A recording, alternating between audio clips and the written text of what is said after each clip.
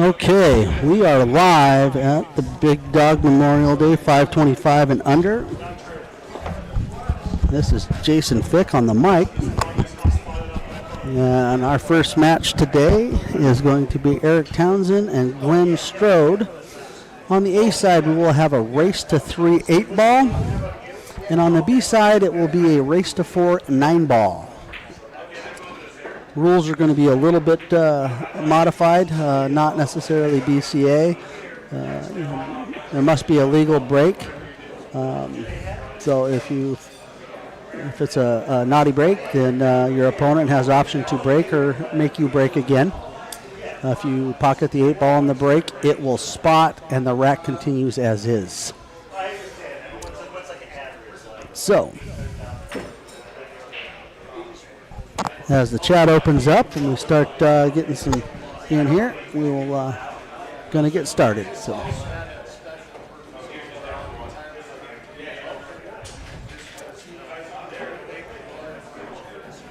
and here we go.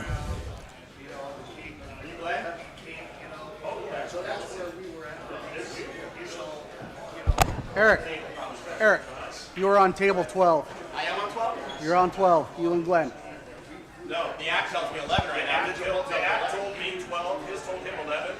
So she's changing it because the app is correct. They got it wrong in there. So everybody's moving down one. Yeah, I just went and talked to her. My app told me, I got the text at table 12. All right, now I got to change everything up again.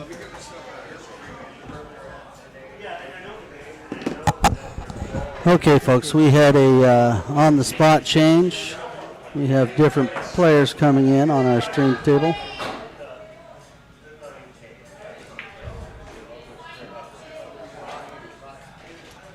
So, I guess everyone is moving down. I'm going to change our players here. We now have on table 12, well, hang on a second. It just went back to table 12 for you guys.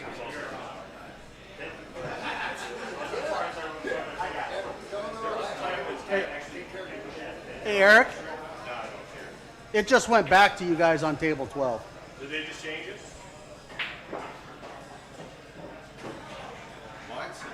Nope. It went back again. Get it right. Get it right. All right. Okay, sorry about the swearing online. We are having some little difficulties here. We will have Scott Smith and Ed Caulfield on table 12. You're on 11. I'm 11. All right, so let's fill out some player info here.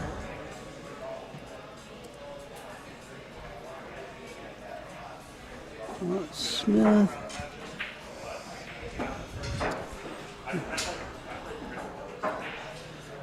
And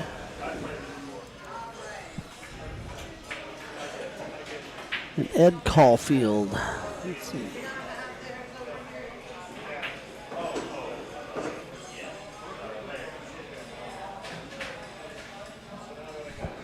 Let's see. You.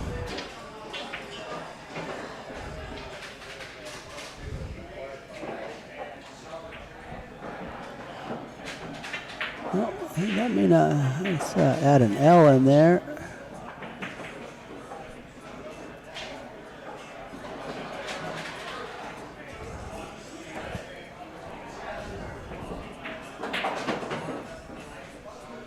Okay, here we go. There's our updated information. Scott Smith and Ed Caulfield are going to be on our stream table today.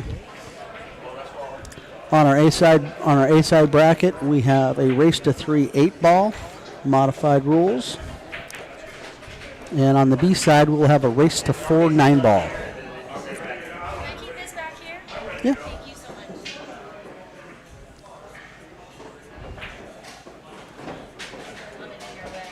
Yeah, apparently we had Thank you. a match or somebody cancel, and so they forfeit the match. All right, here is our lag for break. And it looks like Scott Smith has won the rack. Now on 8 ball, you rack your own. When it gets to the B side and they're playing 9 ball, your opponent will rack for you.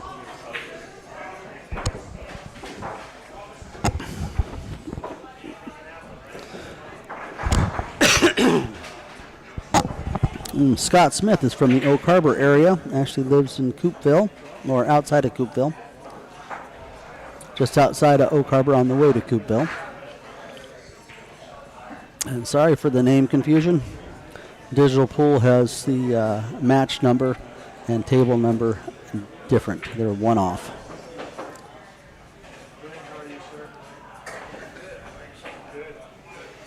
All right, here we go, folks.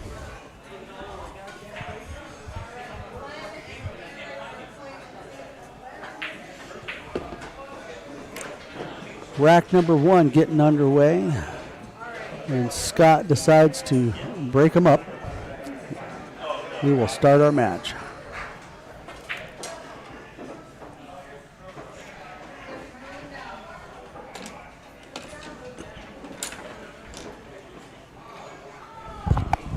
Watch that big butt of yours, Zane.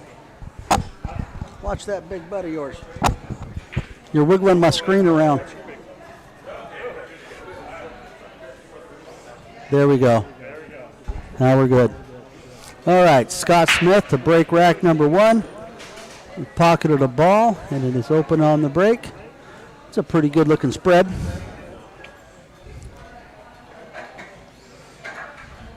Not sure what he's going to pick here.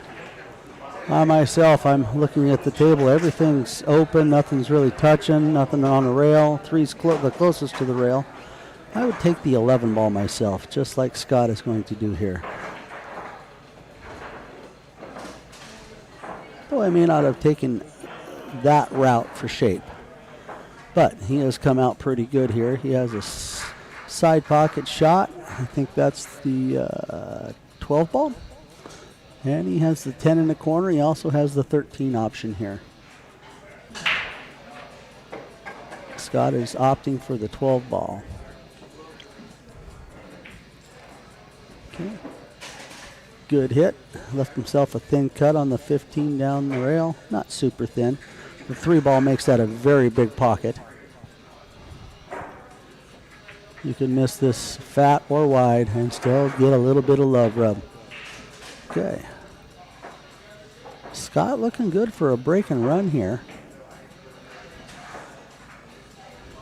He's opting to take the 14 here. This needs to be a delicate shot so you can maintain shape on your 10 to get to the 13. Now he's tree-topped a little bit over the 7. This is always a difficult shot for any skill level player. And he handles it just fine. Now you don't want to hit this with any inside English. Straight top with maybe a tiny bit of right.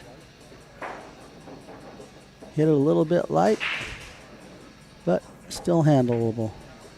All right. We start off the first round with the break and run by Scott Smith. He takes down the first rack. That was a nice break and run. Now let's see what Ed Caulfield has to offer us. Seen Ed play. I believe Ed is from down here in this Tacoma Auburn area.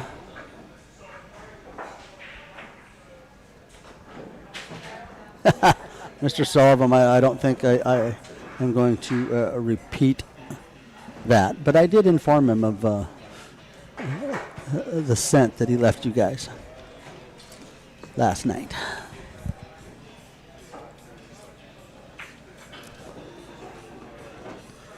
All right, Ed Caulfield to break.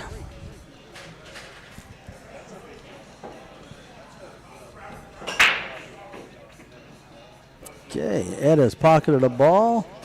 2 balls, 2 stripes down. Let's see what Ed decides to do here. Looking at the table with everything that's open, it's kind of a toss-up on what you want to choose. The 10 ball does not pass the 7. Then the 2 ball doesn't pass the 15. All these balls can be manipulated and moved around.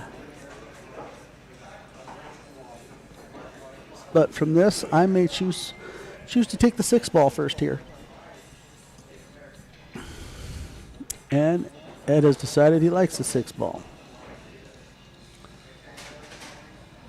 You can play the 3 off of the 15 later in this rack and open that pocket up a little bit, or you can just shape the 2. I mean, Ed is going to play the 5 ball here. Looks like he's using a little bit of high right. Okay. Coming out a little bit. Looks like he has a possible shot at the 7. Definitely a shot at the 1. Okay. He's bumped the 15 out of the way a little bit, but the 2 ball still only has the upper left corner pocket to fall into. 4 ball withdraw. Left himself pretty good here on the 3 ball. Oh, I see a side pocket here trying to hit the gap of the 9 and 8 to cut the 7 and fall down past the 2. Oh, he really drew this ball over. Okay. Ed taking a deep look here at what he's got. I think from here I may try to leave it very tough for Scott, and I would want to get my 2 ball open a little bit. Like this. Okay. 7 ball is still makeable. Looks like the 10 ball's tied up. I'm going to change the camera angle here and look at this. Nope, the 10 ball will slide past the 7. So, Scott has an open shot on the 15. Ooh, he shorted that. He did not get above the 2s. This is going to be a difficult. He's going to have to kick here. I'll leave it on this camera angle for a bit here.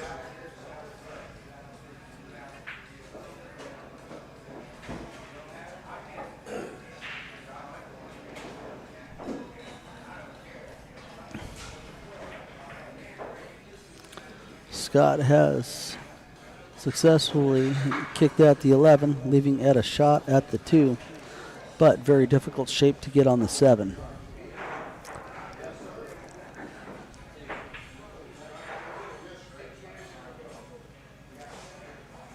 So let's see how Ed is going to handle this shape.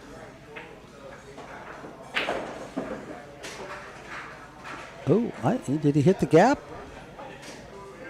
He might have hit the gap. I think he's a little bit high. He is taking on the shot here. Oh, he made it. Oh, and he bumped the 10 into the 8. Has left himself with a kick shot. And a difficult one. Looks like he's rubbed up on the 12 ball here. Take a look here. Yeah. Look at this angle right here. Looks like he can kick down. Kick to the short rail, back to the 8. Okay. Ball in hand to Scott. 8 ball has not been touched. Okay, the one good thing, he tied up the 10 and 12. Now, if Scott plays smart here, you're either going to play safe with the 12 or you're going to make the 12. That's the only thing that's going to open up your table effectively. And this is perfect with the ball in hand to do so.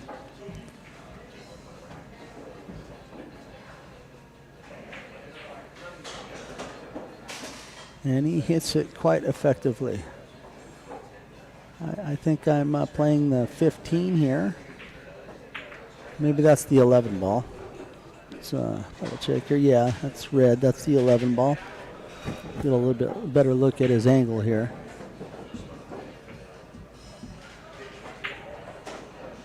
Oh, very effective. Got a nice light angle on the 9. Easy to get out to a straight in shot on the 10 or straight-ish.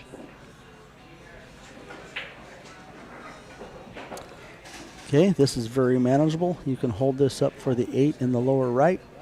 Or if you really want to stun it, you can come across to the 8 in the same pocket that the 10 will play in. Scott being respectful of the players next to them, letting them shoot.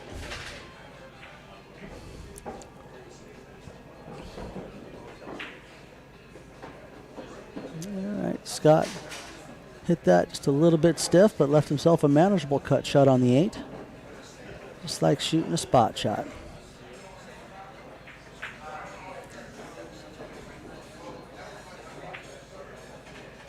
All right.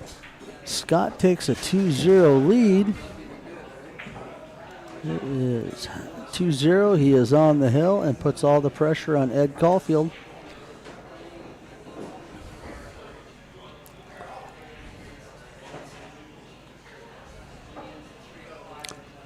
I think we have a player break. Oh, it is Scott's rack. Ed broke rack number 2. Scott taking a hill 0 lead and has the break on the hill. And if you're looking at the cue on the table, that is one of Scott's own builds.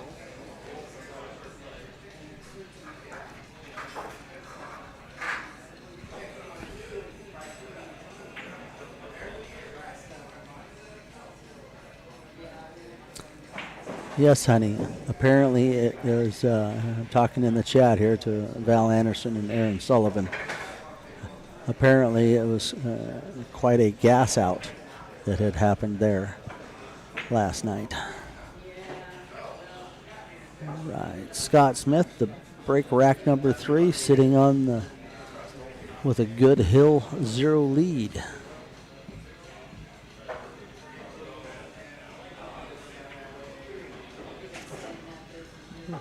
Table 13, you can just see Tammy Willett. She's from up in our Oak Harbor area.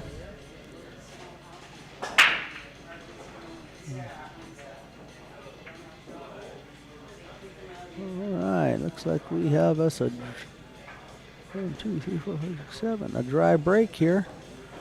The 6 and 13 tied up. 9, 15, 4 and 3 are all troubled balls to a certain point. I'm checking this table out and I'm thinking I might take stripes.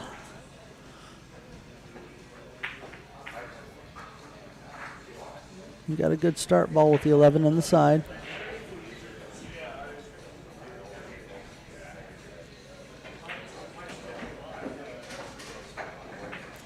Ooh, he hit the ball just a little bit stiff.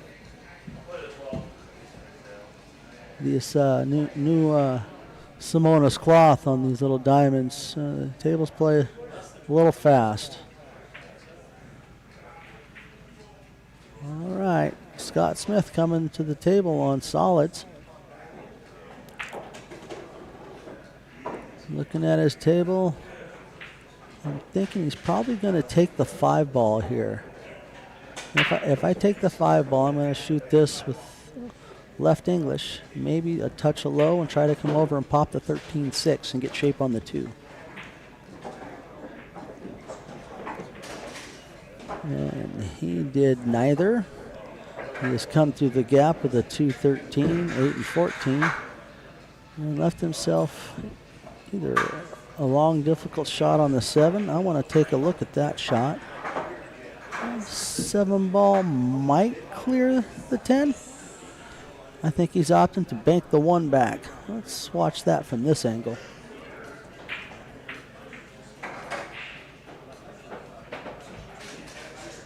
Okay, not a terrible shot. Not a terrible shot at all. The 13 still does not pass the 6.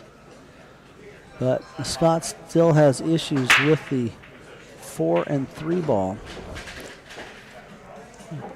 If Ed plays this with a pocket speed shot. Oh, okay. Oh, we have a ball on the floor somewhere out there.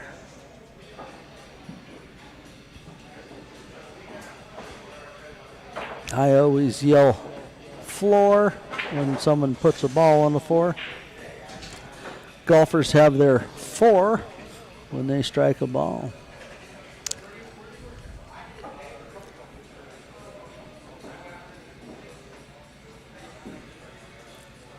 Ed Caulfield with ball in hand, or no, Scott Smith with ball in hand, taking a good look here. I think if I'm Scott here, I take the 4 ball and I punch it into the 9, freeze the cue ball on the 3, and use the 4 as a blocker. I need to open up something, and I'd rather have the 6 there. The 6, that he might be able to make the 6 and spin it in, as opposed, but his 3 and 4 are really convoluted. 8 ball is a very creative game. I enjoy it a lot. Okay, Scott says he can see the 6 here. Looks like he's got it. Oh, perfectly clean. Now Scott has the 7 ball here. Let's see if he attacks and tries to break out the 3, 4, 9, 15 cluster.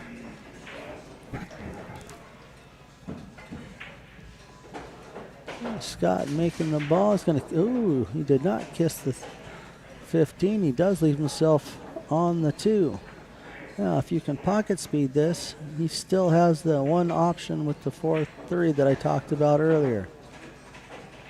Okay. And he did leave himself in the right spot for what I was talking about. I think that's a real good safe opportunity from right there, but now it is Ed Caulfield's shot. He has a pretty straightish look at the 13. Just going to roll the ball in. Now, I think the 15 is the ball to shoot here, though, because it works for him. Oh, he hit the 2 ball. We have a ball in hand going to Scott Smith here.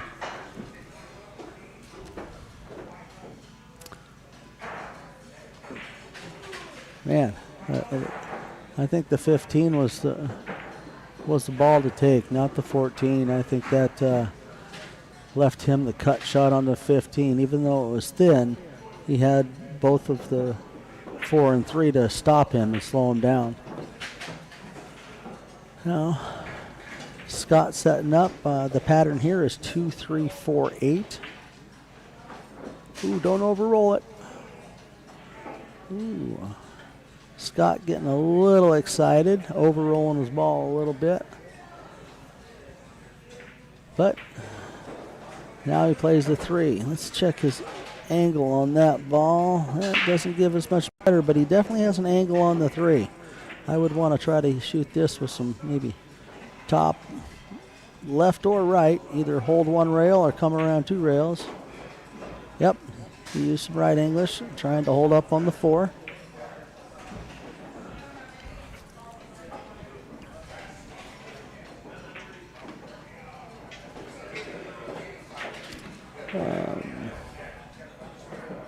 He jumped up a little bit and moved that.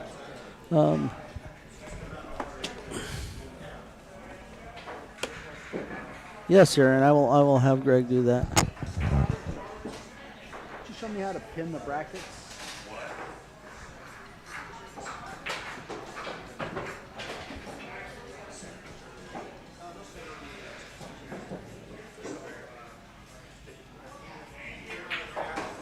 Aaron's asking to pin both brackets in the chat. I have to get there to show you. I can't tell you because you don't know exactly what I'm saying.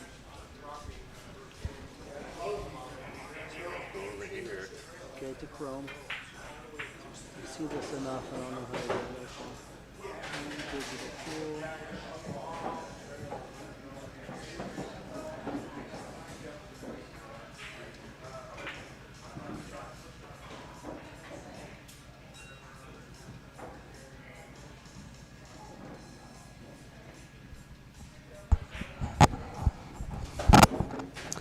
Ed Caulfield has left himself hooked behind the 8 here.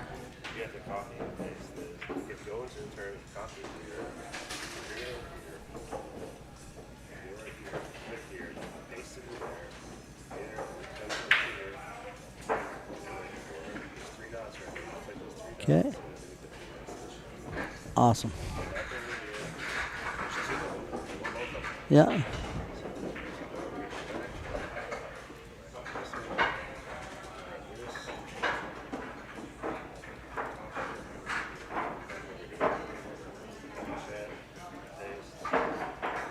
Enter 3 dots.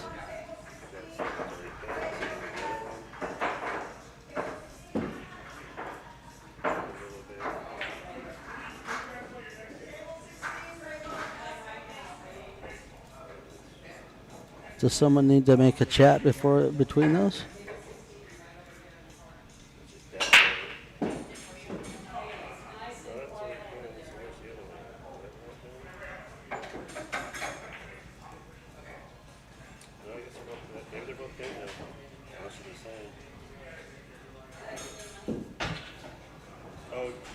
Which one did you grab, the open or the 525?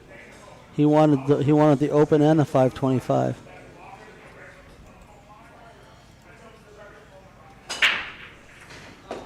Okay, sorry folks. Looks like Ed Caulfield got that second game. So the score is 2-1.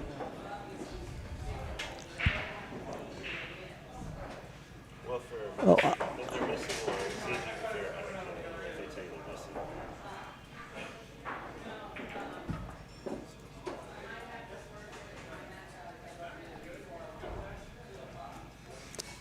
Aaron Sullivan, is that working? We're having a little bit of an issue. It keeps asking us, are we going to replace or unpin? It's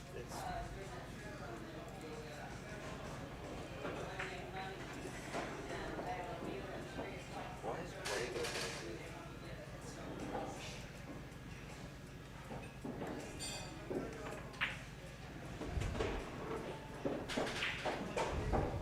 Oh, because they're opening their thing. Okay, let's see.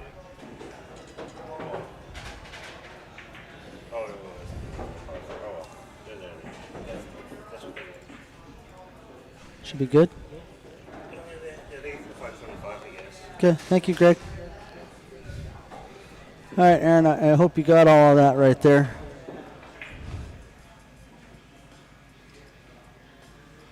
I had Greg doing some stuff, honey, trying to pin some messages in the chat.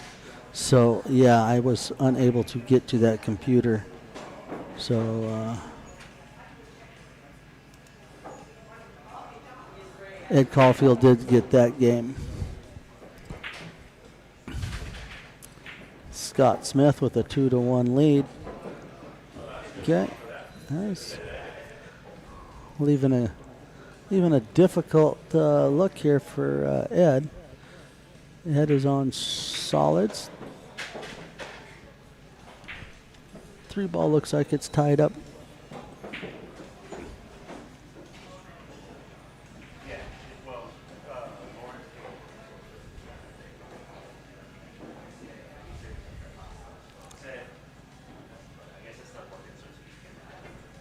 Okay.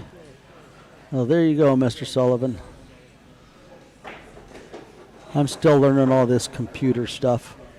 Copy, paste, pin, all these other different windows. It's hard enough for me just to talk to you guys.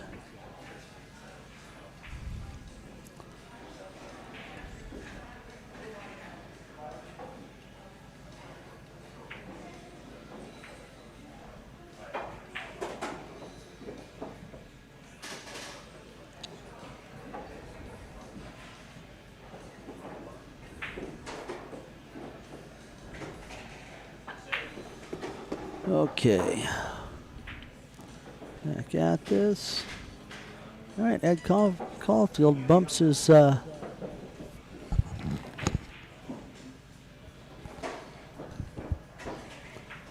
bumps the 3 out off of the point of the side pocket, leaving Scott a difficult look here. Scott is going to pop the 9 ball here and try to leave something difficult for Ed, but he still has advantage with the 13 sitting in the corner pocket.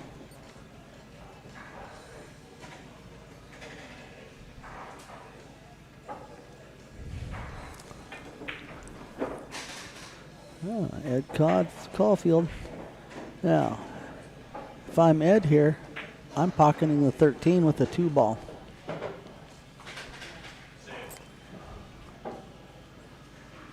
probably playing just a little bit of draw on this, trying to suck it up on the 3.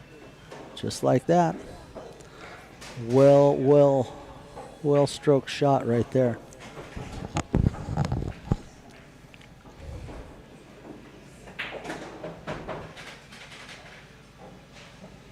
Oh God, triple G.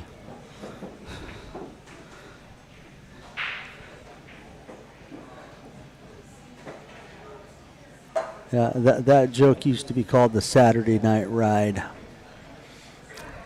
And it is an actual term we used when we wrestled. Hillbilly hot tub. Jeez. Okay, Scott has hit the 5, not his stripe. Leaving Ed Caulfield ball in hand.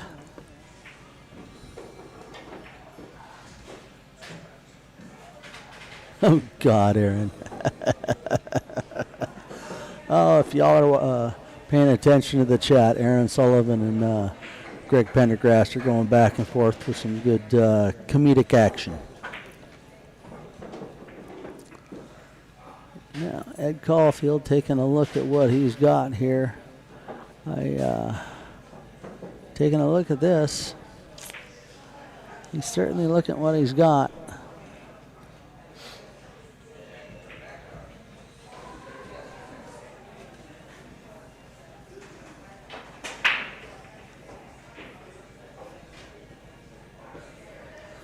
Ed is opting to play the 5 in the side pocket here.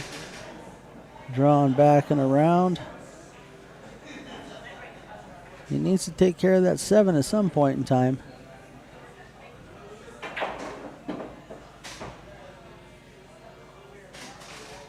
Well, if he got shape here, yeah.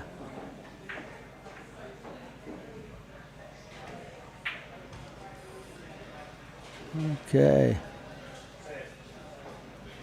All right, looks like he's called safe. This may have leaked out. Let's. I'm gonna change this camera angle. Take a look. Scott might have a bank shot at this.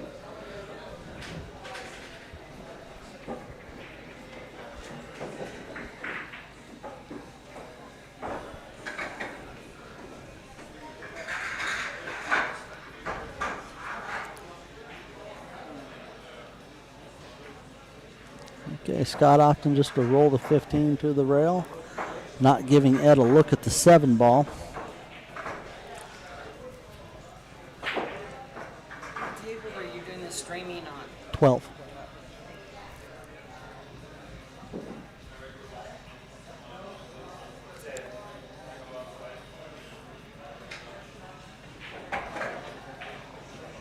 All right, Ed Caulfield with another great shot here. Almost gets the cue ball to freeze up behind the 8, but he has left Scott kicking here.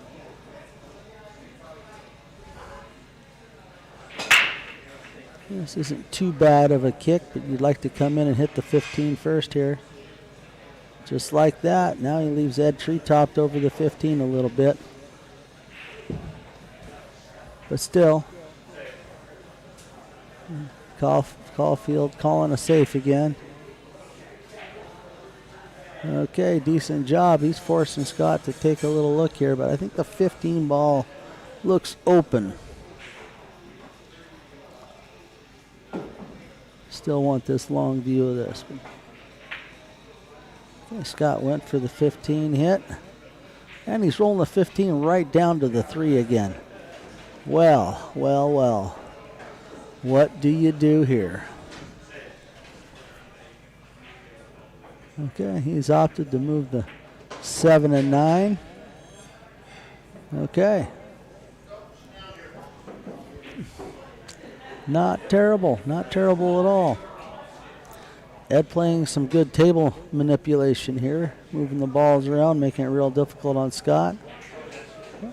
Scott kicks in the 9 with a 2-rail kick.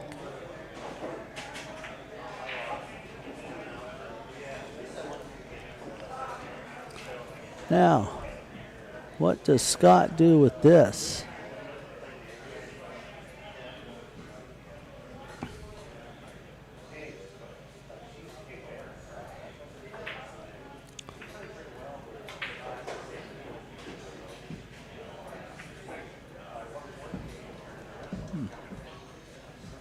Scott playing the kick shot, but if he hits this where he aimed,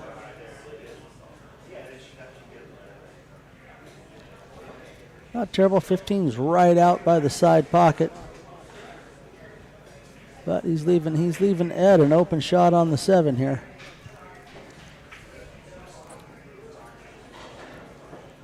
How do you find the stream? The streaming app. Go to YouTube. YouTube. Yep. I Distinguished don't have Billiards. You don't have YouTube? I won't pay for YouTube. You don't have to pay for it. YouTube online is free. Yeah. Is it? Yeah. If you just go to YouTube online, it's free. I can come help if you like, or I can tell you, but.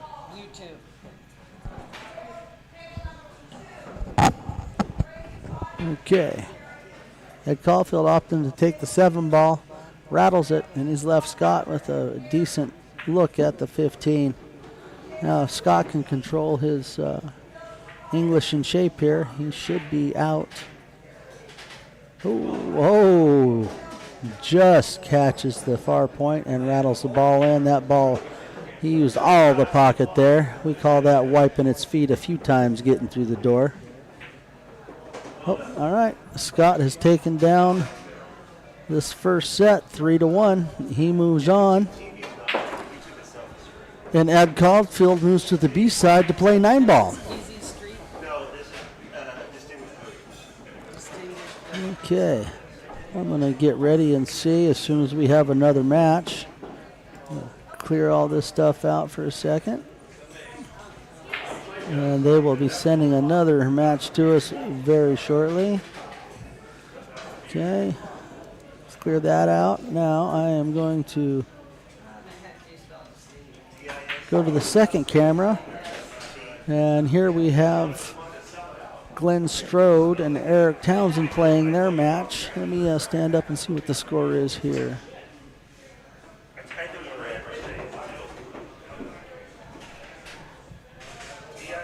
Okay. We're going to finish this match out here.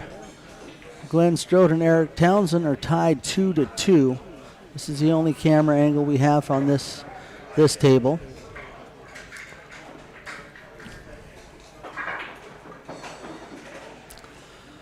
Glenn Strode to break the Hill match.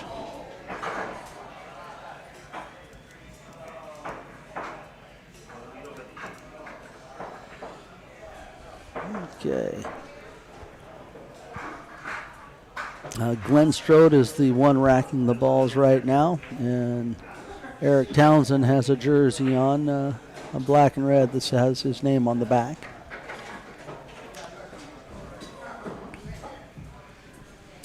So let's watch this match finish out, and I will pay attention to my digital pool bracket and see who they send me up next.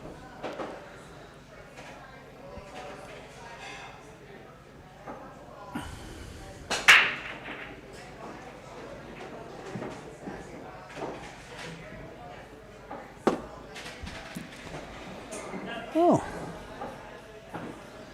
I see a gentleman on the 525 and under that I played yesterday.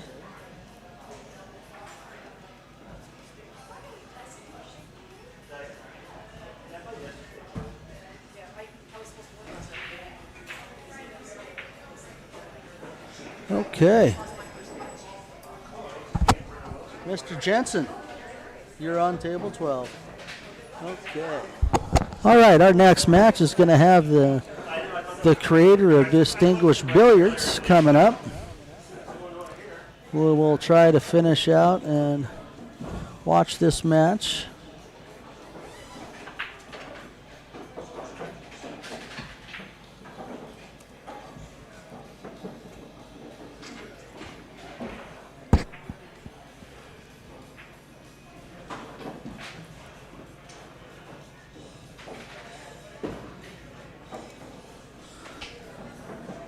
This is actually a treat.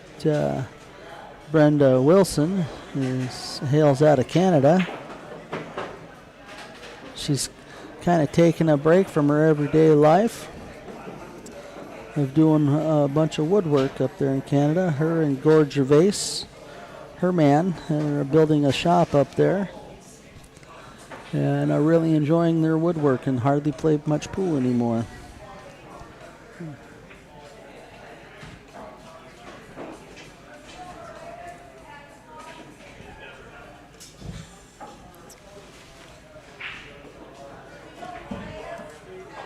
Okay. All right. All right, I have to switch cameras back, folks. I will try to pay attention to see who wins this other match.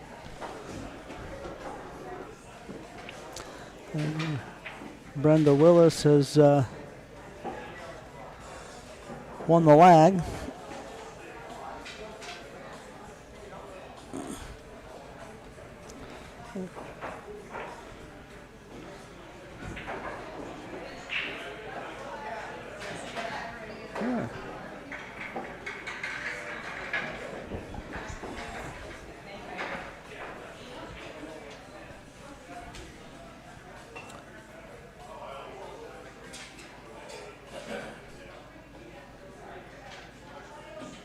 While she is racking, I'm going to take a quick look over here. Glenn Strode on his stripes. Okay. We just tried to play safe here. I will get right back to our mainstream table as soon as Brenda walks over and gets ready to break. All right, she has grabbed her break stick.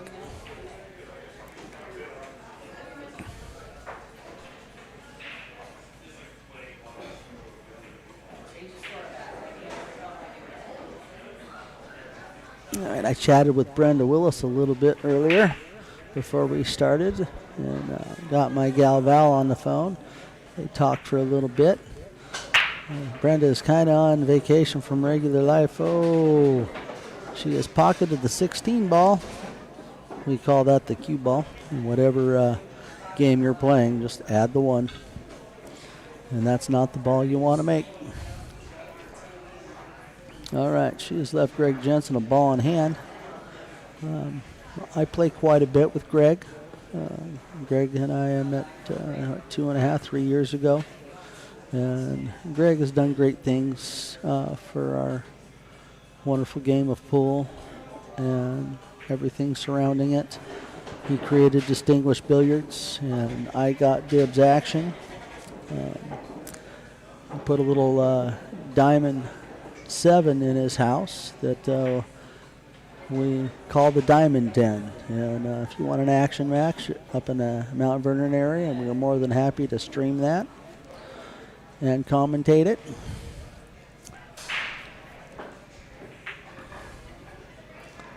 But we are Distinguished Billiards running the stream and commentating here. Greg taking a good look at his table around here.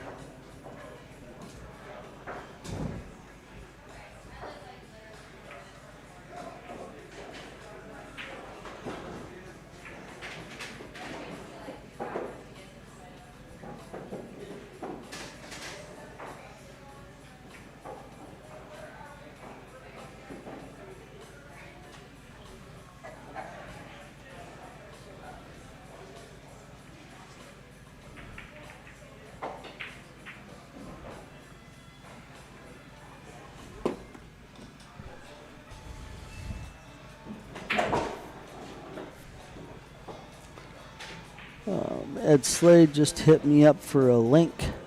I just sent him to YouTube, Distinguished Billiards, Big Dog 525 and under. We also have those pinned in the chat. If you scroll up, you will find those links in the chat as well. All right. Sorry, I was paying attention to Ed here. Brenda Willis is back at the table.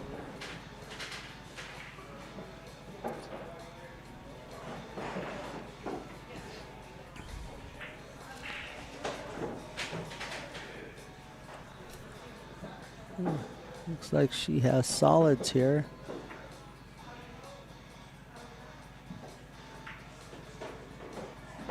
Brenda Willis is a pretty solid player in her own right.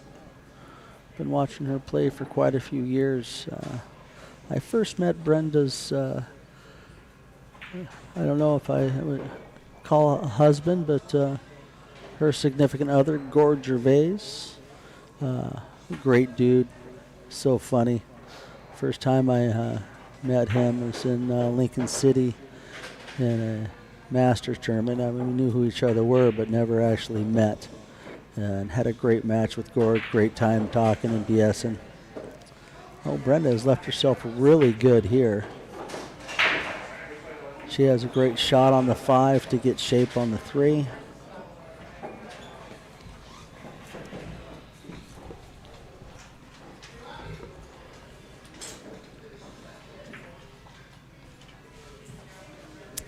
I can't really tell who won the match between Glenn and Eric. They both look disgruntled.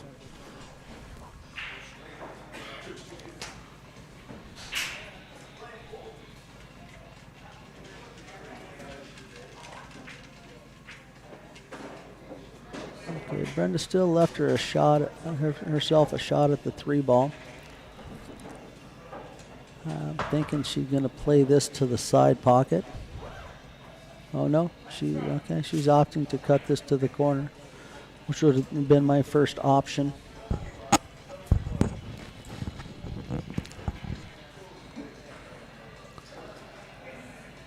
But with a little bit higher shape.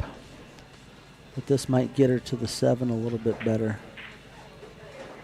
Ooh, good shot to the corner. Okay, she's left herself a little back cut on the 7 and the 6 ball. I'm not sure I see a pocket for the 6 here yet. I think you need to play the 7, come around 2 rails, possibly touch a 3rd for the 6 in the left side pocket.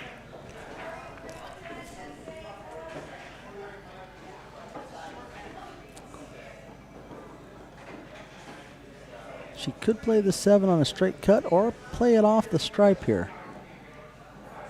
Oh, and she just flat out cuts it in. She's going to overroll her shape here a little bit. Now, she has left herself with the 6. This is a difficult bank. Not saying it's impossible, but you have to play the line. It's going to miss the 15 coming back across, a little bit higher than that actually, and twist the 6 in. And so you'd be shooting this with a lot of right English and undercutting your 6 ball bank, and then twist it past so it can twist into the pocket.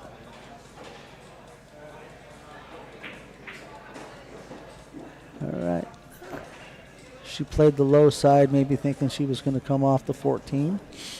Not sure, but she has left Greg Jensen sitting fairly decent here. If I'm Greg, I'm probably going to take the back cut on the 15 ball and keep her away from any look at that 6 whatsoever. And this actually leads really good. The 14 protects that pocket. Nails it, but he's going to leave Brenda really long here. She does have a back bank to the corner where she's going to be shooting from.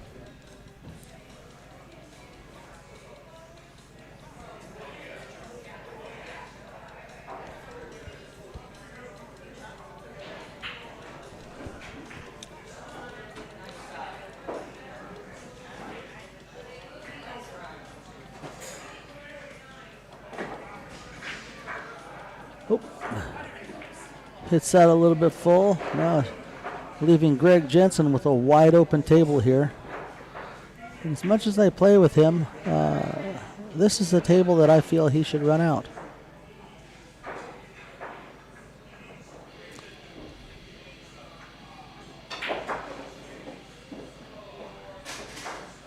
All right. Fairly aggressive shot here. Okay, and you play this, I think that's the 10 ball, and follow it down. All right, that's fairly decent. Pocket speed shot the 13, just a little bit of right English. You want to check it up. You either want to be above or below the other stripe up there. Oh, he's left himself fairly straight. He's going to leave himself long, but still going to lead into good shape to get to the 8 ball off the 15. So I'm going to pop this camera angle. Yeah, he has a little bit of angle to come up table a little bit. Stay right here for a second. Okay. I'm going to come back to here. All right, he does have good angle. Pretty much just follow this.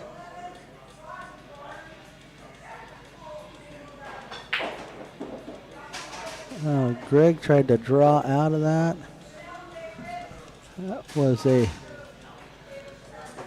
That was a follow shot that Greg should have followed to come around to play the 8 in the same pocket.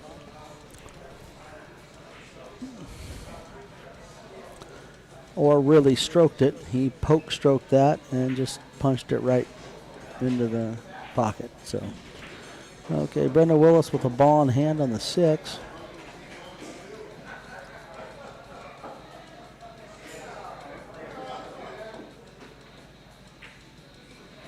Okay, plays this in the side with the light follow, playing the 8 in the lower right.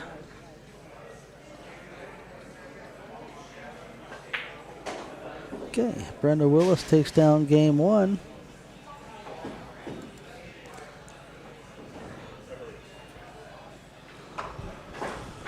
Oh, all right.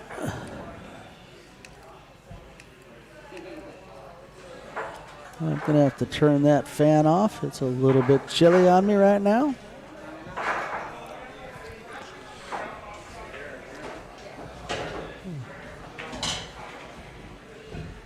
Let's go over here and check.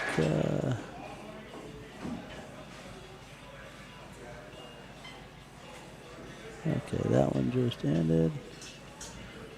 We have another set of players coming up on the table next to our main stream on table 11. We have Jackie Poole and Rodney Barney going to be playing on our backup table. Greg Jensen to break. He's made a ball. Has a pretty open looking table here.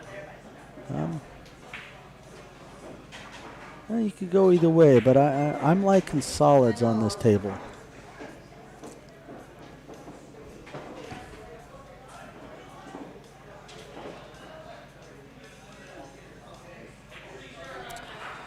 Oh, I'm recognizing another player from our area up in Mount Vernon, John Carnes. We call him JP. Wow. Greg needs to settle down a little bit. He's getting a little bit hoppy.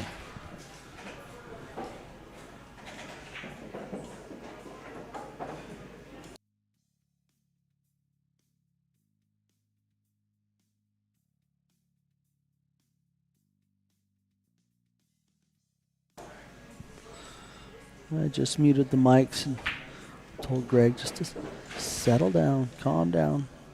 Seems a little bit excited.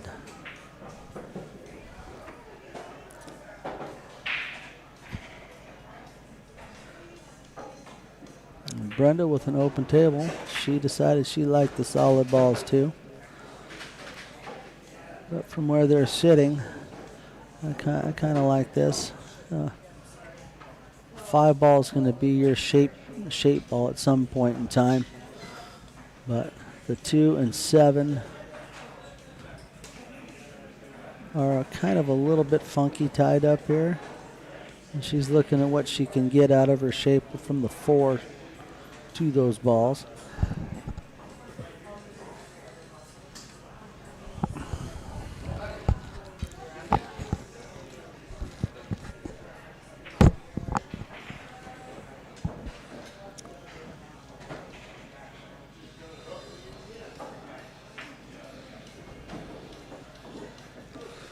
Hopefully at some point in the day, I had some good commentary yesterday. Good morning, Mr. John Boldman. How are you doing today? Had some good commentary with Todd Shirley. That was a good conversation. Good commentary piece we had going. I really enjoyed that. He is playing. He's over on table 7 right now. Be cool if we could get him on the stream table at some point in time today. He has he actually has some sponsorship for us, and Lucky Loser is his brand on pooldog.com. He has a whole instructional video. He is actually a certified instructor and teacher, and he's got a whole little aiming system, whole bunch of stuff for you to look at. I'm actually, Greg and I are going to try to do. He has a 370 shot series that we're looking at. Now Brenda going for a kick shot here. I think she's kicking to the 5 from this angle. No, she's actually kicking to the 6. Well, she hits it, but nothing has pushed the rail. So Greg Jensen has a ball in hand here. Let's see what he does with this and how aggressive he's going to get with it.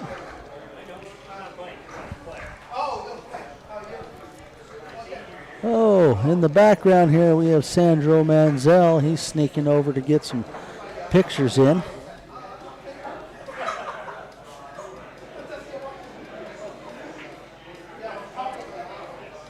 Okay. Greg has opted to kind of open some stuff up and play a little safe here. Now, but looking at this, I don't think Brenda can see the two into the pocket. But, you know, you're more than fine, Rodney. You're good.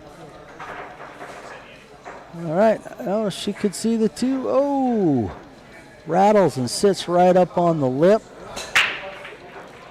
Well, if I'm Mr. Jensen, I know exactly what I'm doing here. I'm going to take the 14 and pocket the 2, possibly call the 14 to get it to go. Oh, and he goes that route with it. Huh. Now his 12 ball is, 12, maybe the 14 ball. Can't tell the color here, but the stripe by the 6 ball on the bottom left is in a very disadvantaged position. And Brenda going to play the 7 here. Looks like she's going to feed it off the 15. Absolutely. 9 ball and 15 kiss. Pushed her right in. She leaves herself with a 5 in the side, looking like. Or you could play a double kiss with your 6.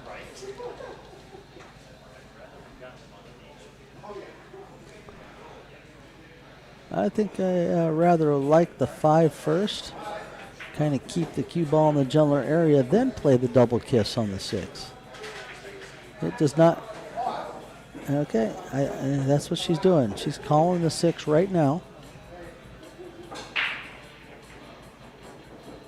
Oh, wow, she had it. Yeah, wow. Well, she has pulled it right in there. It's forcing Greg into a very difficult position here.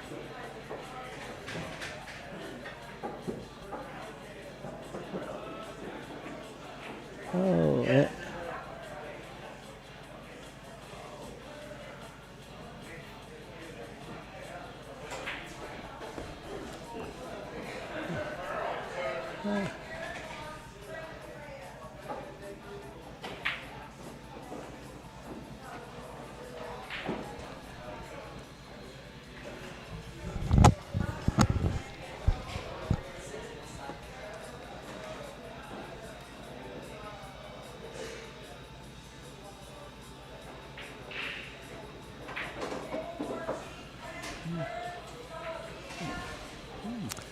Brenda with a really good shot, getting back to her 5 on the cross side.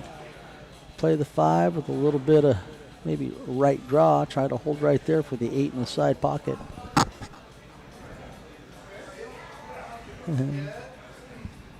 I will pass that on to Sandro Val.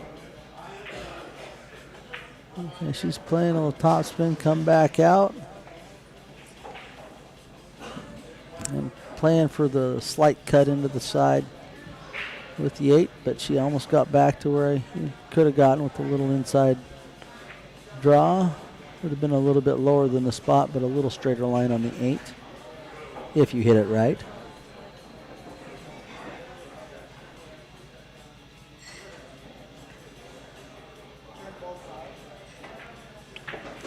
Okay. Brenda taking down game 2. It is hill 0, putting a lot of pressure on Mr. Jensen.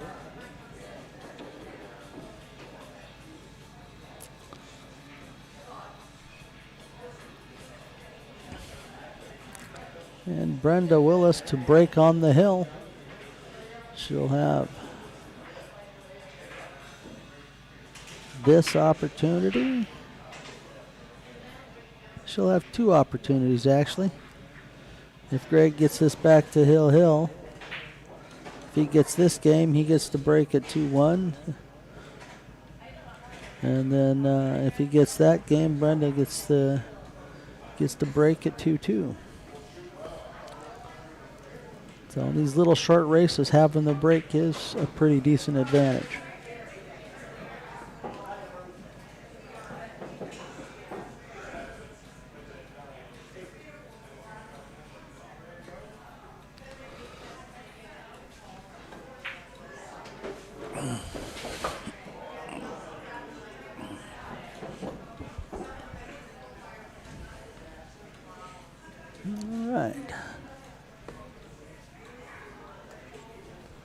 Brenda Willis to break.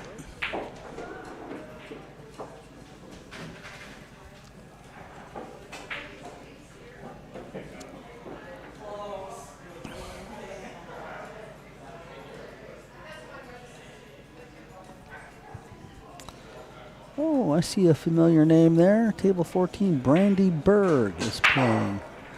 But, that is James DeVee's lady. Wish her luck.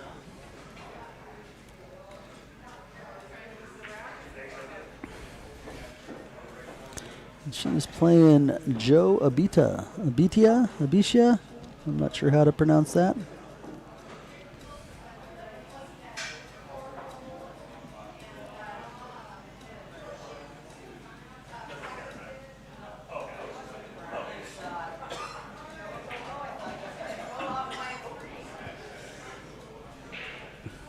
Okay. Looks like we have a dry break. Greg Jensen coming in. I am pulling for Greg Jensen. I just wish him all the success, the amount of time and energy that he puts in and practice to being a good pool player. I want him to experience some good success and start getting that confidence.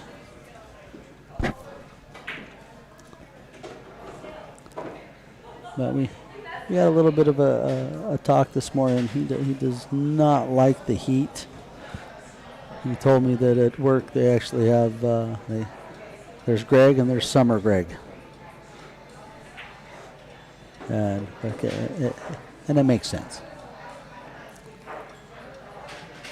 It's like Brenda's taking the 1 toward the side. No go. Okay. All right. Greg Jensen already pocketed the 9 ball. So looking at this table, I'm thinking he's playing the 11.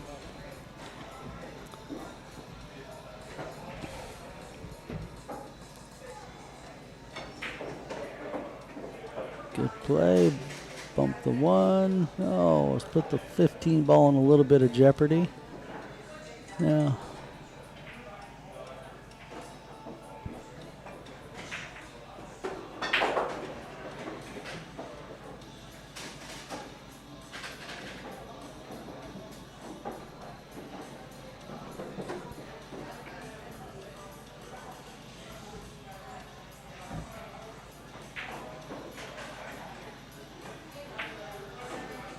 Oh, I guess Sophia is here also.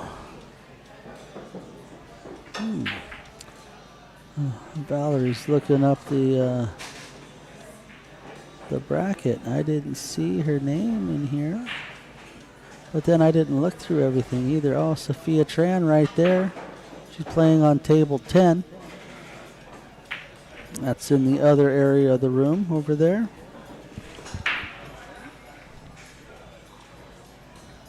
We have Scott Smith coming in to hop in on the second mic.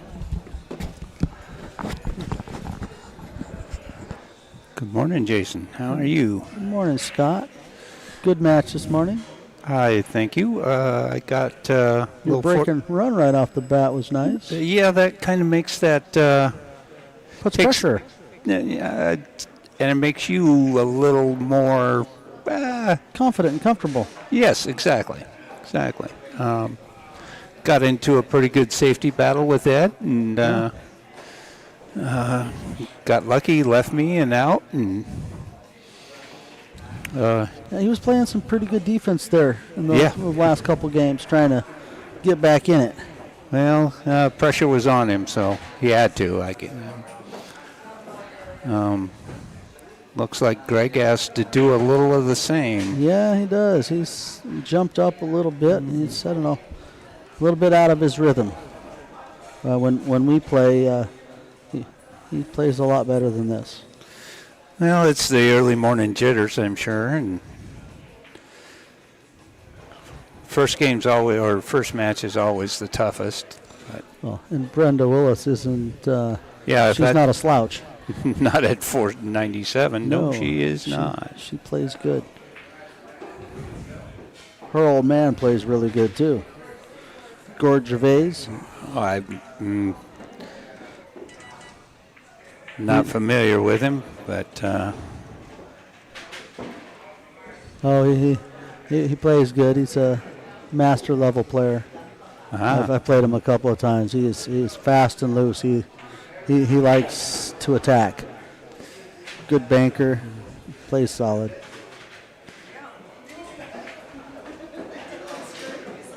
Okay. Well, he could. Greg has the 13 balls a little bit of trouble. He needs to get across that, play a carom, or it looks like he has to get shaped to the left side pocket. Or He kind of rushed that a little, I think, but he did.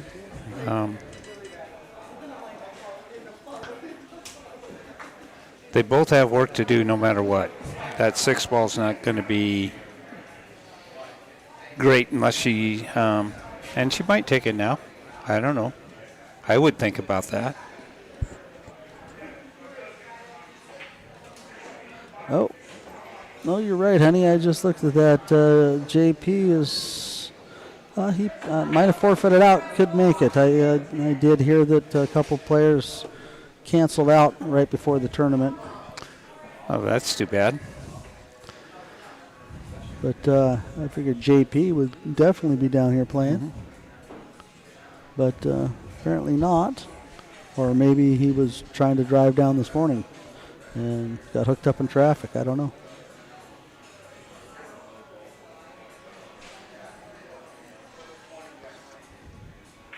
Nice slow roll. Oh, yeah. Gives her a nice position on the, looks like the 7 ball. Yeah. Which could, well, she doesn't quite have the right angle to bump that 6 out of there. But No, but she can draw back on this. yeah. I want to take the camera angle and look at this. It's a little tight to the rail for a draw shot, but you could still come down on it pretty hard. I do see another shot here, though. She could play the 6 carom off the 12, open the 8 up. And Get shape on the 7 or the 5. Yeah. But the more one pocket I play, I see a lot more of those carom shots and those funky little combo shots. Well, and when the balls are tied up like this, you need that kind of shot. I think she's going to call the 7. No? No, she's called the 6. She's called the 6. I think she's I just like this play. slow bump the 14 or whatever that is there, and there you go. And she did Still well. got the 5, and She did well. I think she does have the 5 there. come forward and bounce off the end rail, and Yeah, she's got a little downhill at it.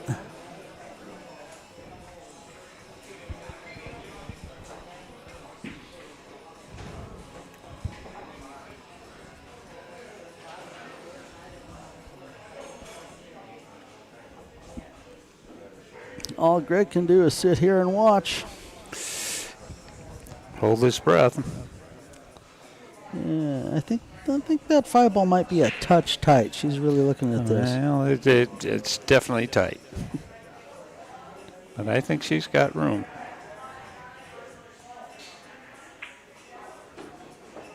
Oh, and she got shape to get shape too. Yep, exactly. I would have wanted to been up a quarter rotation more, but yeah, but she definitely has. She does have good shape here. as long as she keeps it out of the side pocket, she's Exactly.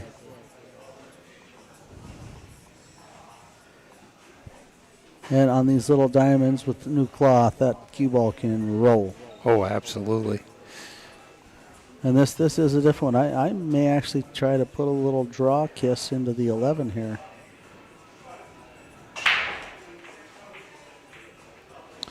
Yeah, she looks like she's just hitting it center ball.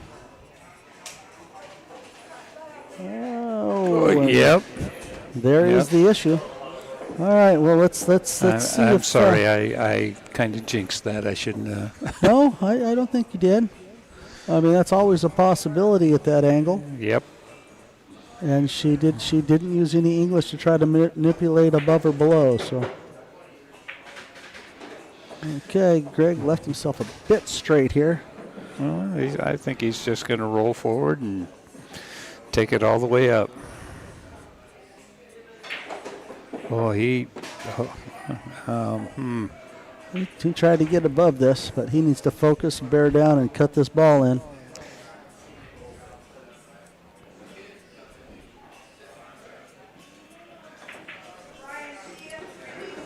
Got excited. No, he's going to leave a bank shot. He's jumping up. Mm-hmm. Wow. Wow. And the pressure of the first wind, too. That's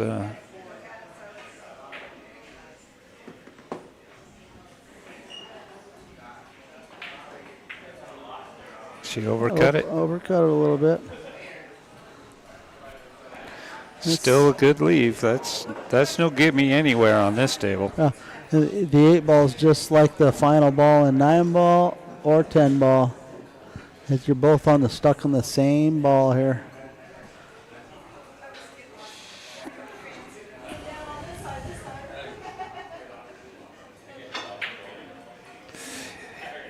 He's going to make this one. oh no. Well, that's going to give Brenda the win here, 3-0. Well, that was kind of a tough mistake there. Brenda moves on, and Greg moves to 9 ball. It's kind of cool. You guys are playing a race to 4 9 ball on the B side. I'm kind of glad they stretched that out a little bit. 9 ball goes fast. And in a race to 3 and 9 ball, yeah, there are no errors. Yeah, race to 4 gives you a little bit more. Yes, Okay. absolutely. Especially when the majority of the players here are fairly closely related as far as Skill levels? skill level. Yeah, absolutely. And my walking around the room, most of these people have been playing on 7-foot diamonds for quite a while, and Yes.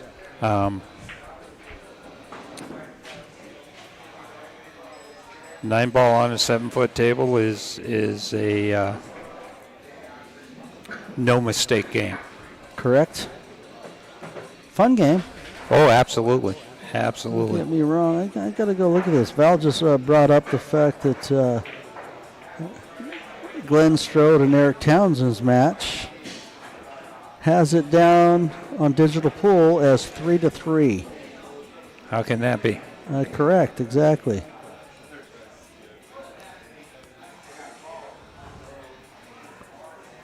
Somebody pushed the wrong buttons at the wrong time. or they didn't know it was a race to 3. First 1, 2, 3's got to get it. And Glenn was Hill. I don't know how they got it 3-3 though, but they have Glenn Strode as the winner. So I guess that's what's important. Obviously, somebody pushed the wrong button at the wrong time. Well, let's see who we get up here next. Digital pool's kind of cool. Now it's table 11. Who's going to throw me table 12 here? Okay. Are they going to do round 2 on the winners here for a bit? They should. Okay. There's a winners one. Okay. Digital pool has not thrown it to us yet. Oh, hell, you might even be coming up again there, homie. Really? Yeah. Are they? Let's see. I don't know if I've had enough aiming fluid. They got table 10 and 1 recalled in the second round of the A side. Table 13's been called up. And Angie and Mike Sells, Robin Macauan and Glenn Strode. You're playing Ron Fujimoto. Mm-hmm. Luke Norenberg would be another good one to get on the stream. He would. Yep. He's been playing a lot.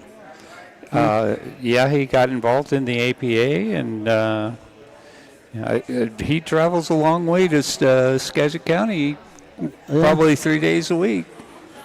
I did it for a little while. I don't know. Maybe I'm just getting old. I myself have my focus on work is a little more work these days. I do this distinguished billiards and commentating with Greg and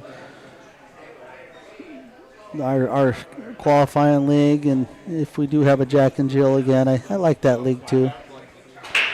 But I don't know.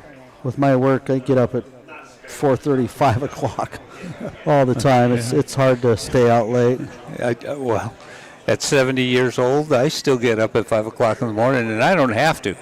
I don't. Well, it's your routine, though. Oh, yeah, it's been my routine for 50 years, so, yeah, tough to have it to break, and, yeah, anything after 10 o'clock at night, oof, that's a tough one on me. I'm done about 9:30.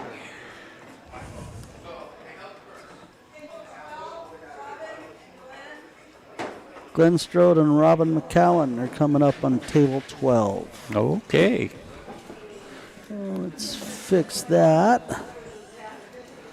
I suppose I could have went over here to table 2 camera. Let's pop over there, finish that match. Oh, I didn't know we had both 2 different streams, yeah?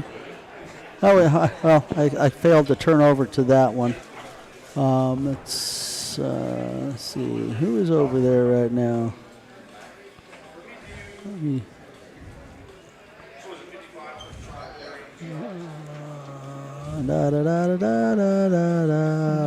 Rodney Barney and Jackie Poole are playing on that stream table.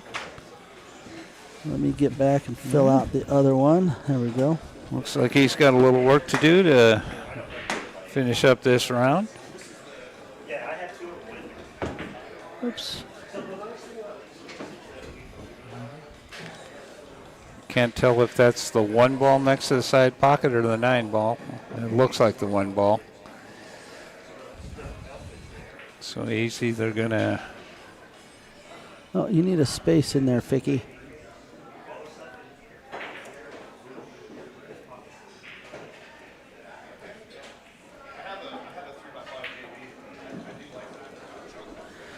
Robin Macauan is a 487.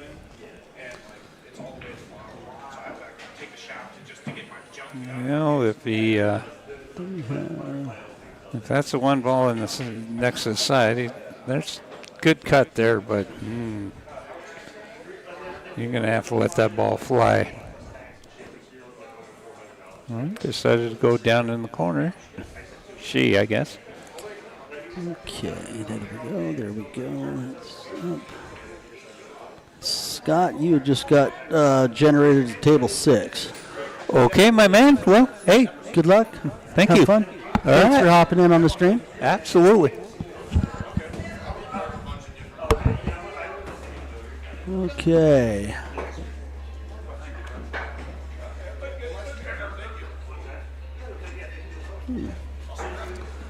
Well, I'll stick on this camera here for a bit. We have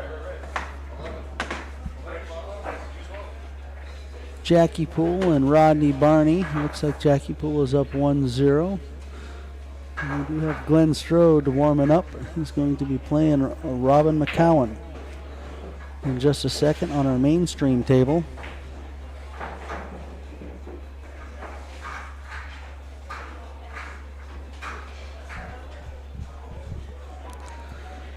Yes, honey, I know it does. I'm not sure what to say about it. Okay.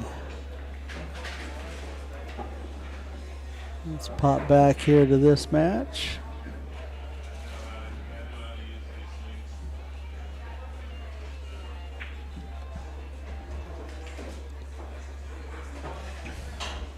Now, if anybody's wondering what that little blue dot is up there, that is part of my draw tool.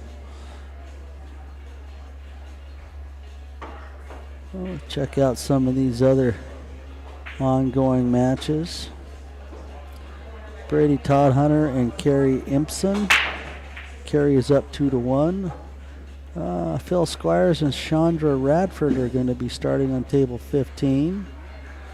Larry Frampton and Zane Morrison are playing on table 3. It's tied 1-1. Rodney Barney, Jackie Poole, 1-0 Jackie. Ronell Dayrit. All right, looks like we have a dry break here, and Robin Macauan is coming up to shoot. We'll get back to that match.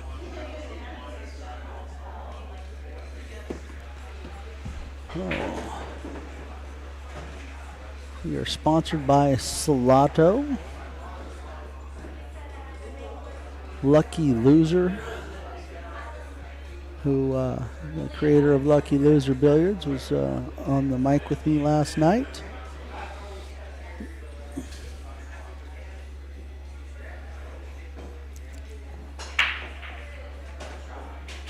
I'm having a bit of a brain fart right this second. Todd Shirley is his name. He has a whole mess of instructional videos and stuff that you can get on Pool Dawg. All right, Robin Macauan looking like he's playing the 9 on the side. Oh, yeah, so he's going to get down here and double kiss the 10 in, leaving Glenn Strode back to the table.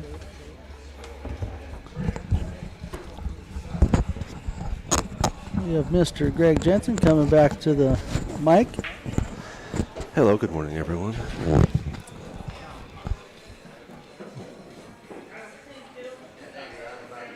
Well, Mr. Greg, how do you feel about your first match? I'm not going to think about it, but Okay. I don't have any feelings about it, but it certainly wasn't what I wanted. I understand what happened. I understand why it happened. Okay. Move on. I have to play either Phil Squires or Sandra Radford next. Chandra Radford. So neither of those are going to be easy situations, but I will do the same thing and Phil apply plays myself. pretty good, and Chandra, I'm not too familiar with her game, but she's a Canadian. And a lot of people say she plays pretty good. Fargo says she's up there, though. Well, I hope I get to play Phil because I've lost him twice now when I could have won on the final ball. You want some payback. You have a little bit of incentive there. Yeah.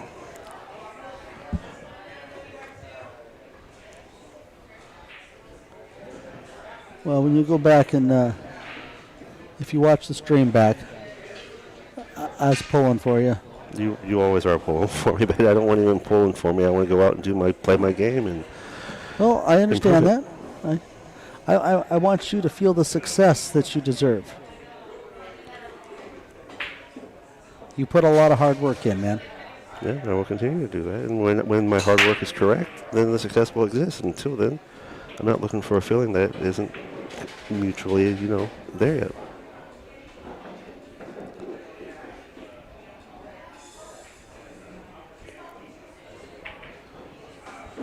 It's funny.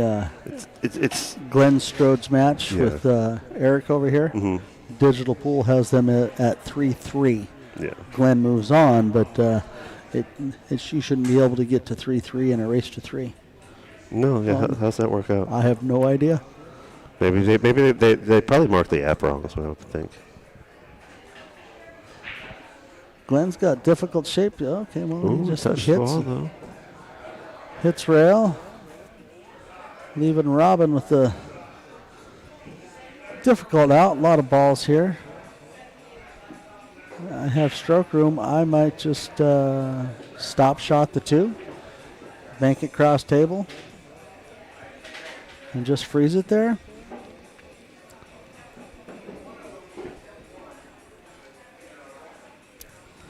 Try to play safe, possibly get a ball in hand. He does have the 5 ball to play. The 6 ball's in a tough spot. It's got to be shaped. The 2 and 3 only go to the right now.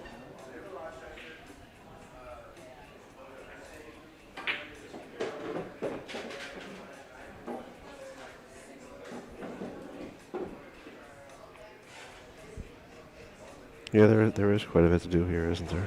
Absolutely. Okay, Robin is opting for the 4 ball here.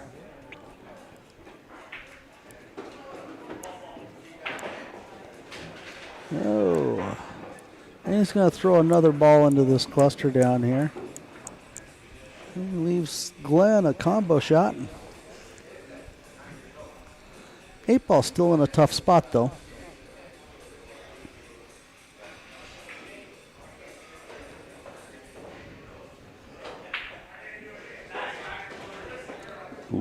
Well, I may not have played follow on that shot because of what just happened.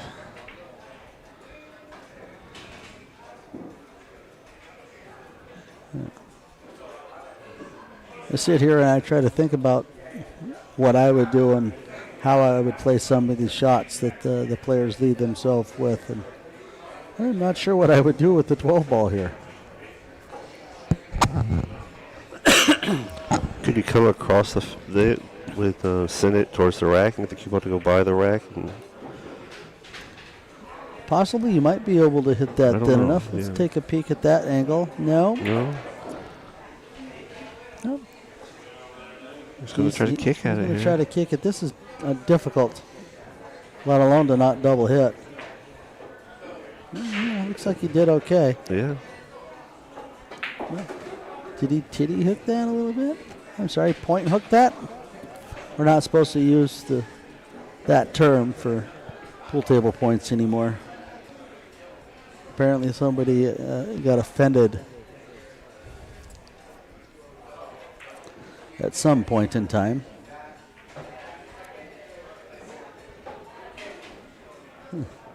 A combo up there?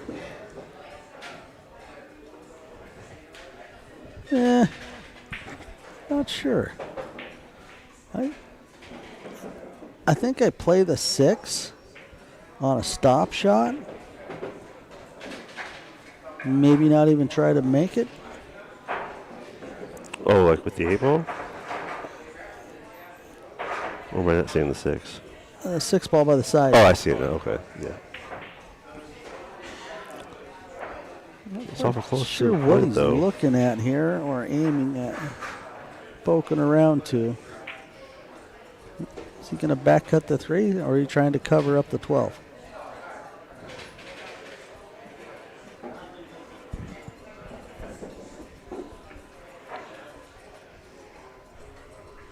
Ugh, I might need to get some coffee here in a minute. Ooh.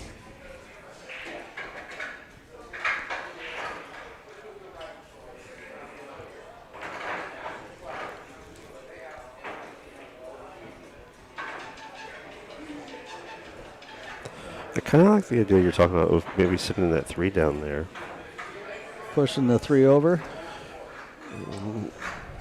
The only thing I don't like about it is the cue ball is going to roll up and possibly kiss into the 2 and 8, and the 3 ball if it opens up past the 12. Either way you go, the 8's in a difficult spot for whoever. Carson Livens asking when does the open matches start? I think at noon, right? At noon. Yeah. Oh. How many matches do we have left in that, Jason? I know you were talking with them last night about it. We have 6 players, so we have the 2 5th, 6 matches, which will go first. We will have on the lower bracket, Joe Spence will be on, and his opponent will be on our table 12 on the main stream. Table 11, we'll try to flip back and forth, is going to be the other 5th, 6th match. I believe that's Daniel Sardencio and Eddie Mattia. Our point match is going to be on table 12, Dan Tarango and Chandler DeCotau. So other than the 5th, 6th matches, everything, one of those matches will be on 11. Every other match is going to be on table 12, and those will be in hour-and-a-half increments. Yeah, Eddie and Daniel, it will be a good match. We didn't get it on the stream last night, but Cindy Sleva and Daniel was a pretty good match. I was hoping they would have waited a game or two and let us have that on the stream, but they wanted to get it going. So we finished watching that after we closed the stream down. That was a pretty good match. Yeah, Daniel won on the hill. Yeah. No, he got 5-3. Oh, was it 5-3? Oh, okay. I thought it was on the hill. Cindy should have gotten to the hill. She missed a ball, hooked herself, and gave him that game. I thought she should have been on the hill as well. I didn't see the scorecard. The person beside me said that they were on the hill, so that's why I thought that. Well, I'd actually have to go check the bracket. I'm pretty sure it was 5-3. Well, you were across the way. You would have been able to see the scorecard. Yeah, I was watching the scorecards.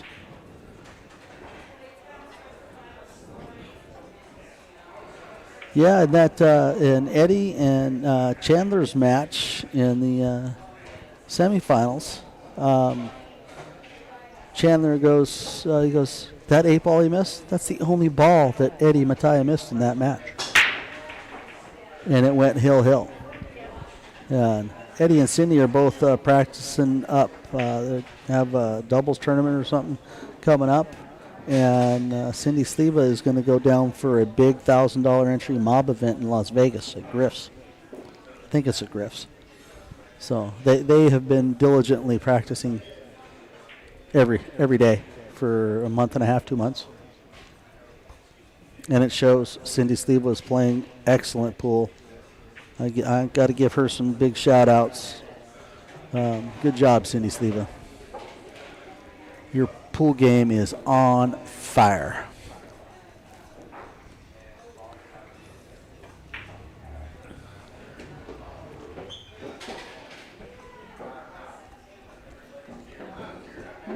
Robin Macauan, is he going for a little safe on the 6? Is he playing the bank and out here? Looks like he's playing a bank shot. He is, and nails it. Nice shot, Robin Macauan.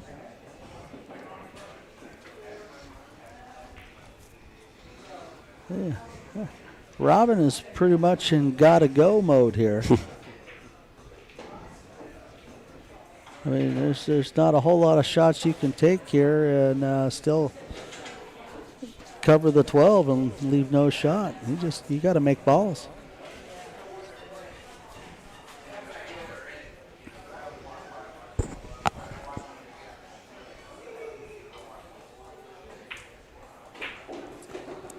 Slow down, cue ball. Okay, now let's see what Robin plays here. Is he going to combo the 7? Yeah, looks like it. He's going right after this.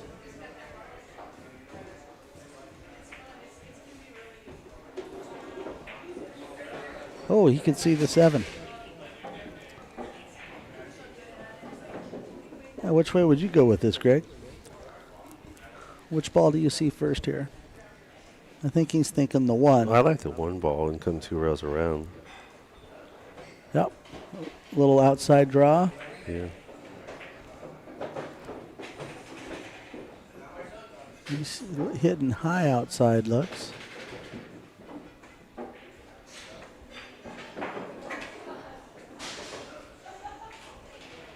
Yeah. Because I'd be trying to maybe come put this at the 2, put the 2 out of the corner, put the 4 on the side so you can shape the 8. I don't know if Yeah. that's the best path. That's the path I see. That's the Where's the path be- I saw as well. What's the best path for me? From here, depending on how much of that 12 ball he can see.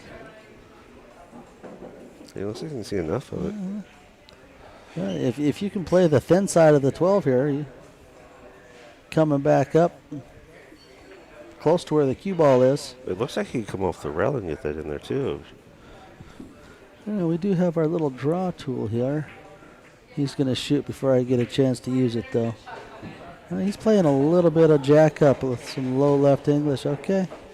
He pinches it in. He's left himself straight in on the 8 and in the side.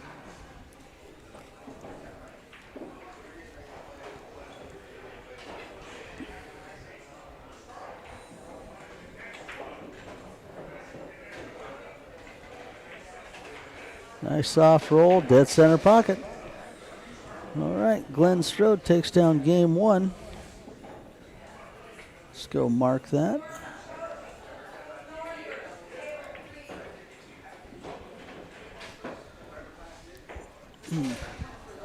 Well, let's see how Robin Macauan breaks these up. Let's go, Luke. Well, Luke said he won his first one. Oh, I haven't looked at it. I expect Luke to do good. Yeah, Luke's been hitting the ball very well. Where he was the last. It's been a few minutes since I've seen him play, but He won 3-zip.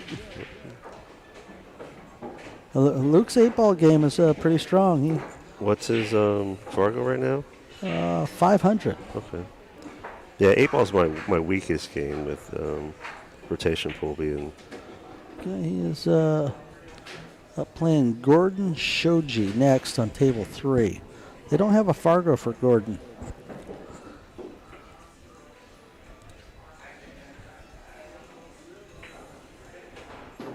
I don't think that really matters. Susan Deb aren't going to let anyone in here that's an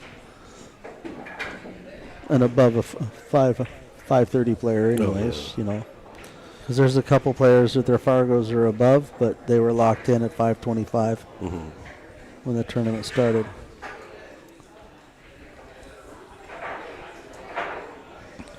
Well, it looks like Andy Camping and Evelyn Haslett are going to play. Oh, really? Yeah. I didn't see Evie yet today. All right. Ooh, cue ball sits right on the precipice of the corner pocket here.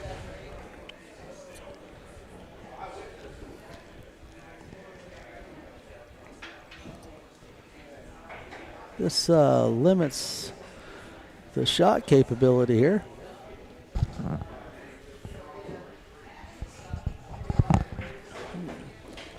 Well, Glenn Strode coming to the table. He might be able to see the 3, but if he's frozen to that upper facing, might not. He may have to take a poke at the 215, 6 area. And he's definitely looking at this.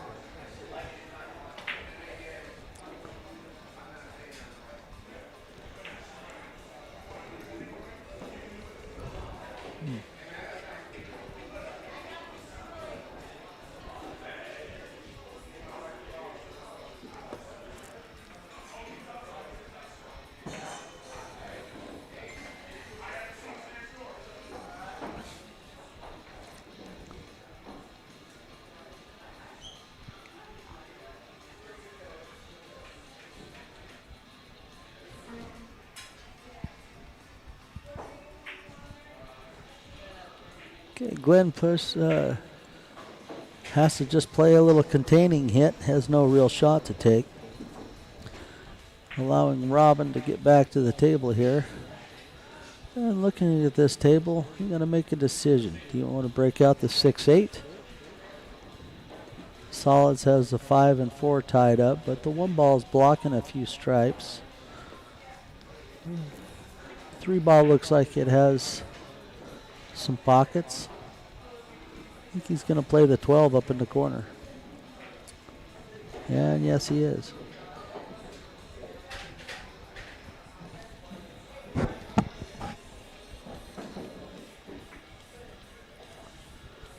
He's hitting with some high ball, following down. Good follow stroke, not too hard. Any harder and you might caught the side pocket.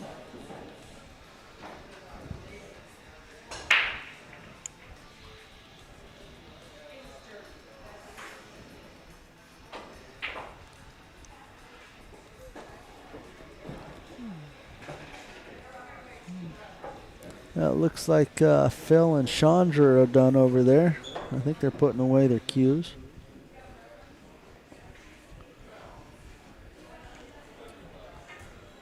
Let's go take a look at the bracket there.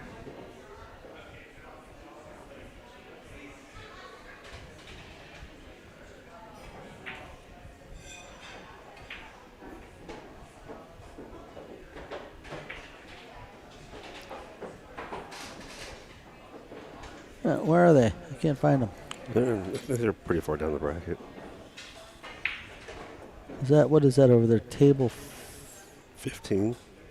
It's table 15. It hasn't, Oh, there we go. it hasn't been reported yet. Oh, they're showing 0-0. Okay, they're not using the digital score.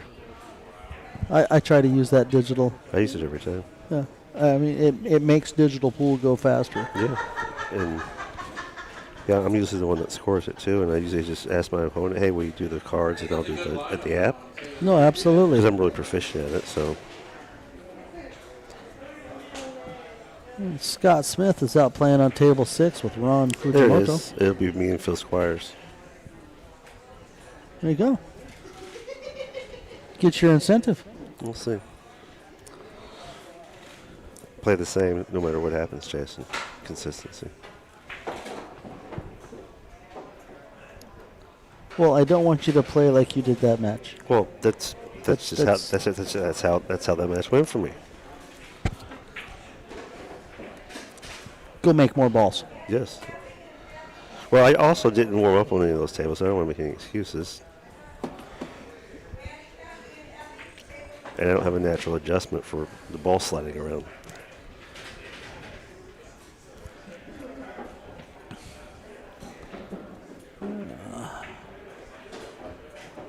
Robin Macauan. I think he's looking at the 10 here.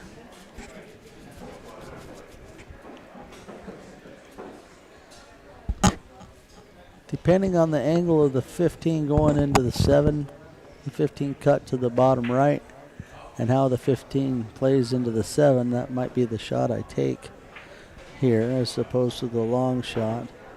Oh, absolutely. Cut the 15, bump the 7 or go around it and get your shape on the side pocket. It's funny how much that distance changes from that side angle looking down to that.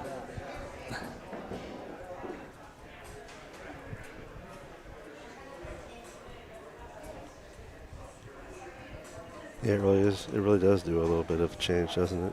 Oh, absolutely. A little bit different point of view per se. It gives you an appreciation for having a camera right over the table too. Mm-hmm. And what's actually cool is each one of these lights has the capability of that. These I have one of these Littman lights, and that you can have the panel in the middle, Mm-hmm. and they actually make the panel with a cutout for your camera to sit and a bracket and everything. We tried to make that, but it was too close. No matter how high I made my light. Yeah, it helps to have pretty high ceilings. I don't like the draw here on this shot. Okay.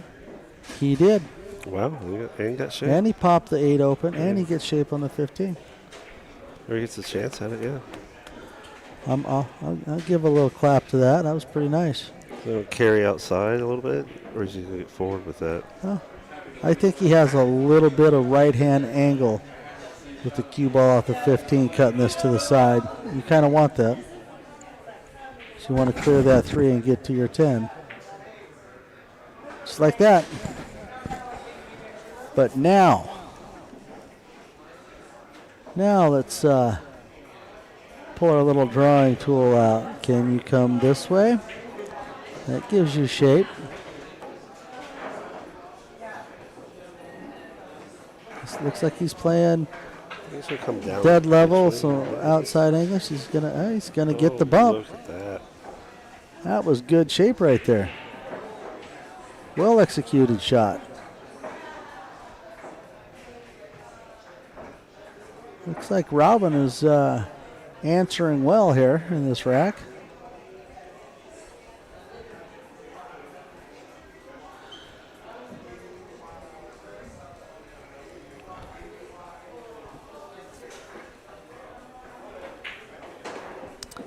And dead center stroke. That was some pretty good shooting there, too. That was. All right, Robin Macauan ties this up. If you're willing, Greg, if you take over for half a second, I'm going to go see if I can get some coffee. Oh, yeah, I got this.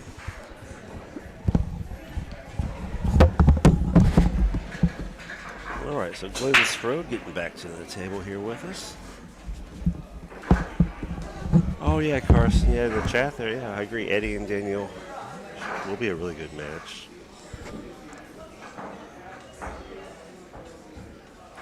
Early in the match last night, Daniel looked like he was just maybe getting some fatigue.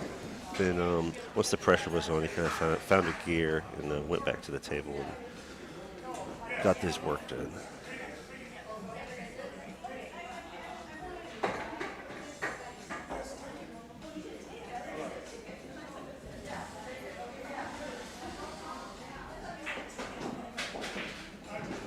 All right, so Glenn Strode to break. They start at noon. That's Diana. Dennis? Yeah, that's noon is when they're going to be starting. And Jason knows who's playing the first one. I think it's Spence and I can't recall. But I can get him to update that as we get closer. But I mean, we're 48 minutes away, 47 minutes away. So it's coming.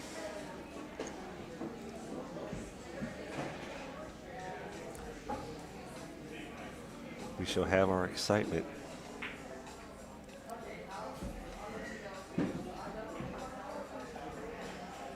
Yeah, last night I think it was Spence and Stan T when they were playing. We would get them on the stream because we had another match already going when they started playing. Like they were just having a run-out competition, back and forth, and Stan T got him on the hill. So he was shooting really well yesterday, but he typically does.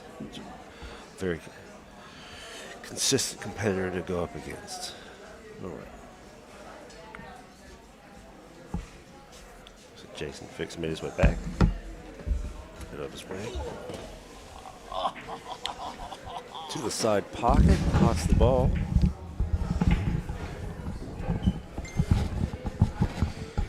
I just talked to Robin Cowan's opponent from the last match, Sophia Tran. She is in the building. Sophia is a joy to have on the mic, too. I invited her over here. Yeah, if she comes over here, I'll gladly step away, continue to just get ready for my match or whatever. Whatever it is, I'll always just let the next commentator come in. No, and Sean Lewis expressed interest in coming and commentating. This is when the open matches started. I would love to have you sit in here and talk shop. Yeah, for sure. It'd be wonderful to get him on the mic and anyone else who just wants to express themselves to the billiards community about what they see at the pool table. Do you mind seeing if James Davey wants to sit down? His girl's playing. Brandyburg.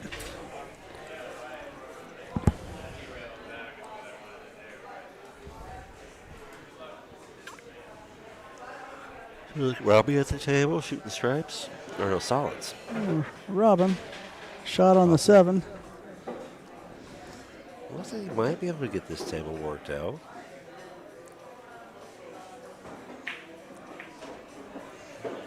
Ooh. Doesn't Oh. get out of the way and puts it in the way of the other That shot. bump, I think it limits him to the 4 ball here. Unless you want to jump.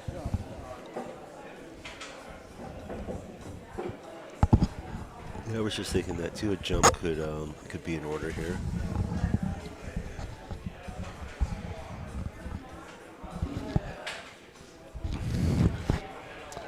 See if throwing those head back helps my. No, doesn't take pressure off of my ears from my glasses.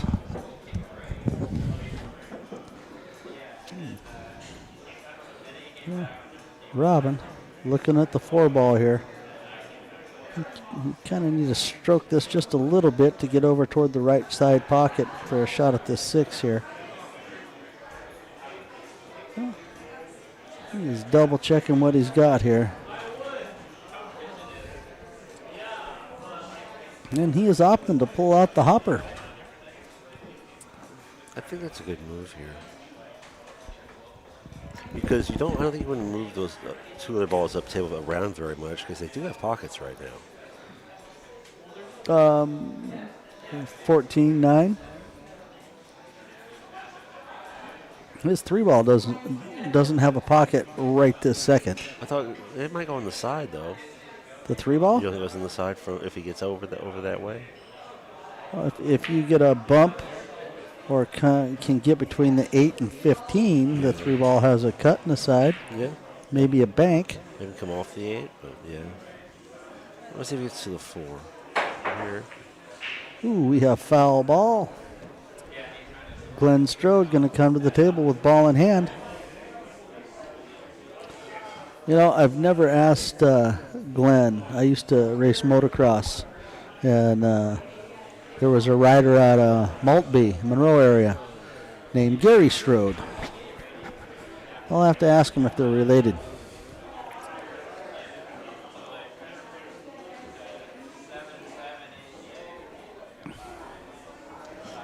We'll switch cameras, kind of see what he's taking a look at because his head's kind of blocking it.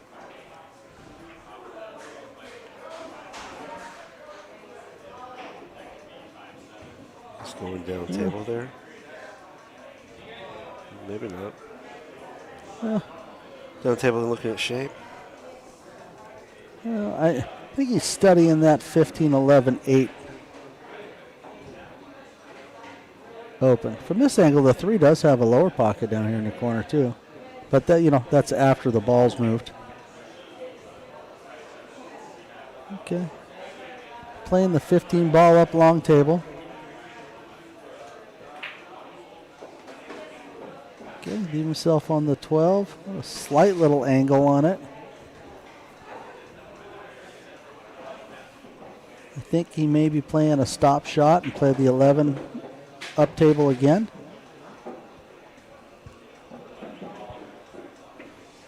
What do you think about a draw here to move that ball off the 8, or do you think it goes past?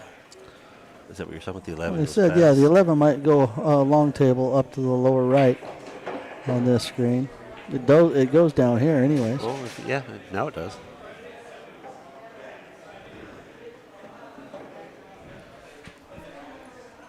But he did hit your draw. He did.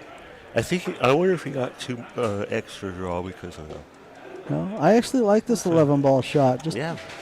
pocket it, pocket speed. Just play this with a little draw, not a lot, and just try to get over to the rail. I like the 10 ball.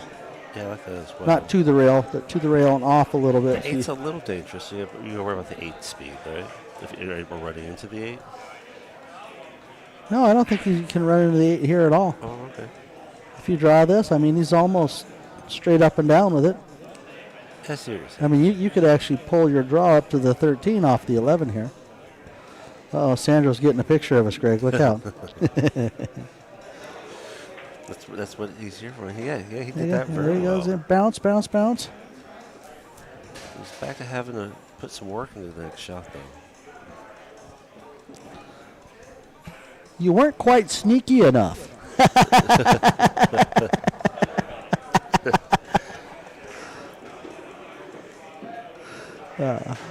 Sandro Manzel, our in-house photographer here, just he caught a picture of us, and he's usually super sneaky. You never know he's there. So it's kind of a little inside joke. I was in Vegas a couple of years, in Lincoln City several years, and he comes up and shows you a picture that he took, and didn't even know you were there, man. Well, he does have just about every zoom lens there is, so he could take the picture from space. Oh yeah, he does. He's really good with that camera. He knows his stuff. Well, Zane Morrison coming up to play. Another guy from up in our area in the north end.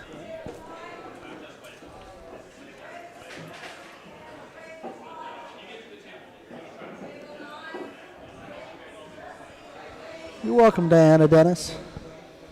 We're going to start those at 12 o'clock. Yeah, I told her it was about the time. I couldn't remember exactly who was And playing then, first match. well, Who's the 12, first they're match? about an hour and a half increment. 12, 1:30, 3 o'clock, 4:30.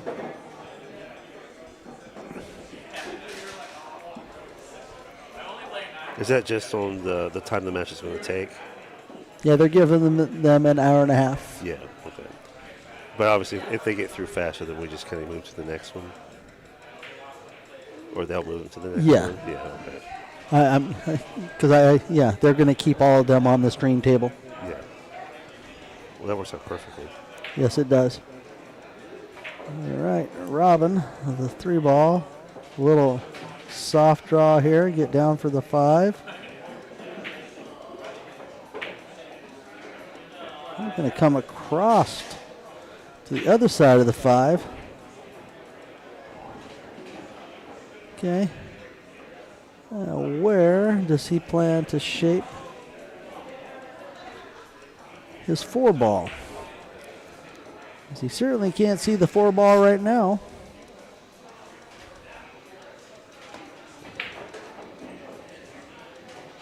So you have a small window if you play your 4-ball and try to come this direction. You don't want to get too far. That's about as far as I'd go with that. If you play your high inside, you're going to have to play kind of like that. And you could try to draw out, could play a bump on the 10 too. That also is a little dangerous. Or you could try to make it in the same shot. He actually had a real good line at that. Just stroked it big. Right. Glenn Strode coming to the table. I know exactly what I'm doing with his shot, and that is play the 13 and pocket the 5. And I mean comboing the 5 with the 13. Yeah, I understand what you meant there. Yeah, because you want to own that pocket and keep him trying to get to that 4-ball. Absolutely. Leave it long, and if you can keep your table speed and safe with the 14 ball, do that too, just like that. I mean, this is just basic 8-ball strategy here. Yeah.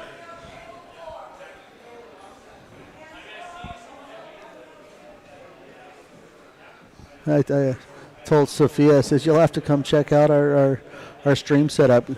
Greg picked up a roadie box for musicians and turned it into a mobile commentating booth.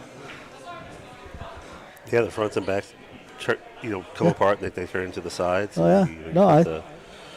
It's outstanding, man. Yeah, thank you. We can put it together and take it apart in less 15 minutes? Yeah, like 10, 15 minutes. It doesn't take long. And not even that. I mean, with a little more practice at it, we could probably get it done in 5. It took longer to run the cables here than it did. Oh, Robin's going to get a good hit, but scratch here. He's going to leave Glenn Strode with ball in hand. Yeah. Well, when we do leave, though, just for any other streamers out there, we're leaving all the cables here and the wire, and there's a webcam that's set up for table 11. I'm leaving that on the wall, too. Yep, and all the cables are going to be up in the corner. Are all going to be left here. We came down here, a month ago? Something like that. And we ran the internet cable and everything from the front of the kitchen up through the ceiling attic area out to where it needed to be for us here. And all that is going to maintain here, and people will be able to, if you want to stream. We got a couple of shelves that we built and have set up. We're just going to leave them set up for right where they're at, and hopefully they can be used by other people. Yeah. If we're here next year, then hopefully they'll still be here, and we'll just do it again. But if it's here next year, then we know exactly what to do. No prep, just show up and go. Well, I always prep, Jason. I'll come down and check everything. That's how I roll. I know. I'm not going to assume anything. I'm going to know without a doubt.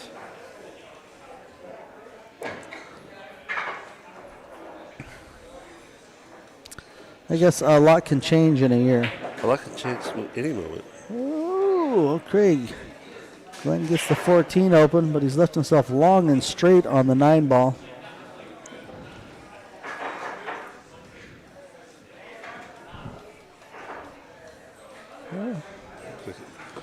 And speaking of matches going to be starting, Eddie Mataya's in the building. It's 11:30, so they're probably going to be coming over here. I don't think they're going to start any matches on table 11 or 12 after this. So, and, Eddie Mataya is going to be playing Daniel Sardencio on table 11 at noon.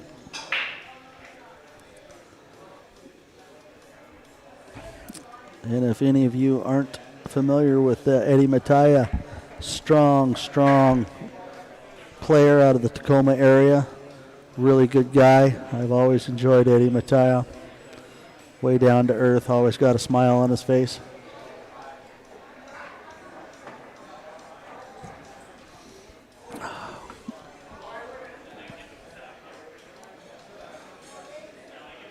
Really taking his time, making sure he has this figured out here. Oh, absolutely. I mean, change the camera angle. I want to look at that 9. It looks like he might have a little angle going toward the long rail there.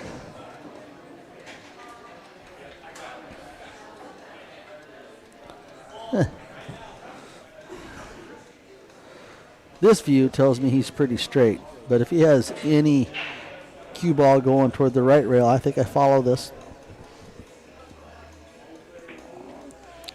One way or another, you're forced to follow this, I think, because getting that to get backwards enough with draws a little more challenging. Well, like the cue ball went to the right there with the little left pocket cheat. Mm-hmm. I liked following this ball 2 rails and coming around and getting a little bit better on the 14. Even though it's a little bit long shot, I still would like a little bit better. Playing the 14 here, you're probably going to bump the 4.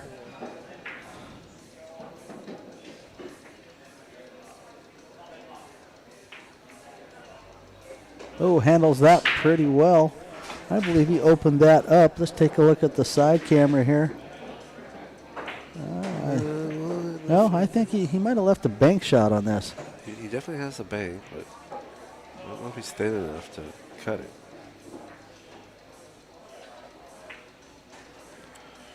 Oof, but he blocks the pocket. He did block the pocket. I thought it's a smart play there. No, he did leave a bank. But He left a bank on the 4. yeah, for Glenn. But, or no, Robin. Oh, Robin, sorry, my apologies. I was looking at him walk away from the table. Robin playing the bank shot here. His only feasible, makeable shot here. That was smart with the pocket speed that Glenn played with the 8, blocking the pocket also.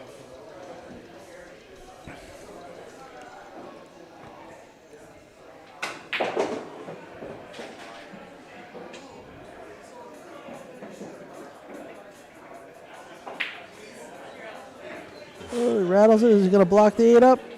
Nope. Wide open. Okay, I'll wait till Glenn finishes shooting here before I make any comments. We'll give him his time to settle into this.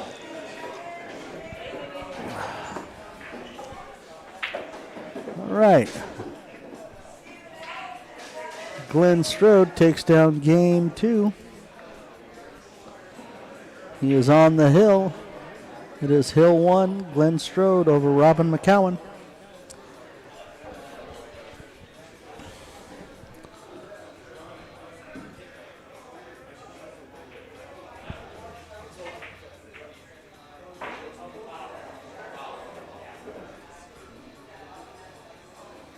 Hey.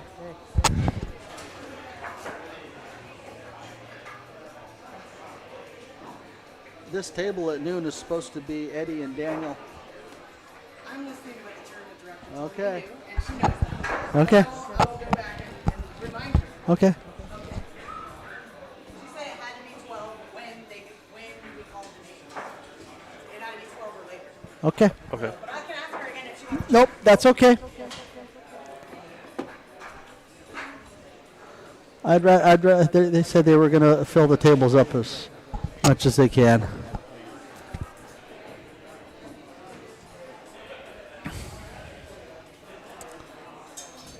Well, Eddie, you got a couple racks in. I did.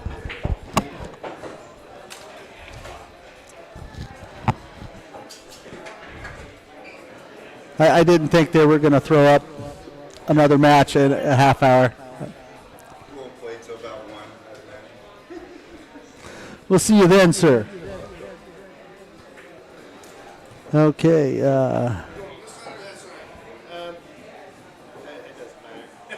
So Robin Macauan here at 2-1.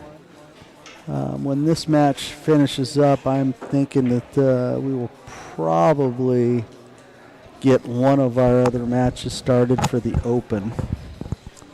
So you guys asked when the Open match is started. Deb and Suze are gonna, I think they're gonna fill tables up to as much as they can, and then when those matches finish out after 12 o'clock or later, we will get our Open matches started. But all of those are going to be on our stream table. Sounds like we need to be fluid. Like water. Pliable. Yes, we're going to be pliable like water.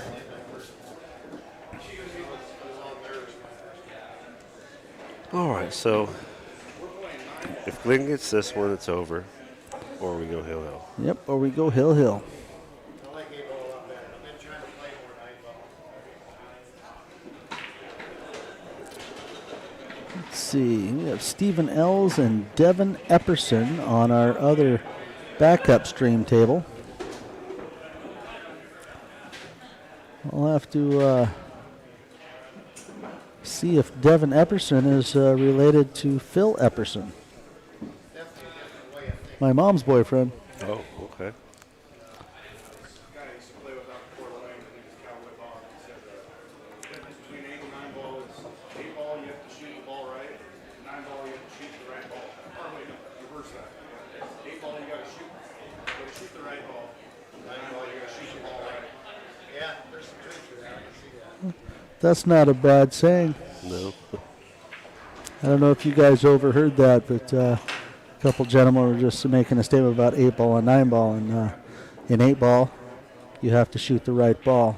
In 9 ball, you have to shoot the ball right, which is correct. It makes sense. I kind of like that saying.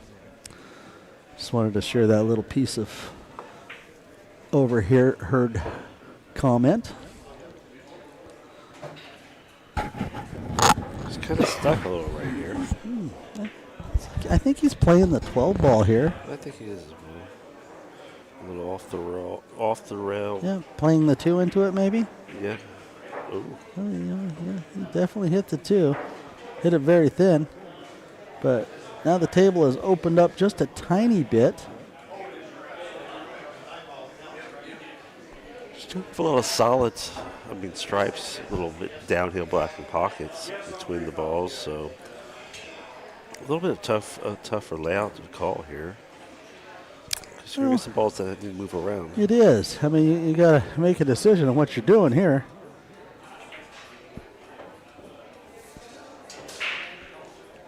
I mean, as I'm looking and studying this table here, I'm sometimes you're going, man, I'd like to have stripes, but there's not a good start ball here. You can't see the 5 to play the combo.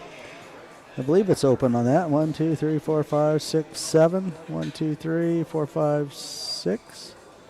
1, 2, 3, 4, 5, 6. There must be an open table. Because he made a shot at the 2 going for the 12. But Solids has a good start ball.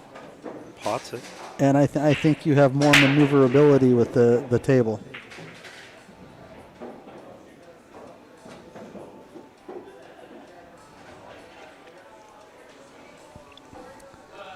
Yep. 4 ball off the rail, is that the 15 up there? I think it's the 15 up there. Ooh. Oh, that's just mean. Well, I think he still sees the 15. Mm-hmm.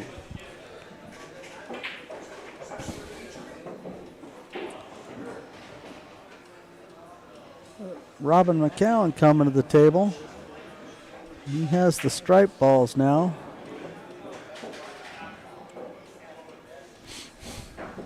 I guess since you're down there and you can get shape off the 15, you should probably just start there. Well, it's the only ball you can see effectively here. Oop. Hit that a little too good. Well, the table just got better for Glenn.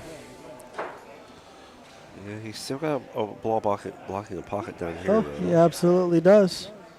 And you might opt to Combo that in. take the 2 and play the 12 here. That's what I was considering as well, thinking. And then try to tuck the cue ball behind the 5, block out the 9. Don't give your opponent a start ball. You may be able to let him hit, 13 or 10, but don't make it pretty. Yeah, take that advantage away of blocking that pocket right now. Exactly. You want to do those corrections as early as possible. I agree. I mean, I prefer to get my breakouts done early or set them up. Sometimes you like to leave your opponent a little bit of bait and have them open stuff up and not leave them a makeable shot, but, make it the only option.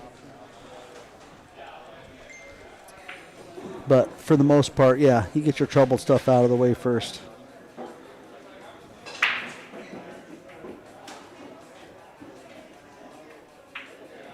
I mean, and if you're comfortable with that ball hand that he had, he could have played the 2 up, tiny bit of draw, and played the 5 across.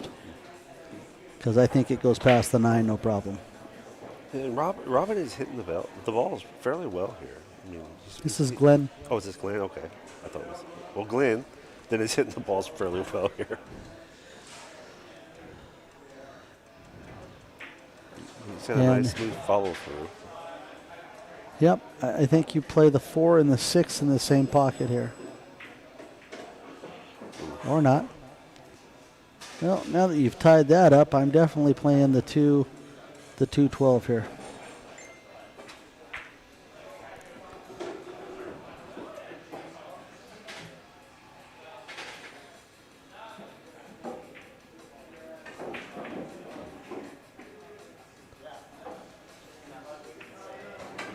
Trying to kind of see what he's looking at here as he's addressing his options. They're talking about scratch. Yeah.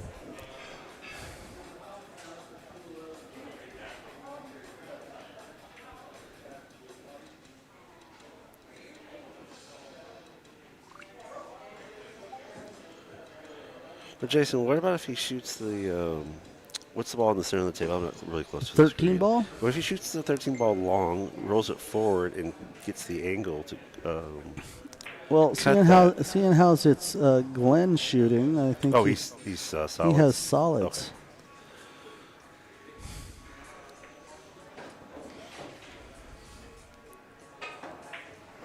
Yeah. I'm not sure the 2 is a makeable shot here, but it is able to do that. That's decent. With the 6 where it is, I mean, why not? He's limited Robin's ability to get out here. You could play the 9 on the side, which I think he's looking at.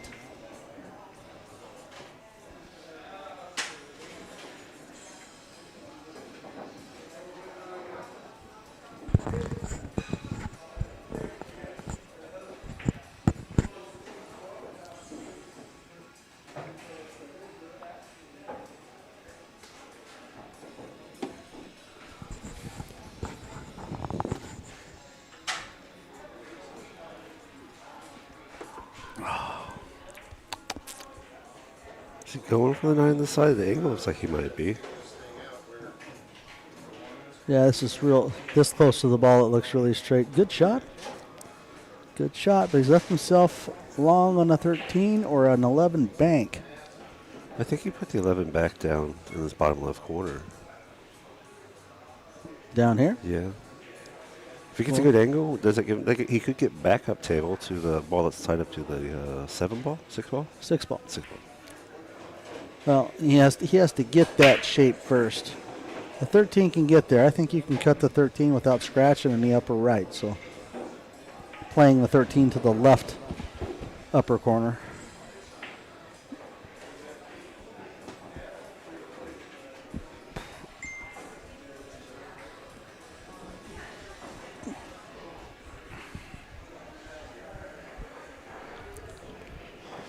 No, he's going for the bank shot.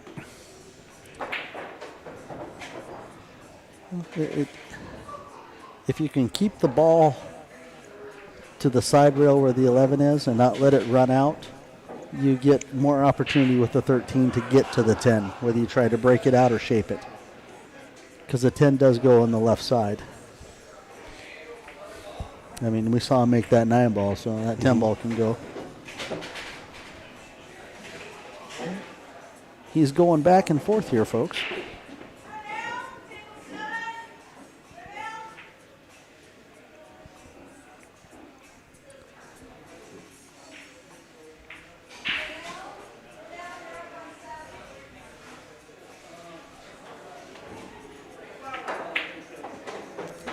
That was nice. That was. Did he get enough to put that in the side pocket? I think he did. I want to look at this angle a little bit. It does look like he Absolutely. The 6 is out of the way enough. He does. And if he doesn't get on the rail, he has shape capability to get the 8 cross side from where the 11 is. I think he really just wants this thing falling in the side pocket. Oh, absolutely. And have no treetop with the 6. Just a touch of a roll. Ooh, he Like did this. he did the shot right, but the angle was just a hair off. Well, he's leaving Glenn a look here. I'm thinking if I'm Glenn, I'm going to play this 6 ball. Well, you can use draw or follow here, I think. But being as close as he is to the 6, I might opt to draw this with outside right English. Or, I'm sorry, that was both in the same. With low right English. And try to draw between the diamond and the side pocket. And use my English to come back between the 11 and the 8. Because I want to play the 2 ball next. Yeah, that's exactly what I saw. It's funny because when you said outside right English, I still knew you meant bottom. Yeah. Because that's about the best angle shot to get to the 2 ball, because where the 2 ball is for that combo just isn't really something you want to have to deal with. No, it's not. But if you can get downhill enough to see that 2-ball, you can come around and shape it. And he is playing the low right here. And you have to stroke this ball. Yes, it's big follow through and stay down. He's going to take the combo, maybe? Okay, Or well, maybe? you know, the 5 might sneak past. Well, that's what I'm saying. He might play the 5 off of it. Let's look at this. It might sneak past, but the combo is going to be really hard to get shaped to the 5. Well, if he goes rail first and sort of pushes off of that 2, the cue ball should, if he doesn't push it too far out, the cue ball should be in alignment to make a shot. I still like cutting this 5. Yeah, I mean, I'm from here, right there with you. yeah, But I'm saying, even if you can't cut it, you can come off the rail a little bit and carry him off the. okay, you know, you could play it into the right point and Yeah. try to get it to bounce off the 2. Yes, but when I'm looking at this, you know, coming off this 5 ball, I want to get this the 5 ball over here. I want to eliminate anything easy for my opponent here. John, they said John is in chat asking about the open match start time. They did say it was earlier. It was 12, but there's been a couple match things, so we're just waiting to see kind of what happens after this Yeah, finishes. But it's supposed to be about 12.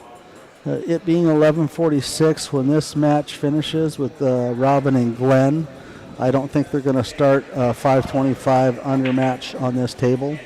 And the match on table 11 with Devin and Steve, I think that's going to finish out, and then it will get one of the other open matches.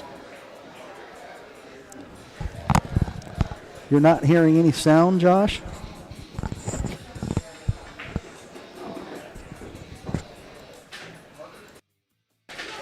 Everything on our end looks like it should have sound. Everything says it looks like we should have sound.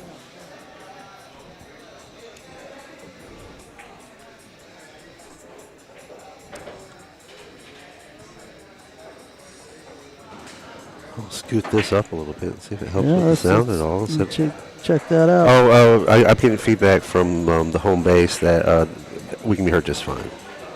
Okay. But I did turn this up a little bit just in case we get a little too quiet because the mics do move around between All right. things. Josh, that must be on your end if you're not hearing us. John Bolden's hearing us. I mean, if John Bowman can hear you, anyone can hear you. Everyone knows that.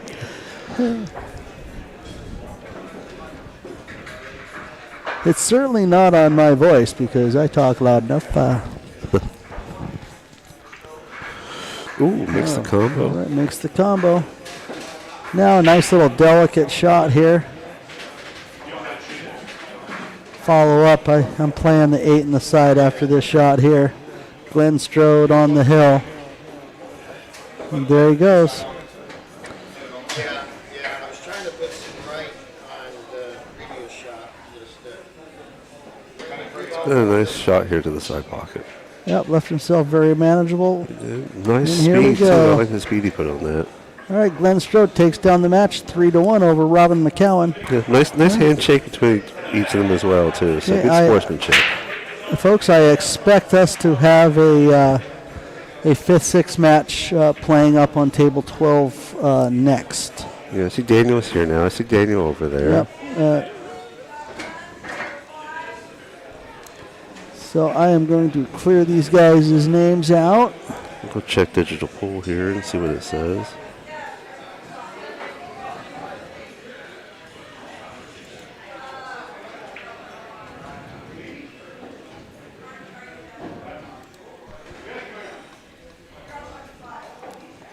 Haha. Thank you, Josh. Josh had to reboot his phone. Oh, okay. So should I turn our mic down a little bit on the computer here then?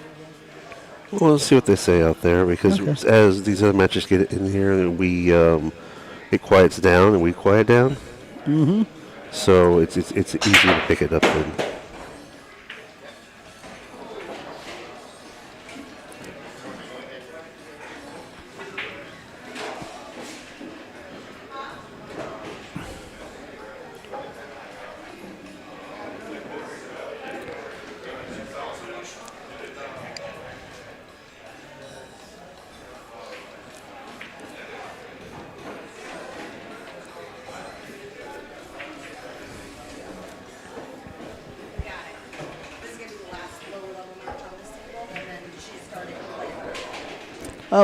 You know who? I'm looking on digital, Jason. Okay. Just gotta get into the open bracket and see if they've updated that yet. I think that's Vic.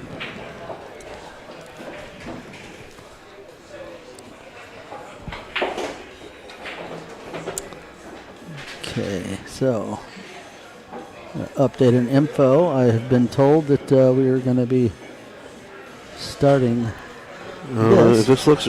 No, that one's done.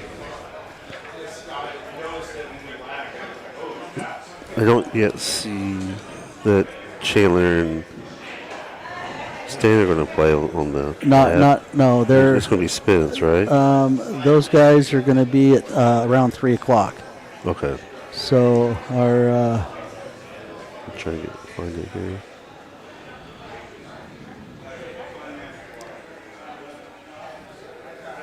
okay, so the first match here on table 12 should be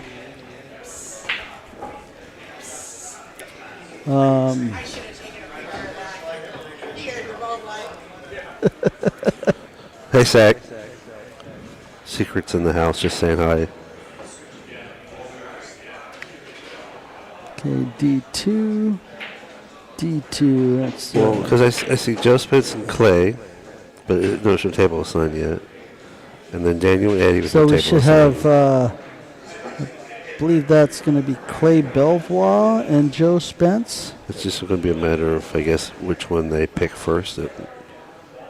Well, I talked to Debbie last night and we went over it all.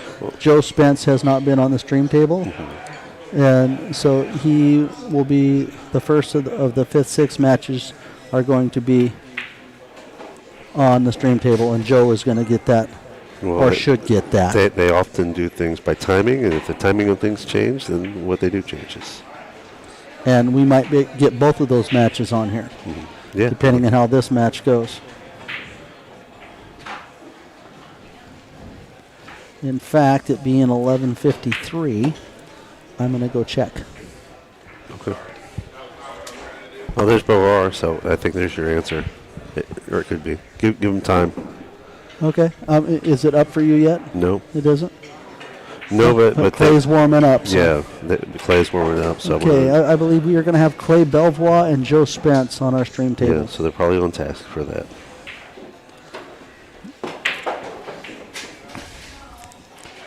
You should be in for a treat if Clay is hitting the ball up to his par. Him and Joe are going to have a heck of a match.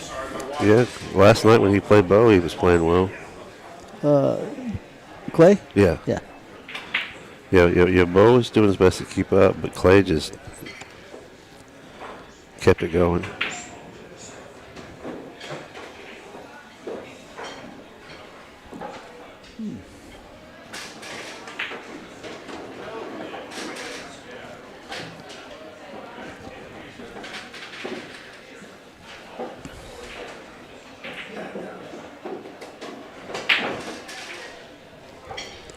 Have you seen Spence yet? I have not. Because I have not either. I am taking a peek to see if I see his face around. I see Daniel and Eddie Mattia.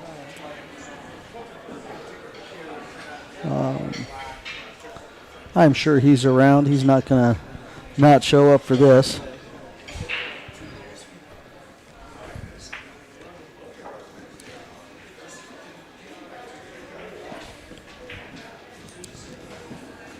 Oh, let's clear the scores out on that too, huh?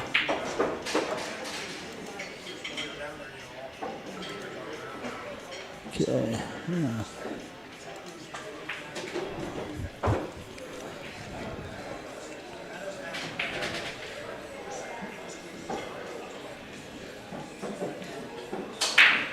And yeah, while they're getting ready for what they're going to do, I'm going to get off the mic for a second here. Go get me some more water. Jason, I'll be back. Do you need water? I will take some more coffee and a glass of water. Okay.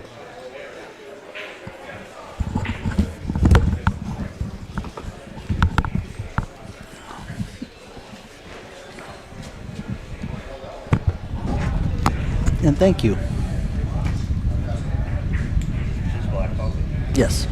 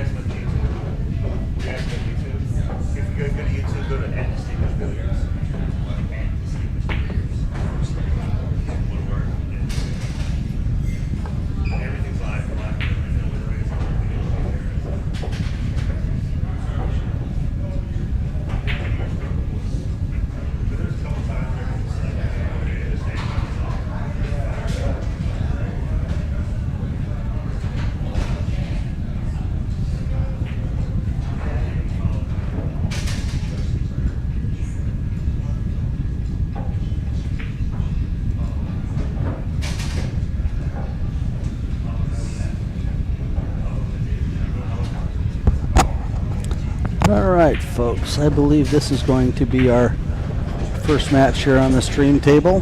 This is a winner moves on to play for fourth and above, and loser finishes fifth, sixth.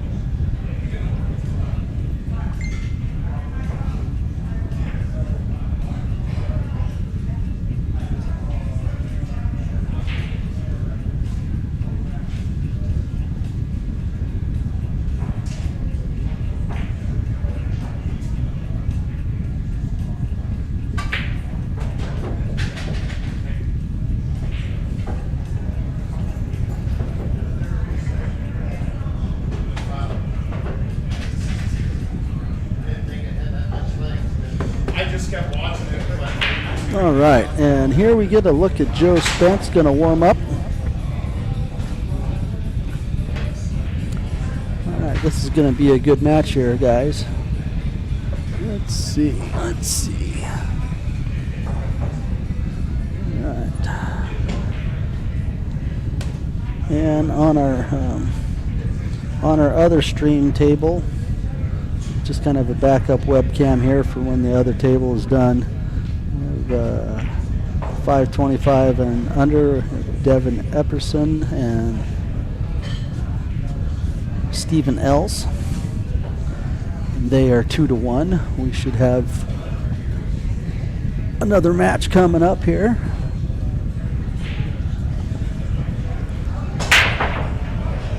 All right. Kind of excited for this match here with Clay and Joe.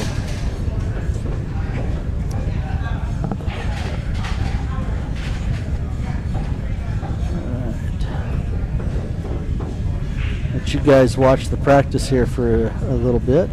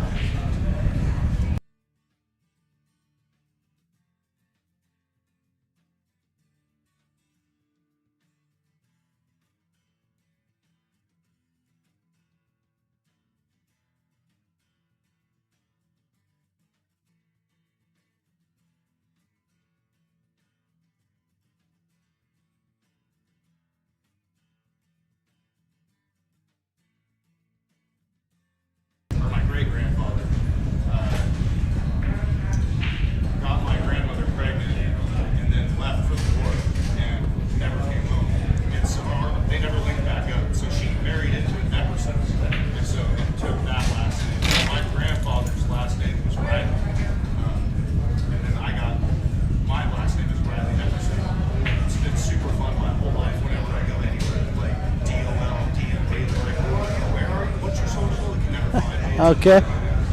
I get you.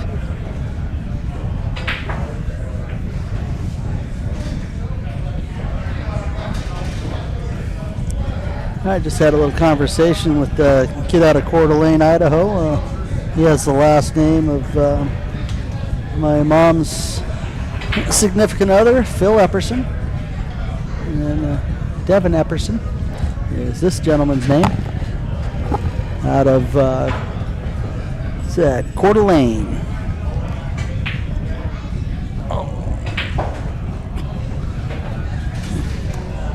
All right, folks, I think we have a good treat coming up in this little deal. For the next few hours, we are going to have the Open tournament being streamed through. And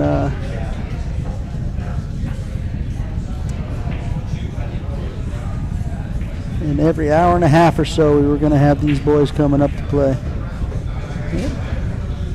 Joe trying to work the kinks out.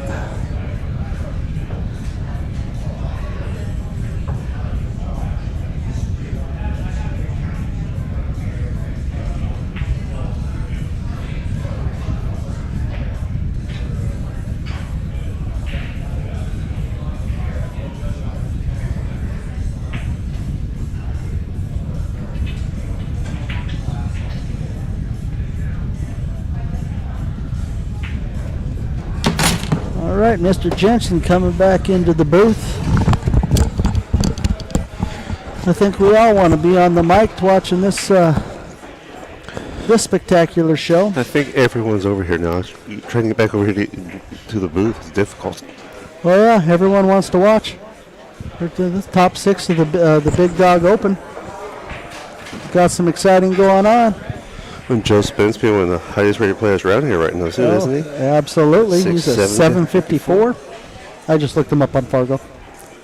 Clay is sitting at a 685, and Joe Spence is a 754. I'm not sure what they have him on the digital pool, what they were locked in. They could be a little bit higher or low than the numbers I have posted, but right now, currently in Fargo, these are their numbers.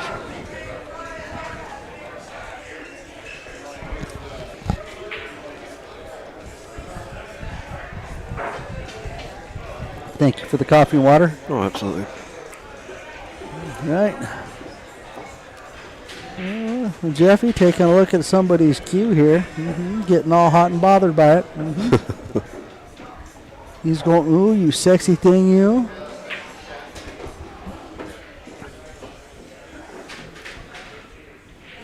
So that we're back to 10-ball race to 6 now, correct? Yes. Everything in here is going to be a race to 6 to the finish. Except for the final, it will be a race to 9. Okay. No having to double dip. One race to 9. Okay, I like that. So do I. Yeah. It's at this level too. It can be very difficult to beat someone twice. Yeah. So that bigger match is just who can do it better for just a couple extra racks. Mm-hmm. I think that's kind of a nice proving ground too. Oh, absolutely.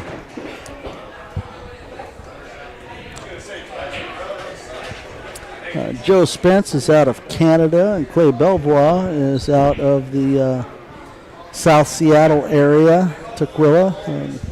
Clay's family is actually big into Emerald Downs. They raise and race horses. All right, here we go, here we go.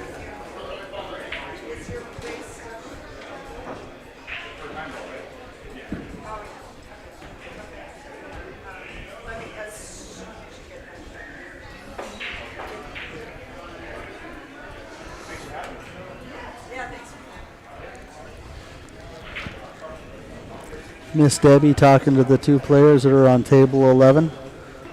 I want them to let her know as soon as they are done, as fast as possible, so we can get our other 5th, 6th match going. The other match that will be going on that table will be Eddie Mataya and Daniel Sardencio. Daniel, growing up in the Gig Harbor area, has been this always this young kid playing pool. His dad, Junior, has a pool hall in Bremerton, and has been quite cool watching this kid grow up. While we have some time here, let's roll through some of our sponsors. Pressure of competition in your everyday pool games against your buddies? Want to send your own matches to Fargo Ring?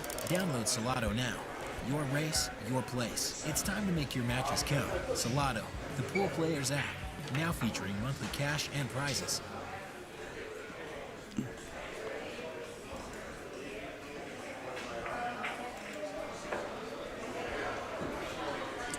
Eight Dibs Distinguished Billiards. That is us.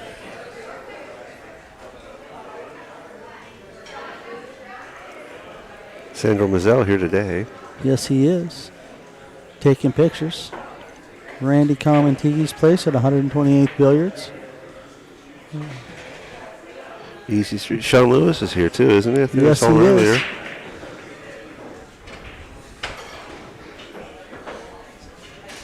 Of course, this is where we are. Scratch Pizza and Billiards in Fife, Washington. Okay, we've run through our sponsor banner. I think Clay and Joe are about ready to lag for break here. Yeah, and Ed said too that Clay is from the Shoreline area, and apparently he's on Clay's team. He says, "Let's go, Clay." So is Raswick coming in and say, "Get it, Clay." Hello, guys. Hello, Raswick. Well, it's all right. We always like to root for the underdog. I mean, there is a 70-point difference in Fargo here, so, I've known Clay a long time, and, Joe's Canadian, so we're rooting for Clay. I don't take sides. I'm good. We just got stuff. Thank you. Wait, Steph, just checking on it. Okay, Joe Spence has won the lag. Going to break the first rack here. I think we're in for a bit of a good match here, folks. And I shouldn't take sides. I will commentate and talk neutral, but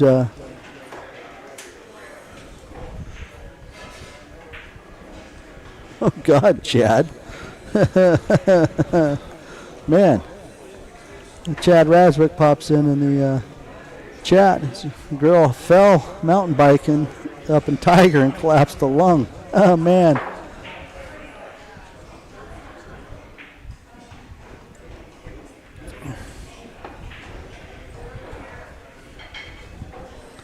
All right, here we go, folks.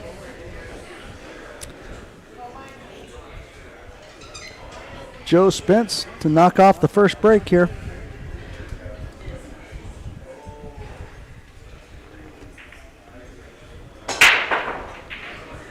Oh, look at the squat on the cue ball there. What a break. One ball's going to roll up for a side pocket shot here. 10 ball stays right in the middle of the rack.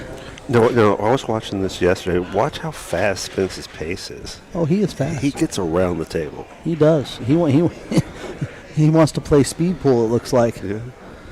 I mean, we didn't get to watch him on the stream table, but I was really hoping we could, but now we have him. There's a lot of us players not at his level that play at that speed too, but we don't do it like this. No. Most people are told to slow down, take your time, have a nice slow cadence, But Joe likes to run. Look at that speed. That was pretty. That shot that he just played in the side pocket and come back up toward middle table like that, not easy.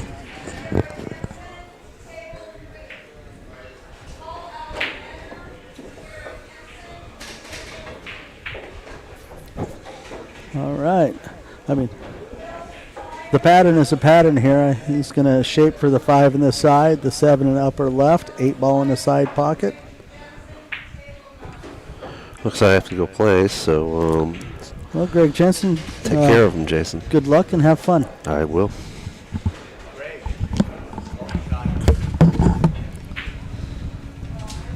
All right, Todd Shirley came over to inform Greg that he is up.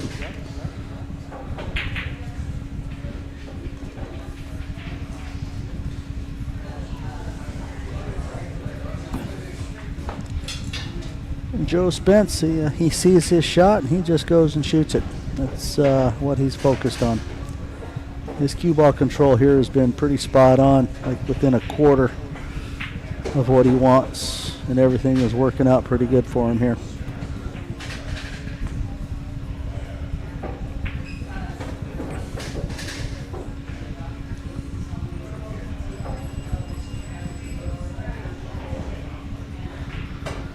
It isn't? Junior Sergeant Sue isn't his dad?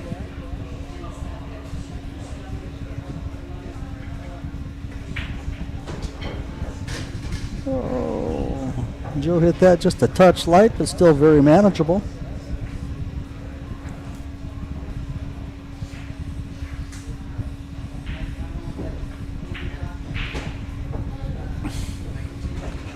Well, right now, everyone wants to holler Clay, Clay, Clay. Lindalu. Clay has nothing to do with what's going on here while Joe is shooting, right? All right, and Joe Spence taking down rack number 1. That was a really nice, pretty break and run. Now let's see if Clay Belvoir can respond in kind.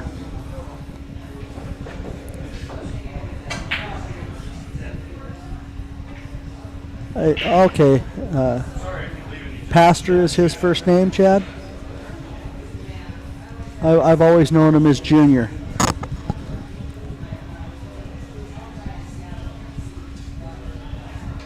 Okay, thank you, Chad.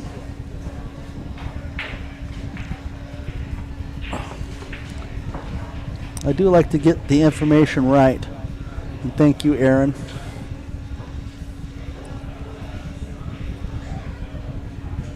Pastor? Did he run a church? Ha ha ha.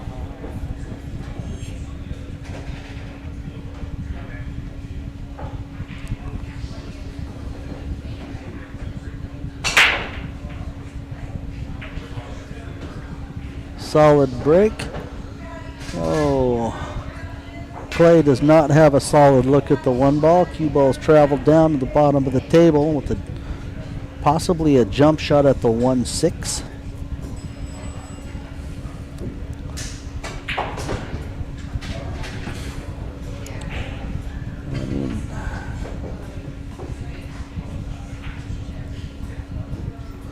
Thank you, Mr. Slade. I don't know if I've met the junior that has the pool hall in Bremerton. I always thought it was his dad.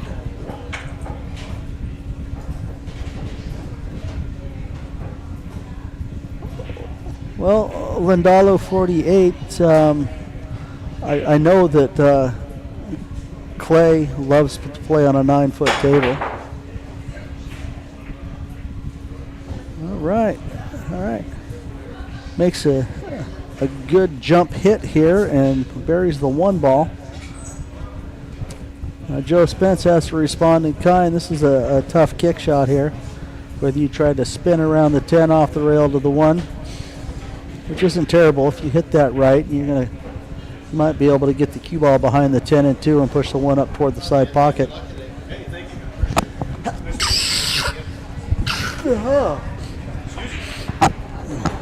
Whew.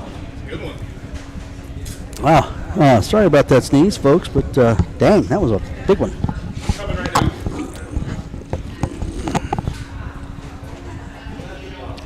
See, Miss Chandra is taking out Phyllis Squires.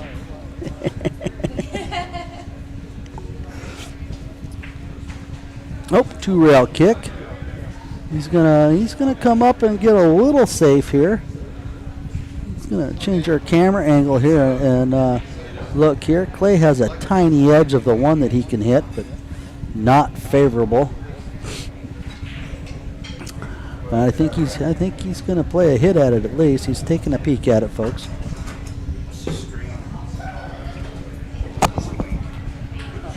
YouTube, Distinguished Billiards, or at Distinguished Billiards, and then it'll be under live. And I will try to go back and forth between you guys.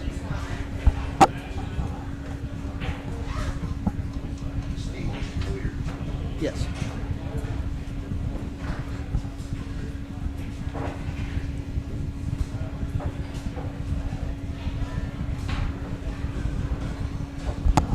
Ed Slade, I liked how you spelled hi there, buddy.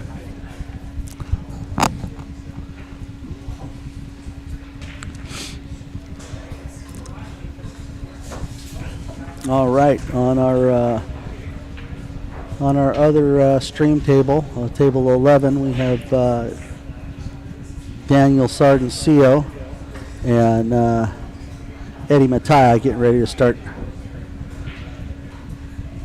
their 5th-6th match. I will try to keep in track with both of those folks. I'll try to keep the scores updated. I'm going to do a little something here. Daniel, could you slide your case so I can see your guys' score? I'd appreciate it. Thank you.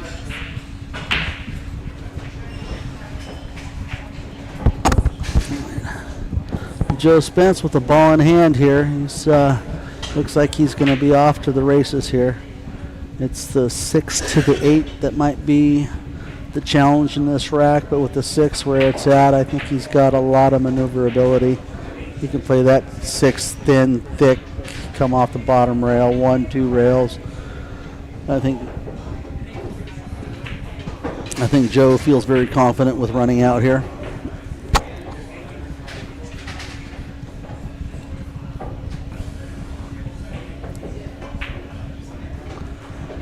And that was a really good 2-rail kick he did to stick clay.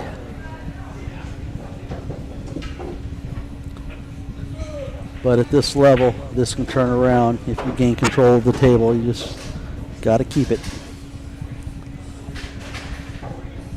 I want to change this camera angle a little bit. Look at the line he has on the floor. He is pretty straight. Let's see how he's doing this. Let's see. Okay. He's playing some draw. Trying to get back over to the 5 here. And there he did. He punched it to the left for his draw. All right, let's go back over here. He left himself pretty straight on the 5. Which is really going to limit how he's able to get back to the 8 off of the 6. But we are going to see how he manages that.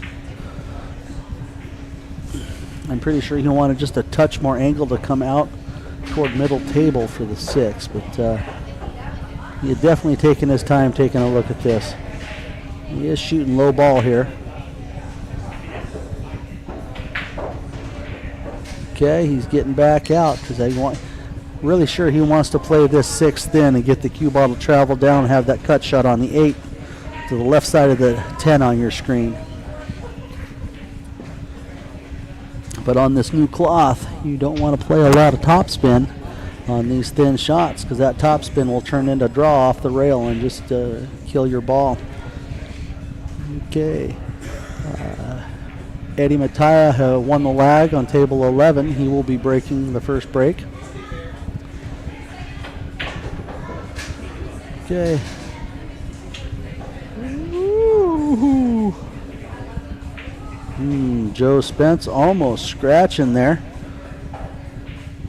But he has a look at the 8 here. I think he has very manageable shape to his 9. He's waiting for a player on the left side of the table.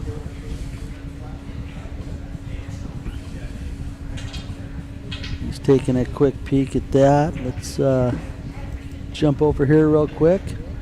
Eddie Mattia has broken. 1, 2, 3, 4, 5, 6, 7, 8, 9, 10. It is going to be Daniel's shot at the 1 ball here. 1, 2, 3, 4, 5, 6, 7, 8, 9, 10. They might be practicing. I think they're having a couple practice racks. Okay. Back to our main table.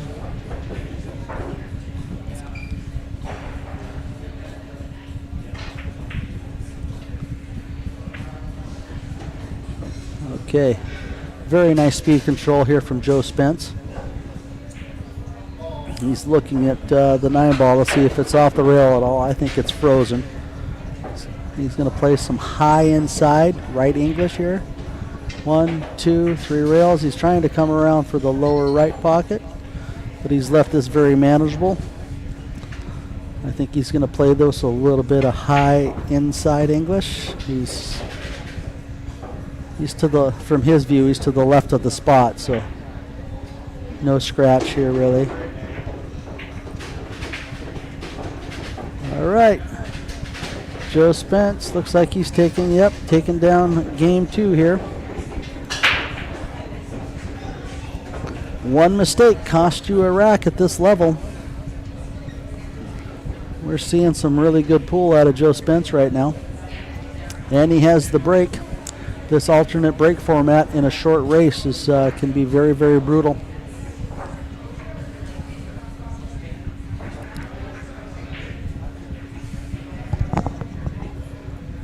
You guys about to start, Daniel?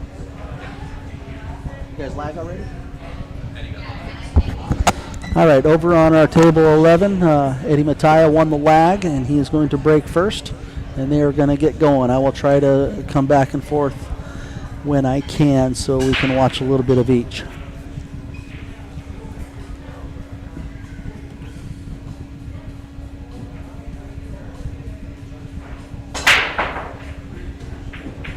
All right, Joe with a nice break again. He's going to get a look at the 1, but nothing super positive. He might choose to play the 2 ball here and get it down below the 4 and get the cue ball down on the bottom rail so he can get a shot back out at the 1.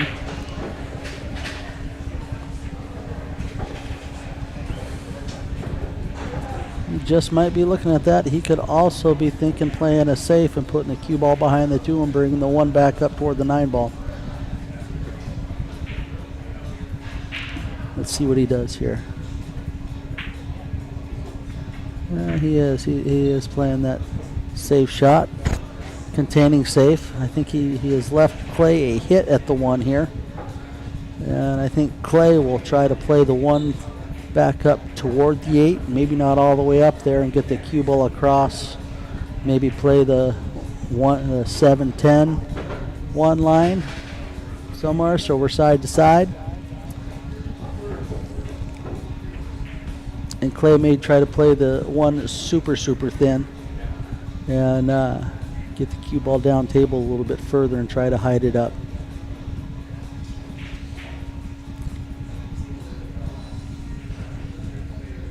Joe Spence is playing some real good containment.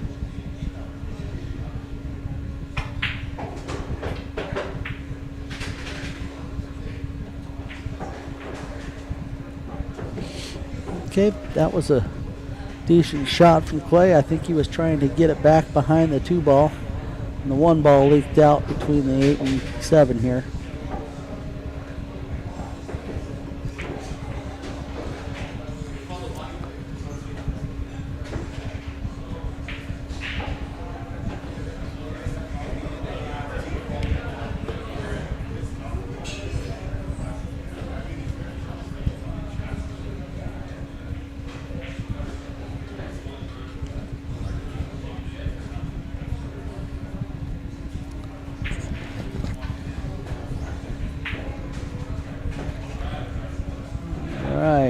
Good speed control. He called the 1 back there, it looked like, but had he made that, he'd be the 1 kicking or jumping to the 2. Clay is definitely pulling out the jump stick, and he's going to be playing, of course, the 1 ball here.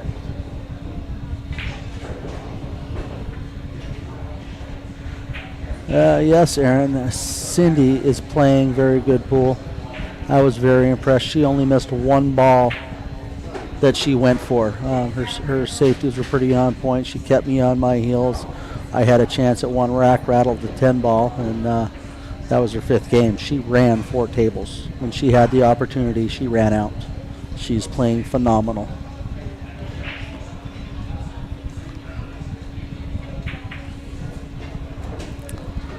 All right. Let's check out Mr. Belvoir's jump shot here. Joe Spence is just keeping Clay on his heels. Okay, I think that was a good hit. No. Looking on the camera here, that 1 ball was a good hit. 2 ball came straight backwards a little bit than it was.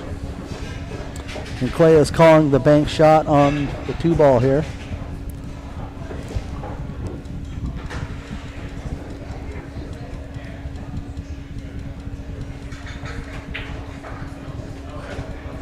All right, nice control, leaving himself really good on the 3 to hold shape for the 4.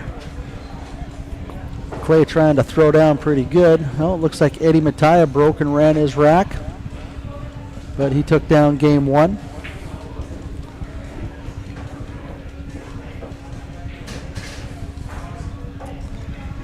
We've got a lot of good action here on these 2 tables. I wish I could have them both up on camera. Daniel broke, makes the 9 and the 6. I just have to. Clay's not shooting right this second. And he's got a look at the 1 over there too. Okay, back to Clay. Stop shot with the 4. All right, Clay, it looks like he's got a nice little angle on his 5. Let's take a look. Yeah, he's got a slight angle.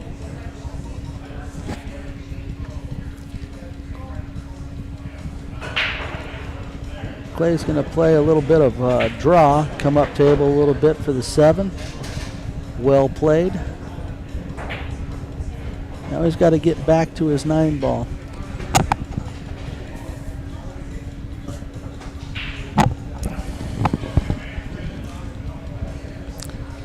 Now you can take the long route, use a lot of high ball here and try to come 1, 2, 3 rails back to the 8 in the lower right corner. Or you can play some draw, come to the side rail, come around the 10, or you can play a lot of draw and try to hold right there as second diamond and come back across.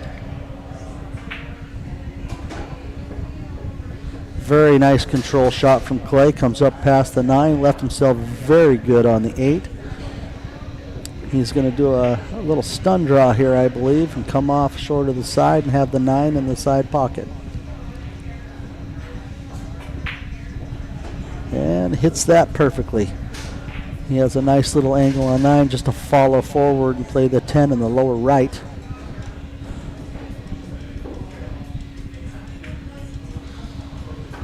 Yeah, nails that beautifully. Good job, Clay. All right. Just what I want to see, a nice close match. Clay taking down the 3rd rack in this. It is 2-1. I'm going to hop over here to Eddie and Daniel's game. Daniel played a good safe with the 1 ball. They make an Eddie kick shot here.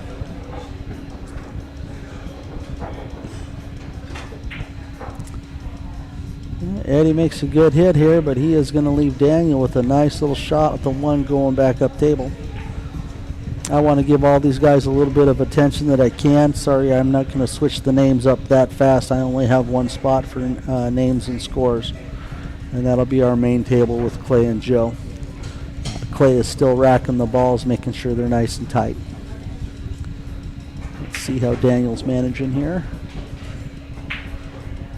Good shot on the 1. Okay. I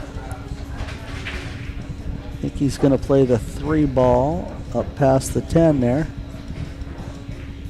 And try to get shape on the 4 ball, maybe in the lower right corner.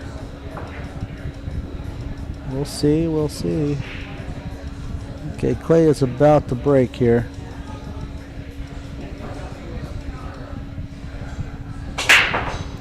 Let's get back to that. All right, Clay makes a good break. He has a look at the 1 ball. That was a really nice break, folks. He has a manageable shot at the 1 ball. We'll flip back to the table here. Well, Daniel tried to go down past the 10, comes up and hits it, and he left himself long on the 4. All right. Back to Mr. Belvoir and Joe Spence.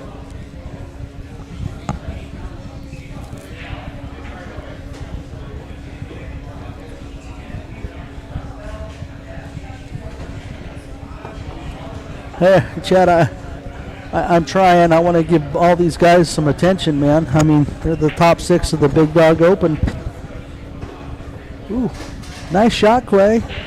Rolled a little bit far on his 2. But going to try. Okay, he's going to probably think about this for a bit. Let's go back and check out what Eddie's got to do here. Daniel played a pretty effective safe here.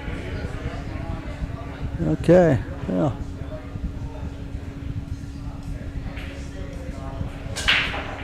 Okay. I'm not sure which table I want to watch here. But we are on our table 12 is our main table. Let's get back here. I think Clay is playing a cut shot here on the 2. He overstroked that. He's going to kill it. He's going to leave Joe a hard shot here, though. All right, let's jump back over here and see what Eddie does with this.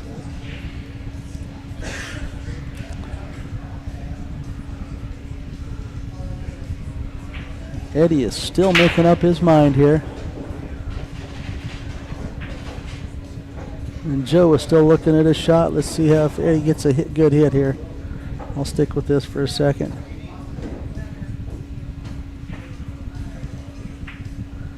Okay, we got a good hit.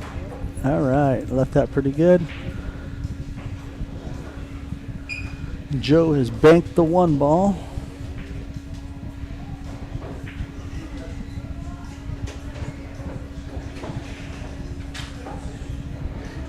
Huh. I'm sorry, Joe has slid the 2 ball over behind the 10, playing safe. Clay looking at that shot. Daniel still studying that 4 ball that he left straight across there. See how. All right, while Clay studies, I'm going to go back over here to Daniel and Eddie. Okay, he stood back up. Clay getting ready to take his shot here. Okay, bumping the ball over. Oh. That was a nice shot from Clay. Let's get back over here, see real quick. Daniel plays it up long. He's going to leave Eddie a look at the 4, but full length table. Possibly a bank shot, probably a safe shot. Okay, let's get back over here to Joe and see how he handles this shot, because this was a really good safe by Clay.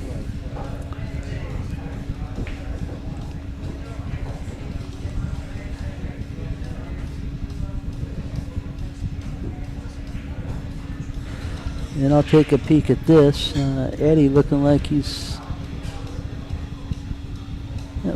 playing the 4 up by the 10 ball. I can't see it. Okay,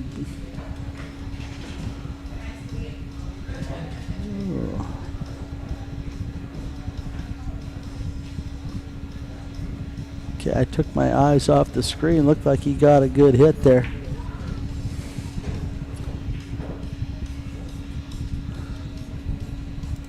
Switch back over here and see what, oh, Eddie has put the 4 ball on the far point there. Nice shot. Daniel's got some thinking to do there. Clay with a very manageable look here.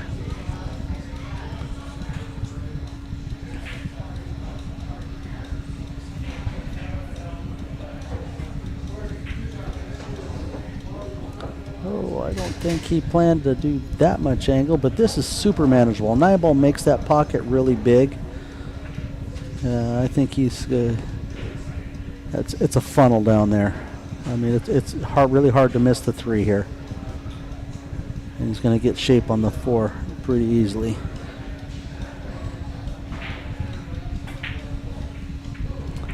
Okay, there we go. Clay effectively opens that up. Let's flip back here and see what Daniel does with this shot here. Plays the kick shot, power hit, rolling it up. Okay. All right, I know Eddie's going to cut that 4. Quick back over to here. Clay looking at his shot, seeing what his line here is on a short rail shape. All right, he's going to walk and check and look, being respectful of Eddie. Eddie's still looking at his shot here.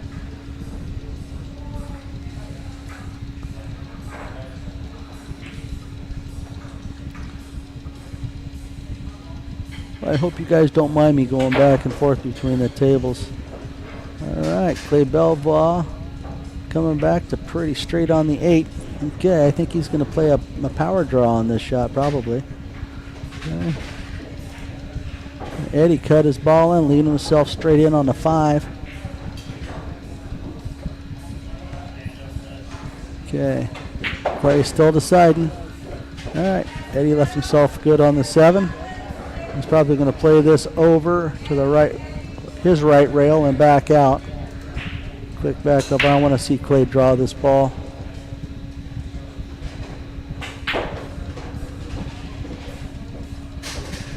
Oh, pretty good stroke. He just has to bear down and make this ball. Give Eddie a nice look here. Over, out. Great shape. Daniel gives up the rack. So Eddie Mattia goes up 2-0.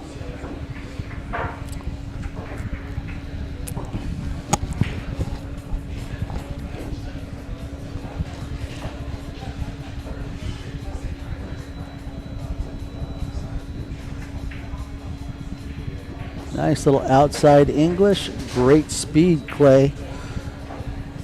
Very nice work at this table, Mr. Belvoir. All right. Clay ties up the match 2-2. Man, we're getting some good pool here, fellas and ladies. Everyone watching in the chat. This is very enjoyable. I've had a couple of offers for people to come over here and hop in the chat. Mr. Jensen's out playing. But, yeah.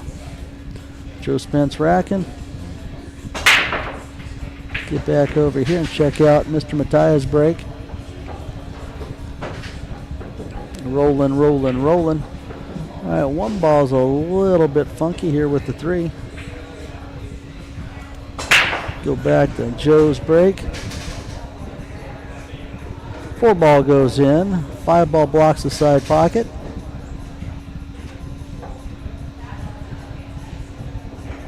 Now, Joe may choose to play the combo, but he's got to hold up for the 1 ball shot. Let's see what he does here.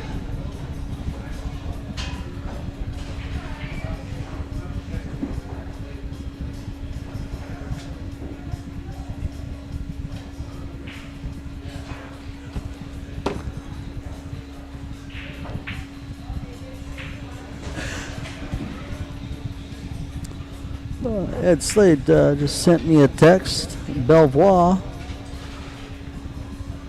Did I pronounce that right? What are you trying to say to me there, homie?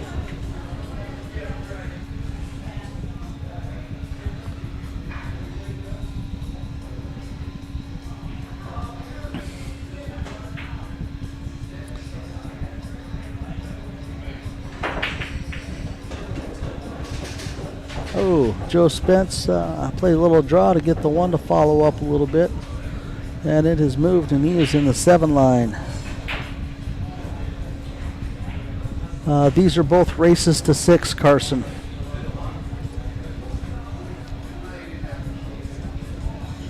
We are in the money. Both of these are loser takes 5th, 6. So it'll be a race to 6 until the final, and that will be a race to 9.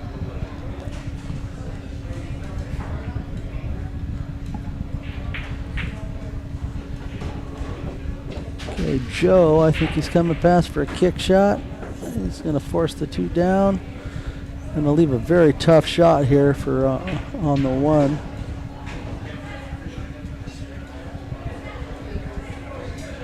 Yes, Josh, I was thinking the same thing. Now it's Clay studies. Let's go back over here and look at Eddie. Okay, Eddie looks like he's in good command of this table. Only real troubled ball, it would be the 9 ball on this.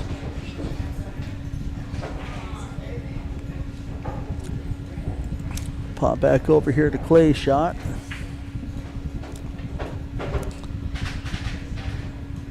Is he going to draw up behind the 3-6 here? And he is. Oh, it's going to leak out. The 1 ball hits the 10 thin.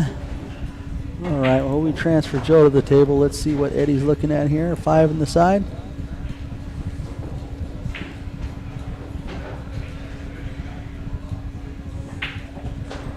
Okay, 5 in the side. Got a little angle on the 6. I think Eddie's just going to draw across above the 10 over there to the 9. Joe's still studying his table. I'll get back to him in just a second when I see him go down to shoot. Okay, opts to play around, rolls right up for a nice straight shot on the 9. Eddie playing some really good pool here with control. All right, let's see what Joe's got.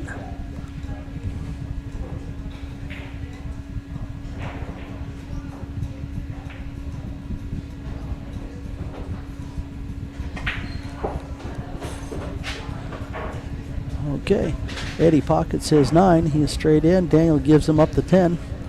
Eddie goes ahead 3-0.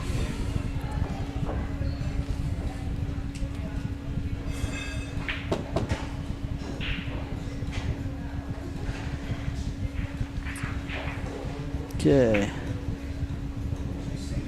Joe with a nice safety here.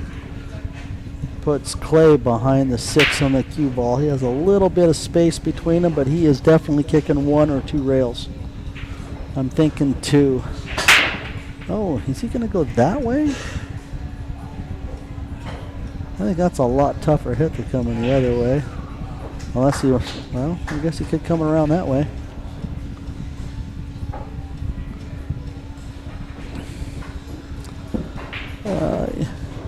Yeah, Sheena.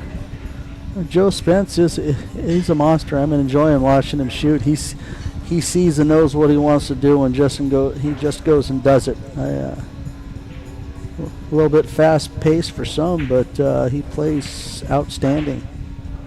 I'm enjoying this match.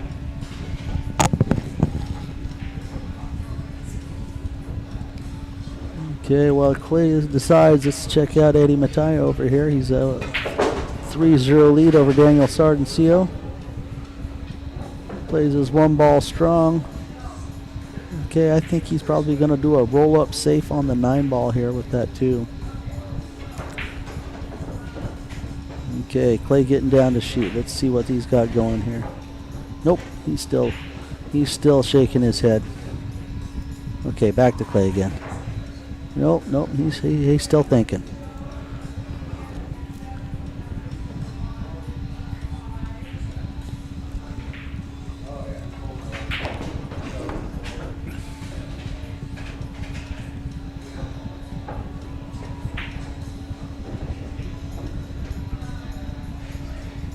Eddie opts for the bank shot and roll up to the 9.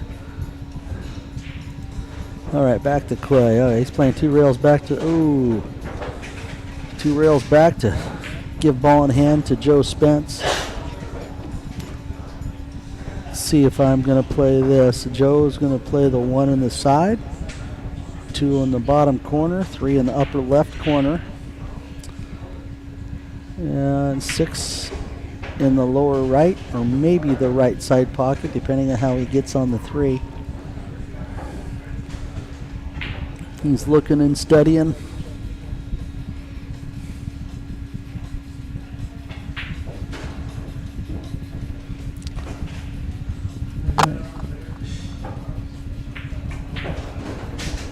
It's like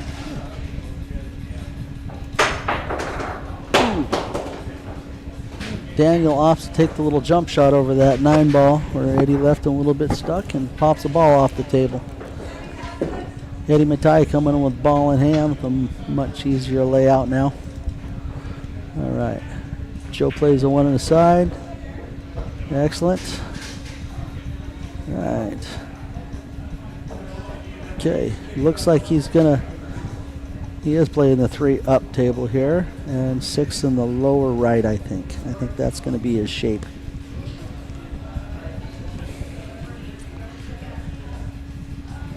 Joe is definitely taking a little more time, making sure everything's going right and straight here. He's a little bit shooting over the top of the 10 here.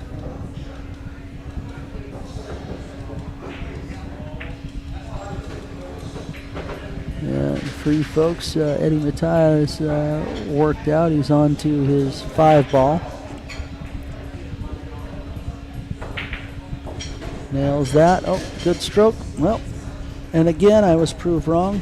Joe decided to punch the ball back out for the 6 in the upper pocket. Yeah, I think he's going to play this where the 3 was, I think. Yep, certainly looks like that. Being careful of his top spin here. I think he's going to play to the 7 on the side. There he goes. All right. And Eddie is still on his run. He is on the 6 ball now.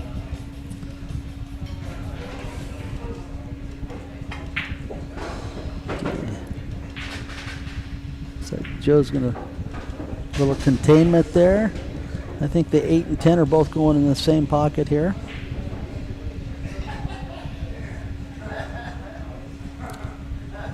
Thank you, Lindalo. Hey, I'm having as much enjoyment commentating and talking these guys up as I am watching it. I actually get to look down underneath a table in front of me to watch Eddie and Daniel and the stream table. Okay, Joe Spence takes down game number 5, taking a 3-2 lead over Clay Belvoir. Let's jump back over here while Clay racks. See how Eddie's going to handle this. Okay.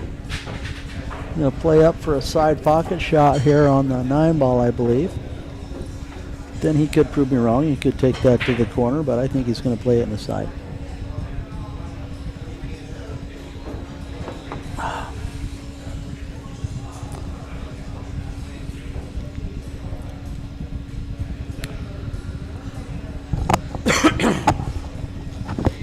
All right, Clay getting ready to break his rack. Eddie is still studying that 9 ball.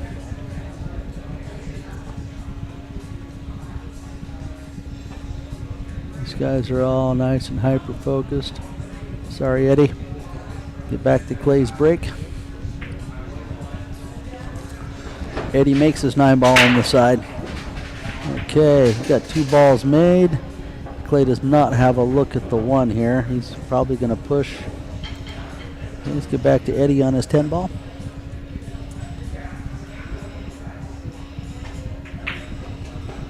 All right, Eddie Mattia takes down game number 4 to take a 4-0 lead, and he has the break.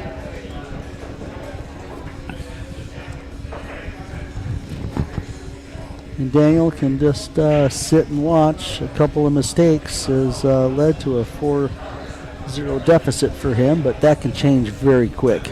Daniel is a super strong player.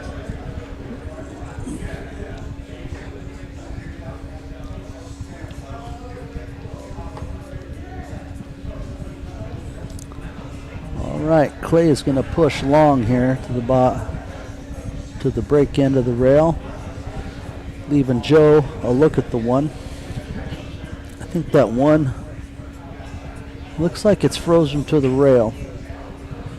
Keep this camera angle here and see how he does. Whatever he does is going to be great. And hey,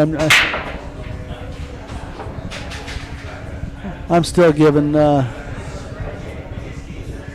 Cindy Sleva a shout out again. She's over here watching her man play some pool. I'm really impressed with this power couple of pool, Eddie Mattia and Cindy Sleva.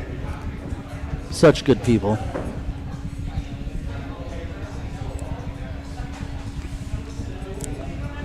All right, Joe Spence has given this back to Clay Belvoir. I want to watch the long table view of this shot.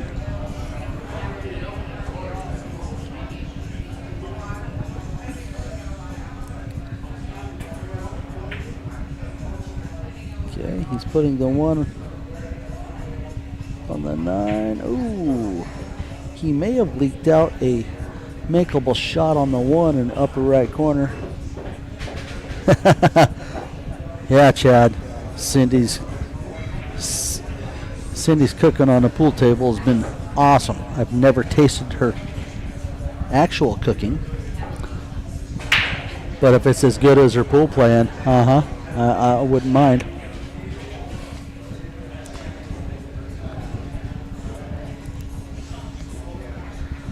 Yeah, it's for me seeing Cindy's 583 rating.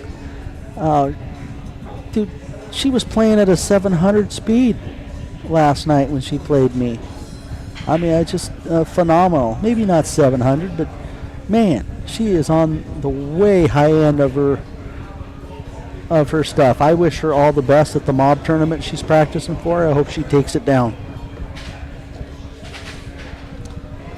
Okay, Joe taking a good look at this. Okay, Joe's just going to push over, trying to get behind the 7. I think he left a possible combo here on the 6 for Clay.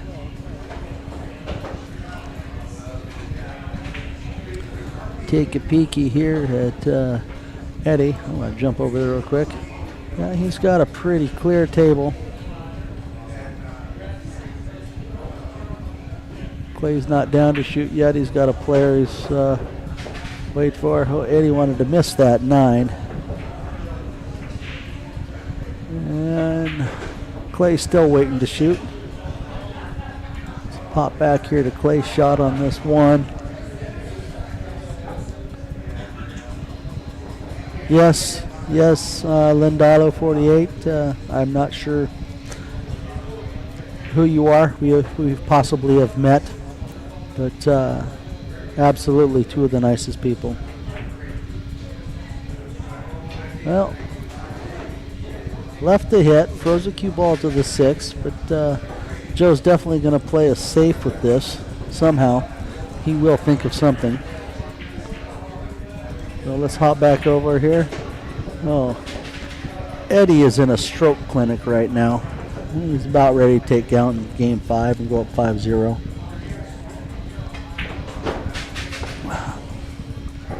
All right, we're all pretty sure that that's what. Oh, he was trying to get past the 3. Let's watch this finish here. Eddie is on point. And Daniel gives up the 10 ball again. Eddie Mataya taking down a 5-0 lead, folks.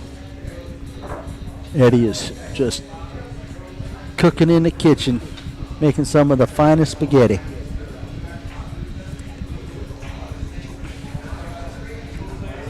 Okay, looks like Clay is lining up a safe to freeze the cue ball up on the 6 and push the 1 down a little bit. Really tricky trying to play this 6 down and not have or play the 1 down past the 6 and not hit it. That really can mess up your safe. But Clay fighting to stay in this match. Okay, Daniel has made a ball. Okay, he's played way down. This is a good save. I believe he's left a 1 rail kick to the 1 for Joe. But he really pushed the 1 ball down and tried to get the cue locked up down there under the 3. Great shot by Clay. Let's pop back over here real quick. Daniel's break. Looks like he made a ball and pushed the 1 ball up here. I wonder if Eddie's going to try to play that 1 off the 2 on the side here. That would be a cool trick shot. All right. Joe's not quite down ready. He's still looking at his line here. Eddie trying to take a look at what he's going to do here with the 1. I think he might be trying to play that on the side. All right, let's hop back over here. Joe looks like he's going to play 1 rail.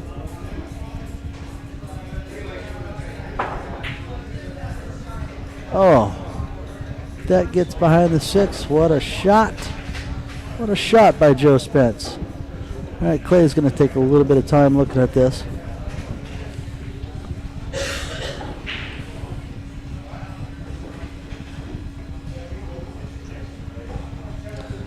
Yeah, that 583 rating for Cindy is really low, especially what she's shooting right now. Okay. Looks like Eddie made the 1. I missed it. I was looking up. We're going to hop back over here.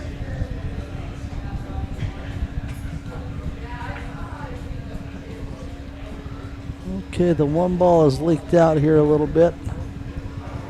I think Joe's going to be playing the 4 ball here. The purple ball.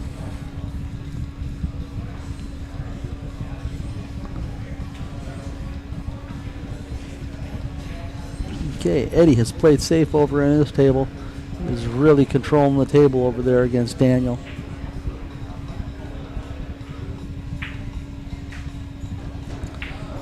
Okay, Joe Spence has pocketed the 4 ball. And I think he is off to the races here again. All right, Daniel made a good hit and has a really good safe on Eddie here. I'll give you guys a look at that. He kicked that 2 around and came back over. Put the 2 down table. That's a good shot. That's a 1 or 2 rail kick for Eddie there. Joe's still looking at his table. You can see him walking on the upper part of the camera there. All right, let's get back to Joe Spence here.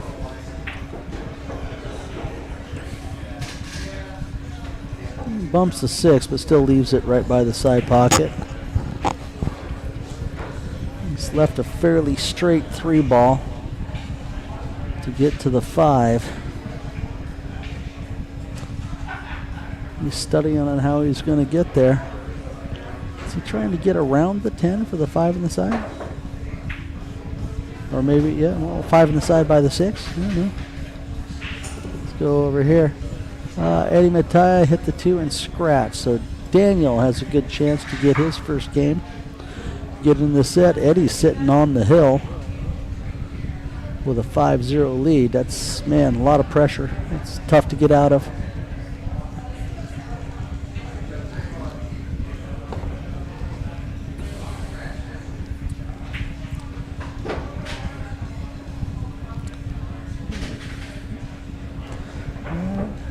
Daniel has to wait for Joe Spence here with his shot.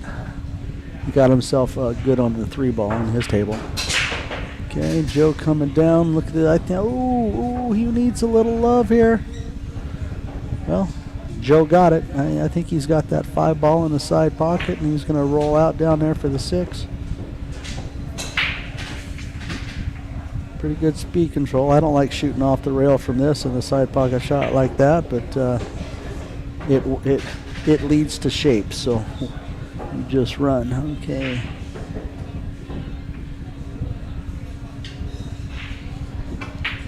He's looking at that.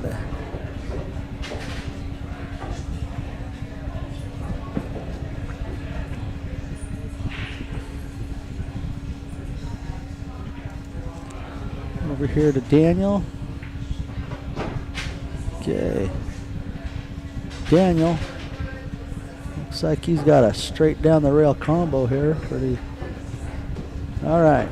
Eddie gives up the rack. He leads 5-1 and has the break. Let's get back to Joe. Oh, he has missed the 5. Sorry, folks. Should have went back, but I wanted to see Daniel get on the board here.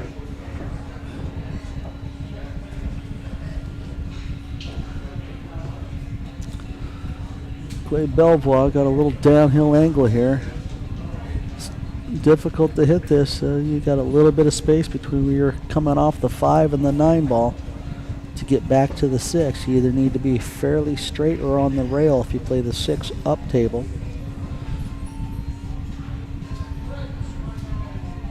Or you need to be flat, miss the 9, and have a lot of inside English and 2 rails to the 6 on the side. Ooh. And then there's that.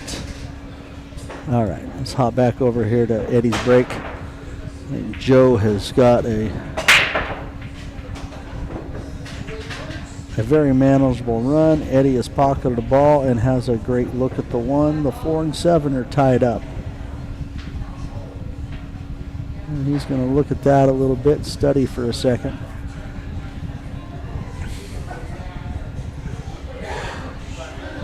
Joe, I think, is going to come out kind of mid-table, just so we can get out back to mid-table for the 9 again.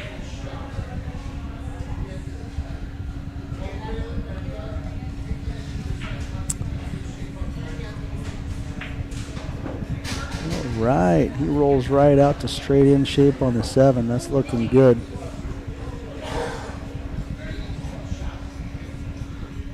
Yeah, I got to watch a little bit of Joe shooting yesterday, and he's definitely his pace and cadence is a few seconds slower than it was yesterday. I don't know why he studies this. Let's see what Eddie does with his one ball. Oh, he's coming down here for the two. He's going to get really, really messy on it. He was really trying to get on the rail. Going to hop back over here. And Joe looking at a straight in 7 ball.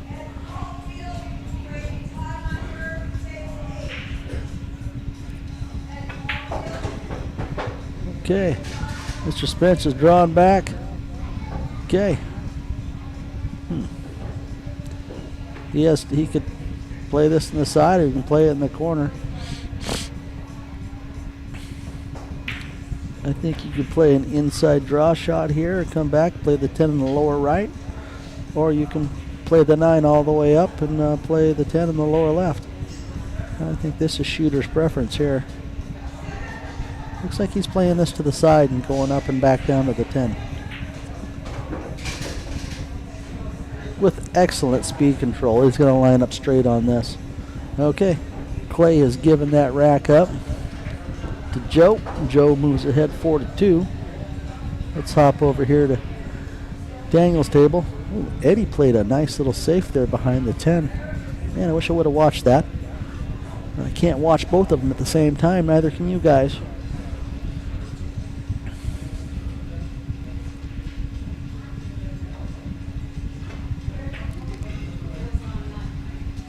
Good kick. Look at that. Difficult to resafe this, but Eddie definitely has a look. Okay, the balls are racked up on Clay and Joe's. They're taking a little break. Somebody's going to the bathroom, I think. So we'll let that sit, and we'll stay on this table for a minute.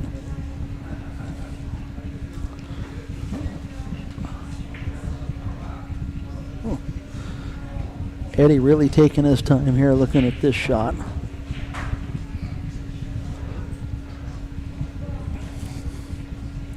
For those of you just tuning in, I am on our secondary camera with Eddie Mattia and Daniel Sardencio. Eddie Mattia has a 5-1 lead.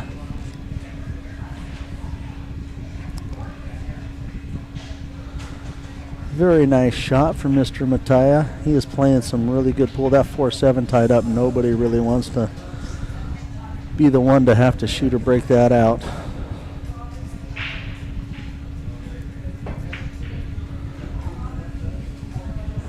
Ooh, and now the 2 balls right over in this mess.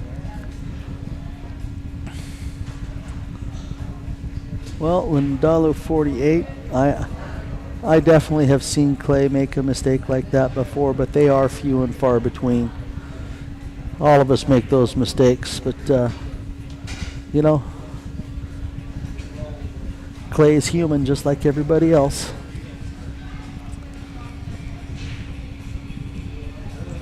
And don't get me wrong, I love Clay. All right, I'm going to turn that fan back on, get a little airflow on myself. Okay. Eddie looks like he's lining the 2 up to hit the 7 to slow it down so it can sit on the rail and slide past the 4. Maybe the 7 pushes the 4 up just a touch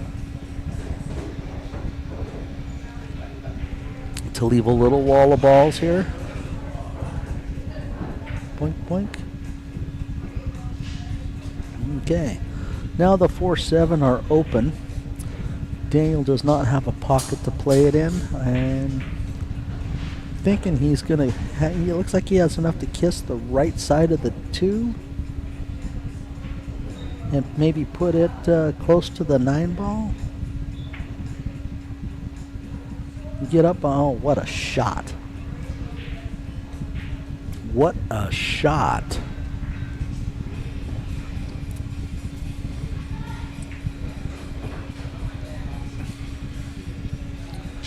All right. Joe Spence has come back to the tables. Clay is still not back yet.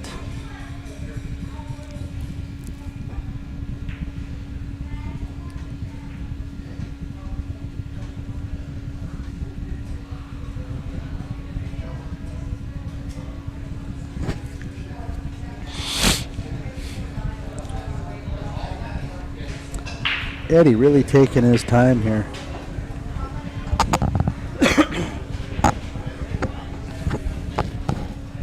Alrighty.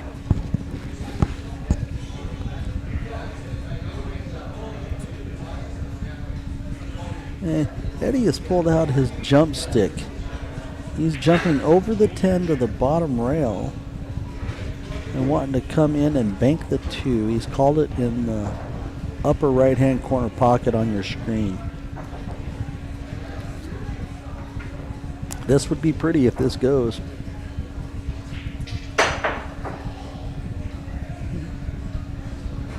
All right, Daniel Sargentino has gotten ball in hand here. He is fighting to get back into this match.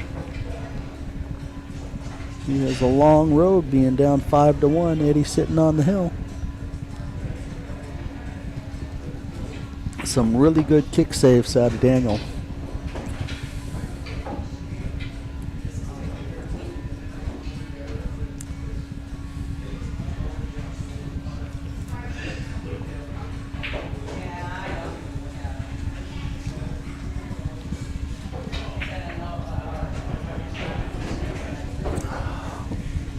All right. Play Belvoir, come back into the table. All right. Joe Spence racking the balls.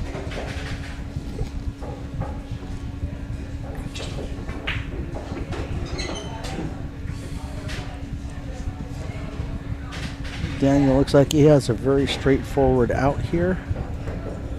Check out Joe's break. Ball made.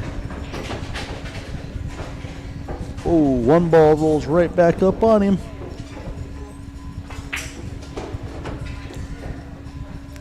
I think we're going to see a safe out of Joe Spence here. I don't think he's going to do a push shot. I think he will play safe. While he looks at that, let's go back over here to Daniel. Finishing out his table. Getting his second game. All right, Eddie Mattia has given up the 10 ball. Leads 5-2.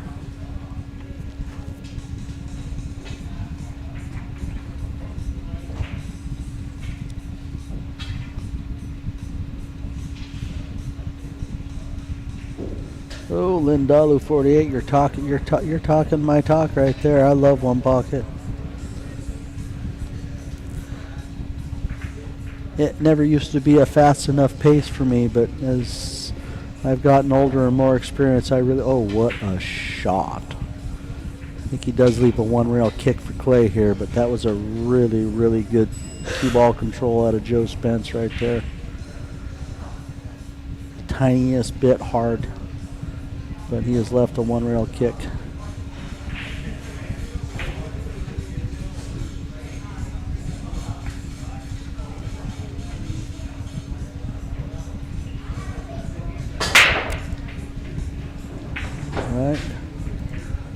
Go back, look at Daniel. He has made a ball and has a look at the one ball. It's looking good. All right, let's see Clay's kick at the one here. He has called the one in the right side pocket.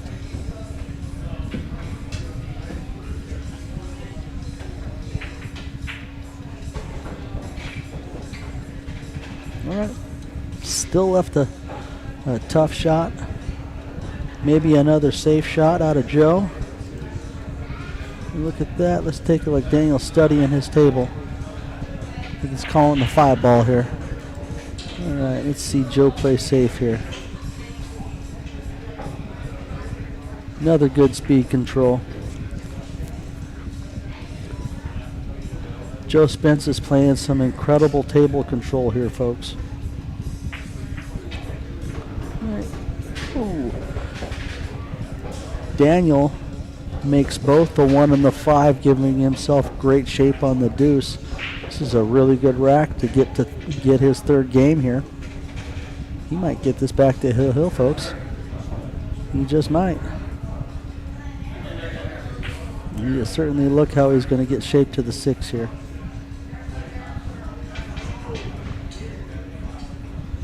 Okay, Clay is walking out of Daniel's line of sight here.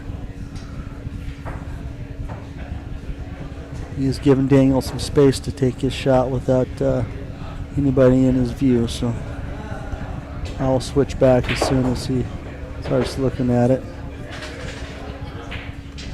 All right. Good speed control out of Daniel. Good shot. Okay.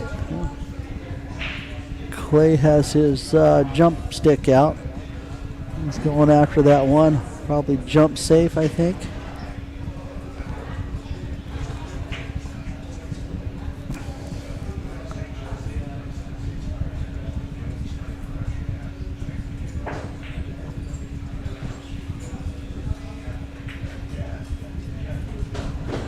All right. Daniel pockets his 6 ball in the side pocket. Let's go take a look. Clay's still looking. Left himself really good on the 7. He's looking really good here for an out.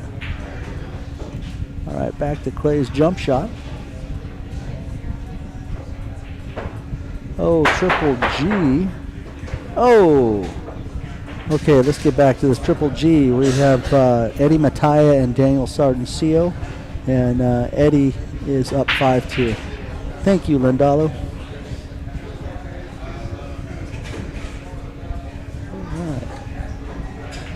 Daniel has a pretty good looking table here to run out. Spence has a ball in hand here, trying to get on the hill. Oh, what a good shot out of Daniel. That was nice shape to the 8. All right, let's go back, check out Joe. I'm pretty positive Daniel is going to get out there. And Eddie gives it up again. Our score is 5-3 now on Eddie and Daniel's match.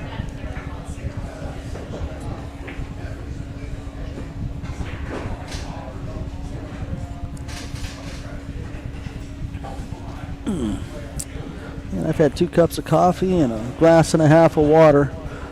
I'm going to be calling for somebody to take my commentating over for just a few minutes here. Might be able to get away with a little commentator's break when these matches are over. They're going pace for pace here.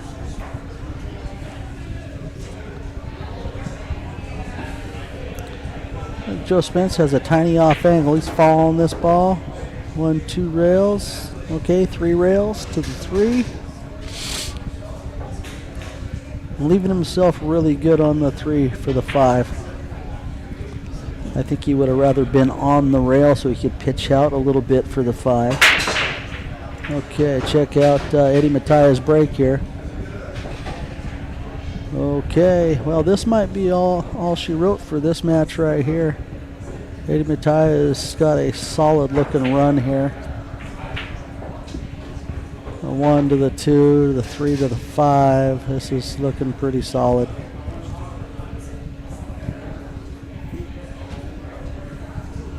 All right, let's go back. Oh, that's pretty good. Joe listening to Enya. Oh no, I'm never going to count the kid out, but looking at that layout that Eddie's got, I mean, look at that layout. Eddie's been playing some great pool today. All right, back to Joe. Both Joe and Eddie are on, well, Joe is trying to get to the hill and Eddie is trying to close his match out.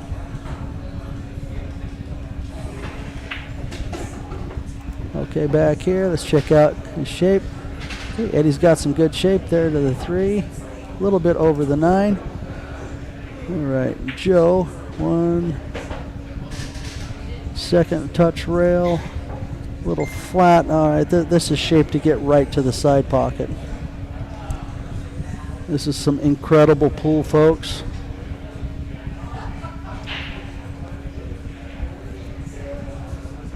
Oh, I will when the match is over, Chad. I'll take a little break. All right, let's get back to Eddie. Joe is studying his look here. Oh wow! Eddie Mattia has rattled the 3 ball. Ooh. Okay, he's gonna get the 5-4. Eddie just shook his head going, damn it, son, what did I just do? Okay, let's get back to Joe Spence here. Plays the draw shot with perfect control to the 9 and the side. 9 and 10 are both going in that side pocket.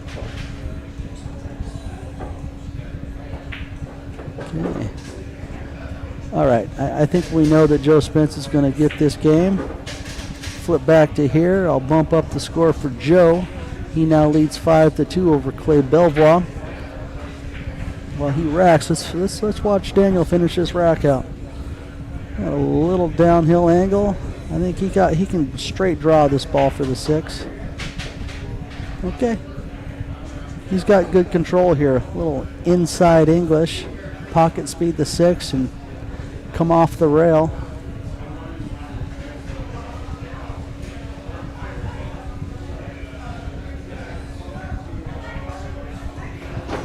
Oh, very good speed out of Daniel. Okay.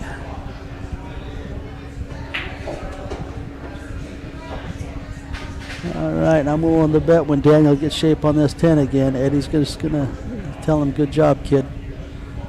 Let's move on.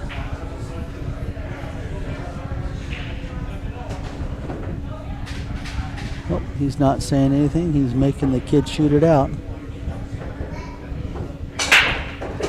Okay.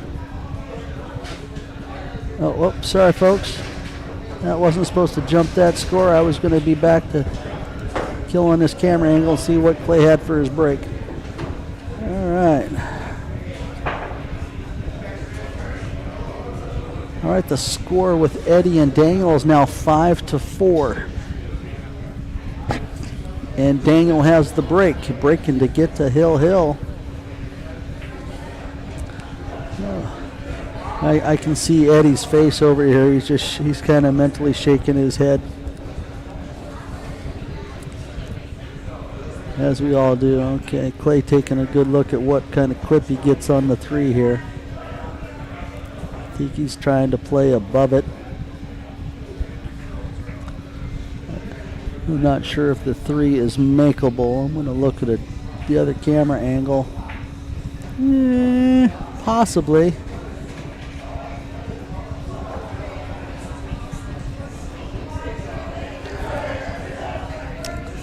Clay Belvoir is playing the bank shot here.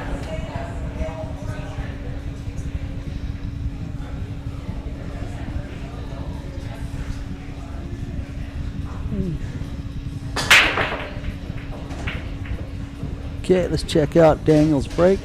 See what he has to look at. Okay. There's what Daniel has to look at. 1, 2, 3, 4, 5, 6, 7, 8, 9.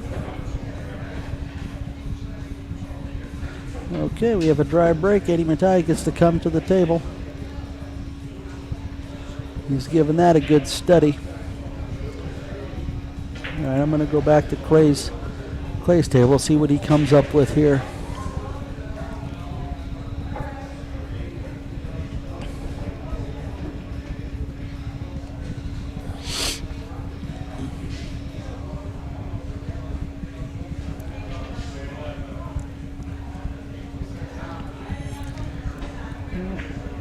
Clay looking at some difficult decisions here.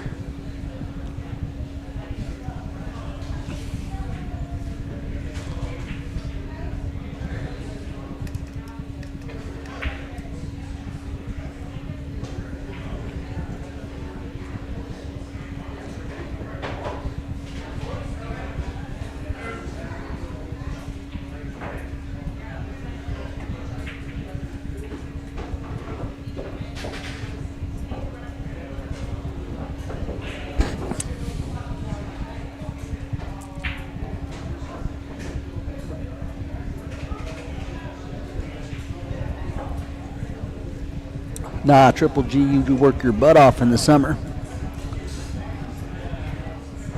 I know what you do for a living because you do about the same thing I do, man. All right. Clay really taking a look at this. I'm going to flip back over here, see what Eddie's got. He made his 1, getting on the 2.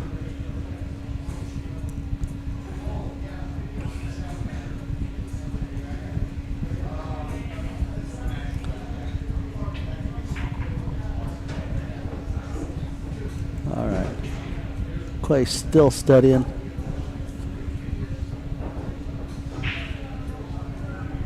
Clay, I think, is calling that bank shot. Eddie has made his bank shot and has a look at the 3. Let's get back over here to Clay for a second.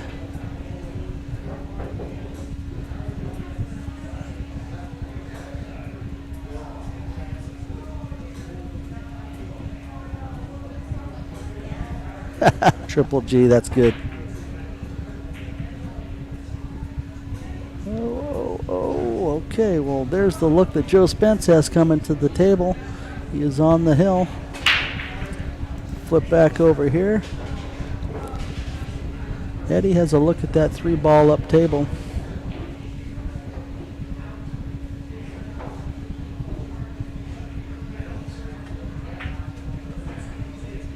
Oh, good ball speed there. Real good ball speed out of Eddie. All right, Joe Spence walking the table still. I'll hop back there and see what's going on. But both these gentlemen, Eddie Mattia and Joe Spence, are both on the hill and at the table.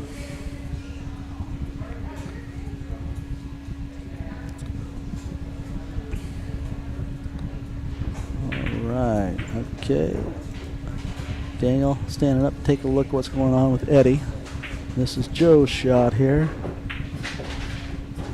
Makes it, gets around the 6, falls right on the rail for a shot at the 4. What a shot from Joe Spence. And Eddie has made his 4-ball, and he is pretty nice on the 5. That's looking real good. Joe's still studying. I'll get back to him in a second, guys.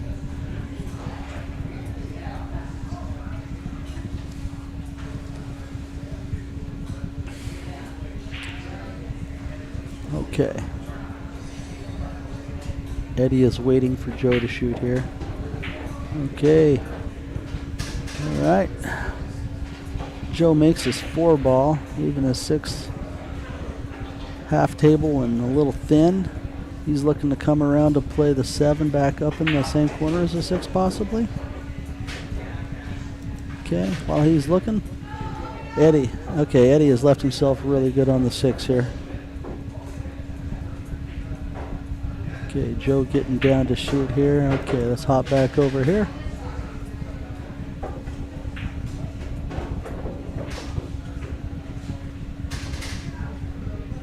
And all Joe wants is to get off and had a controllable shot here with the 7, and he's done that. All right, okay.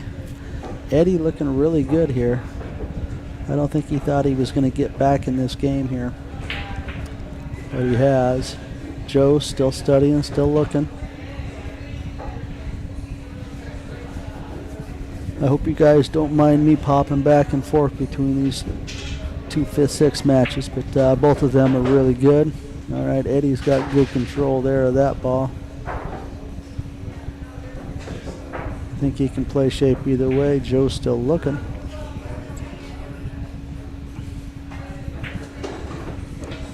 Okay.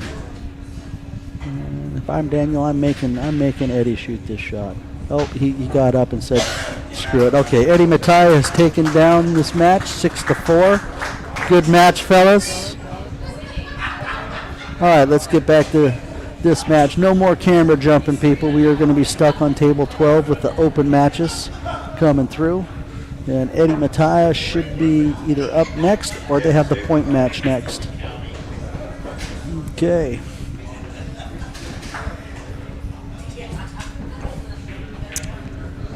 Okay, what is going on with our camera there?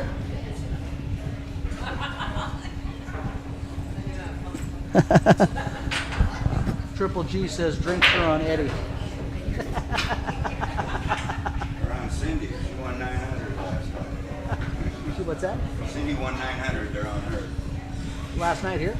Yeah, they're 620 and under Cyber. Oh, nice. Yeah, she won that. Woo! Go Cindy. I'm so proud of her, man.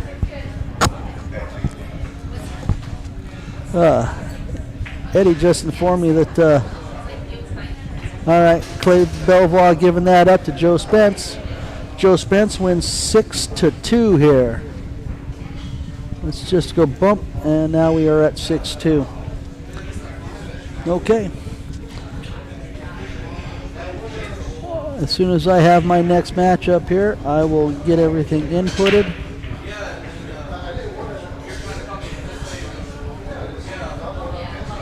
I'm going to leave that up right now, and I am going to take a little commentator's break and go to the bathroom.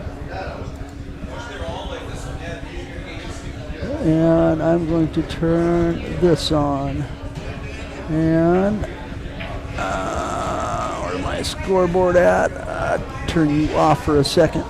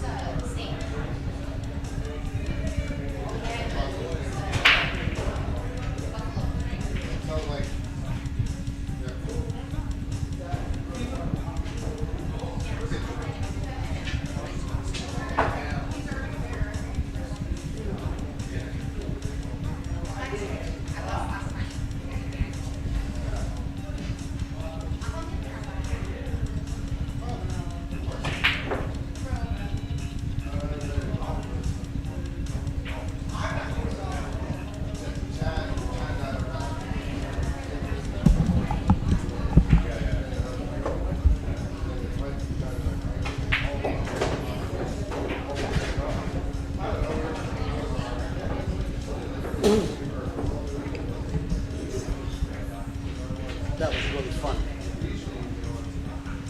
You want to take over? I was just going to go.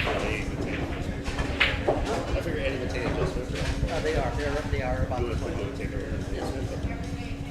I'm having fun here, man. That was fun. That's how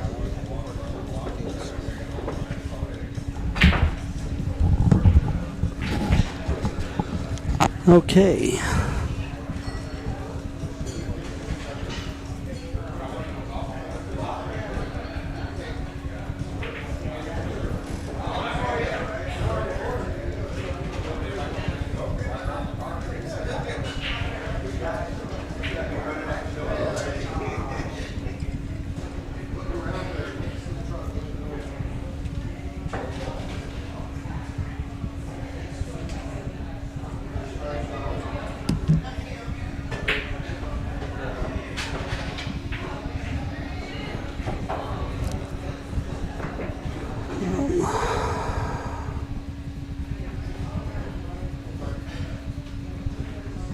Would you pull up Eddie's Fargo? 656. 656. Thank you.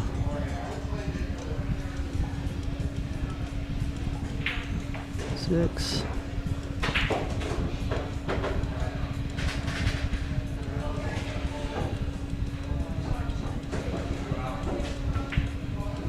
And Joe Spence, I think, was 754. This is 750.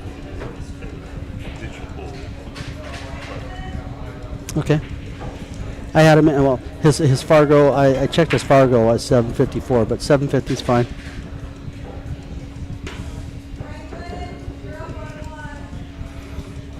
Okay, now.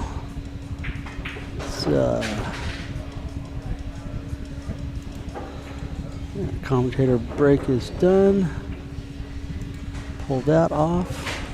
Okay, our next match is Eddie Mattia and Joe Spence. Loser gets 4th place. Next one waits for the loser of Stan Tarango and Chandler DeCatau. I don't know how to pronounce that, but that's my best there.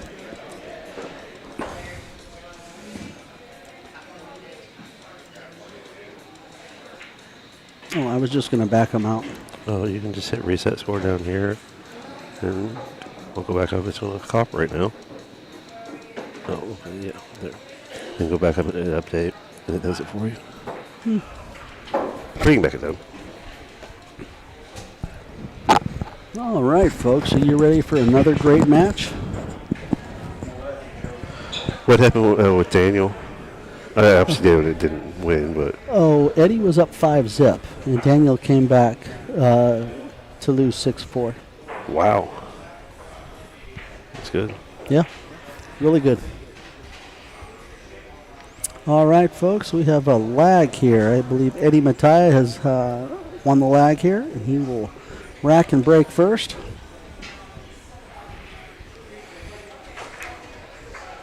We're going to have a lot of fun here, folks, with these open matches. You're going to see some high-quality pool.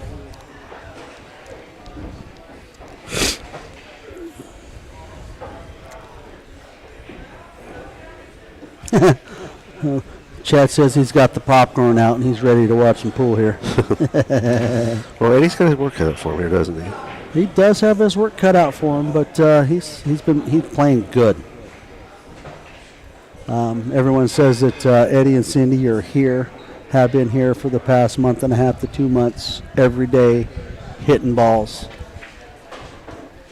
So that kind of practice keeps your stroke IQ up, right? Yeah.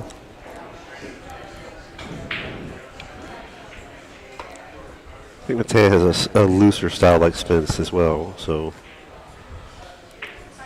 get a little more positive manipulation out of a few shots. All right, Eddie Mattia with the first break. Made a couple of balls. Looks like he's going to have a shot at the one.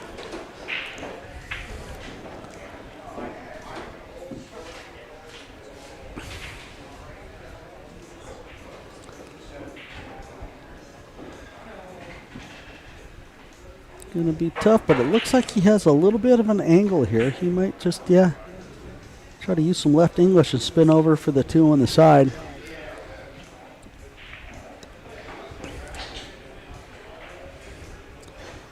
Which is probably exactly what he's going to do.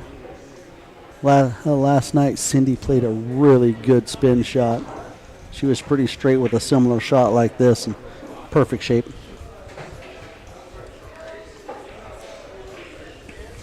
And apparently, Eddie said that Cindy won one of the side pots last night, like $900. Oh, wow. Yeah.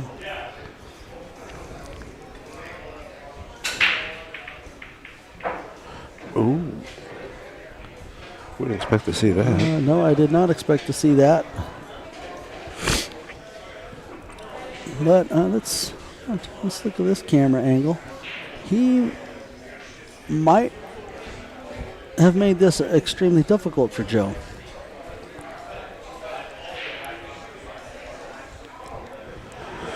Can he get through that little compression edge of the point and still send this thing down the rail?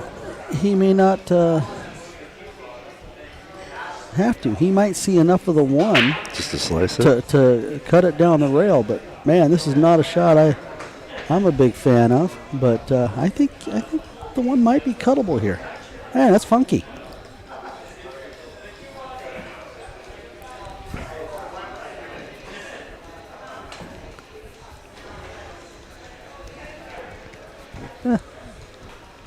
That's true, Chad. Eddie is geared up. Oh, yes, it is very cuttable. And he did. He hit the window on that shot. I'm going to pull back to the other angle here. But for this shot, I kind of like this angle.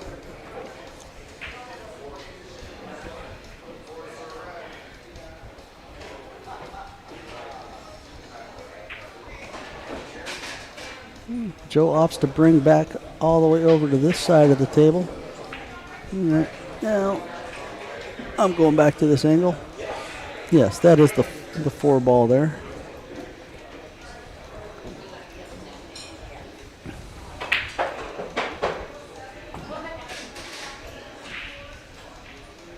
Man, I think you wanted one more rotation on the cue ball there.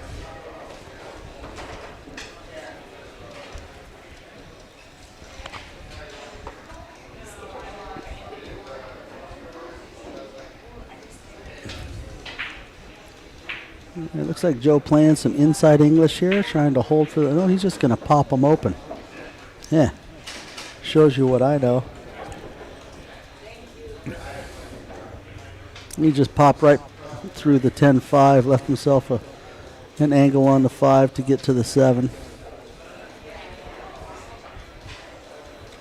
I don't know. I think he's looking at getting the 7 up in the corner.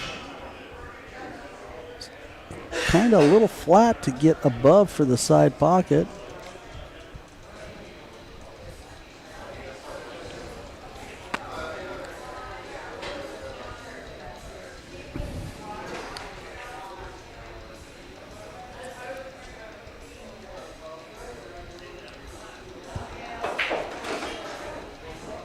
Okay, I sit corrected. He decides to power draw this.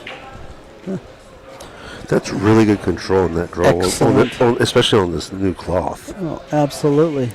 Shows how solid his stroke is. Yeah, with the way he's stroking, I think he's going to come around 3 here. Nope, he just kills it and comes out. Yeah, he just keeps switching up what he's I think he's going to do, what he's been doing. Well, he's looking for his path of least resistance, I think. All right, Joe Spence taking down game 1. And Eddie knowing he made a little mistake there on that 1 ball. Yeah, that's a solid run out just off of that one, off of where that 1 ball was. Absolutely. That was a great shot on the 1 to get that shape to the 2. I think that was the whole key to that out.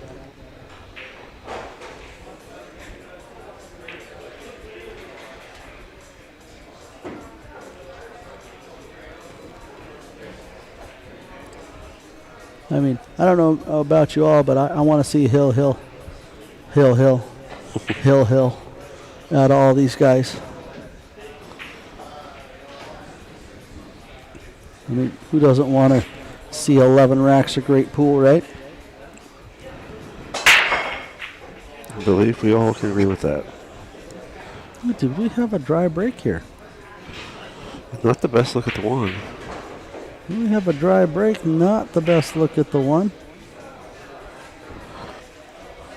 Eddie going to take a serious look at this, though. So tough to play push with this, too. I mean, what do? You throw the 10 over at the 6-2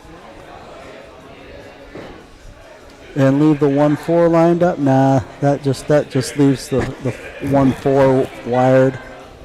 Not wired. For these guys, it's wired.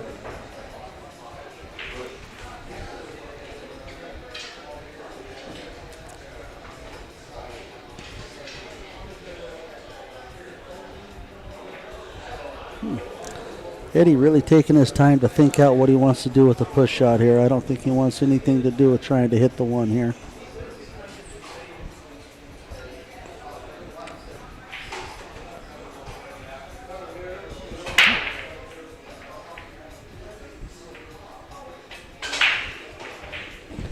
You know, then you go look at, Shane and Feller, Fetter and all those guys. What would they do with the safe here? Okay, he's bumped the 5 to the bottom rail. Joe taking a look at this. I know Joe Spence has got a lot of shots in his arsenal that are phenomenal. His cue ball control is just wow. It's not safe, it's a combo, right? It depends on what Joe wants to do. He might be playing the combo. What's the safe? That's going to leak up a little bit. I think he left Eddie a shot. I don't think he did. Maybe it's there. Oh, no, he left him a big shot. He left him a big shot. No, I think it looked way closer than that. So, Eddie, okay. Maybe I'll leave that at this angle for a bit, see what he does. That 2-ball shape, I think, has to go in the corner on our screen, the bottom left corner. Yeah, he's shooting inside draw on this one. Little hold English, yep. Play the 2 down in the bottom corner and come up for the 3-8.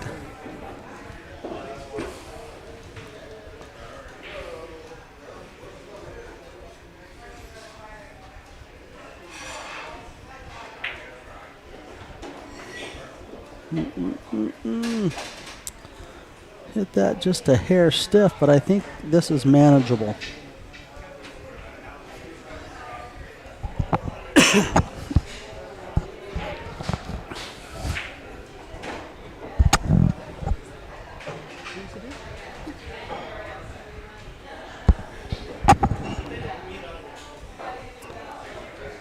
Cindy Sleeva's going to come over and sit by us and watch her man play.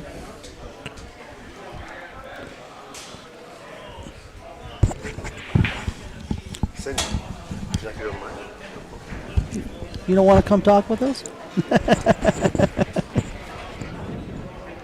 Okay. I understand that very well with Val.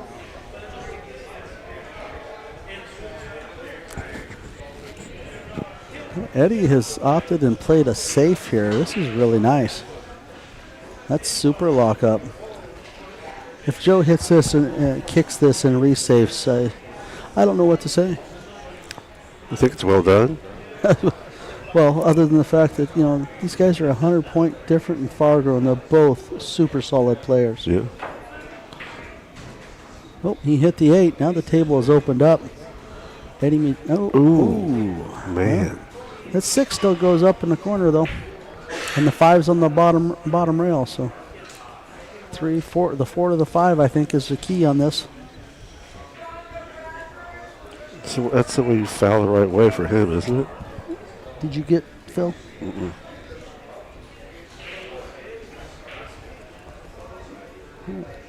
Eddie looking at what he can do with the 6 here.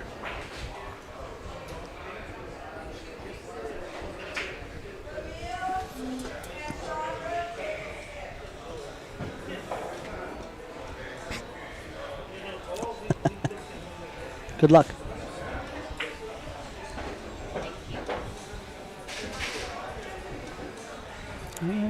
Eddie has left himself pretty straight here. I think he wanted just a little bit off angle one way or the other to draw back to the 5.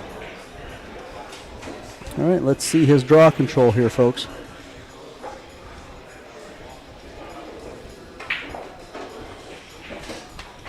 Slow down, slow down, slow down. Stay up, stay up. Ooh. And there we go, folks. What a draw shot from Eddie Mattia right there. Cheat the pocket with low right English and not scratch. And jacked up over the 8-6 a little bit. Okay, Eddie is jacked up here. He wants to draw back a little. And look at that, just enough.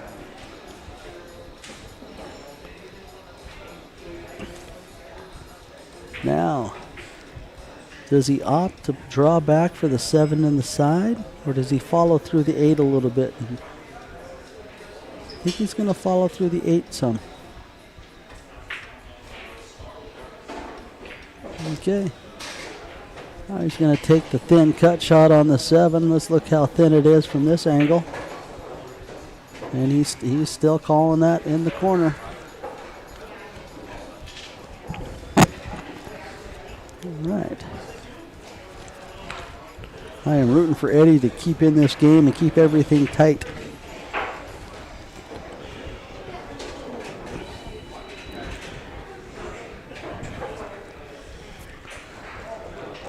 I don't think you open this up and try to get above the 8. He may to help the ball go in a little bit, but it's back and forth, right? Yeah, just like that. That's what I was thinking he would do. Nice shot, Mr. Mattia. Because now he's got natural line with the 9 on the side. This is perfect. Well, yeah. You just play speed control on the 8 and the side here, and you're going to be perfect on the 9. Just railing off. Just like that. I was just going to thin it with a little bit of just a hair of speed and it'll shape the 10. Yeah. I think he got over a little closer on that angle than he wanted, but it's still controllable for shape. I think he's going to play to the bottom rail and back up again, I think. I'm voting for thin. Let's see. Yeah. I think he's looking at his dead ball hit here and the angle the cue ball is going to take.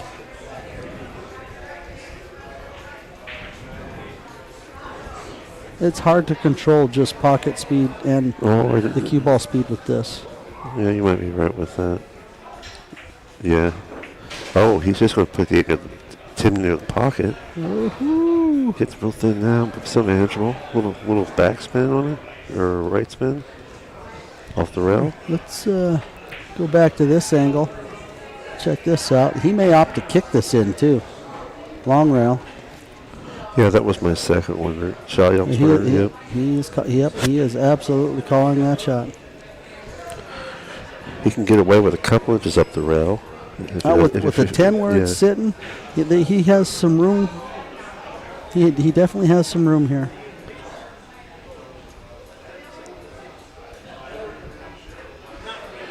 Nice push. Comes down. Hits it. Gives it away. Ooh, he's not happy with that hit right there.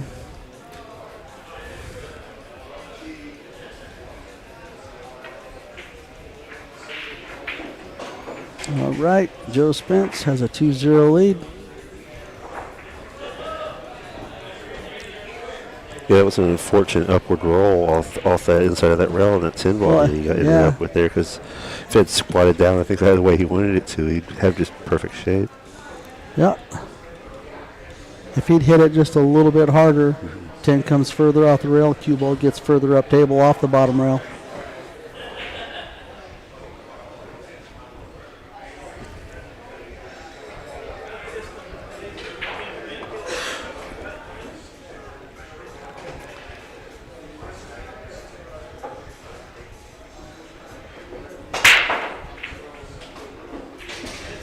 Eddie Mattia with another nice break. Let's go look at the one. Right. Yeah, I don't know. What's he going to do with this? What does the one go past? Is it the 6 ball or 7 ball? You mean the 3 ball? Is it 3 ball? Okay. 7 ball's gone. Yeah, absolutely. He might just go get after it here then. This new claw's going to let him get a lot of ball action. Yep, I think he's definitely going for that shot. Down 2, he's gonna have to do something because anything he gives back to Spence, sorry, it's going to be dealt with probably with authority. It looks like he's got a decent angle now too. Well, he does have a decent. He has an angle. Yeah. It's a little bit thin. I think he also has safe opportunities here with this. This angle might be look a little bit better. You have the 1 miss the 7 and get the cue ball to spin up onto the 7 off the rail. Yeah, he might not want to deal with the 2 problem just yet. He might. Let Eddie deal with that. 4 and 10 is or 4-10. funky. Sorry. Yeah. See what he does. He opts just to say, screw this, I'm going to play it. And his angle on this, let's look at this. I think he has angle to come in here and bump the 10 and 4.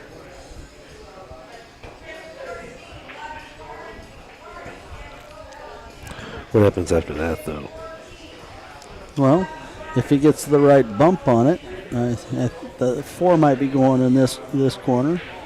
I don't think he is able to hit what we see as the left side of the 4.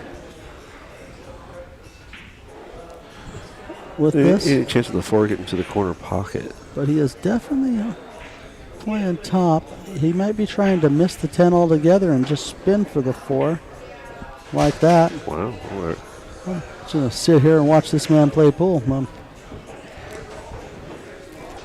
just going to give him the mic and let him self-commentate. How's that? We've got a couple wireless ones. We can give him one. What a shot. And he just punches that straight through. Jumps that. And rolls it off with shape. Perfect. Exactly. That's the other key. It's like making that shot's manageable to a decent degree, but doing it that way, getting the shape out here is a different story. He's looking exactly where he wants to be on this 6. This is going to be like a stun let out. Oh, no, he's just going to play this dead with a tiny bit of follow. Oh, okay. Yeah, that's going to clean up nice. I mean, he could have played that a tiny bit softer, too, and had that a half a ball less in rotation. I don't think he's concerned with that, though. No, he isn't. He's just going to push the ball across to the side rail and out of here. Why overdo something you don't have to? Just get it done. Perfect. It's just going to be a dead ball, not even going to follow it. Just come to the rail and out of here, and it's perfect. Just like that. I'm just going to move my cursor down there to hit that. And Eddie Matai has given up that rack. Said, go ahead, rack them up, son. Yeah, it seems like from watching, all these, the top open finishers coming in through this, if it's not really, really weird angle on their final ball, they just give it up. Oh yeah, a lot of respect Yeah. between these high caliber players. I mean, they know they're not going to miss it.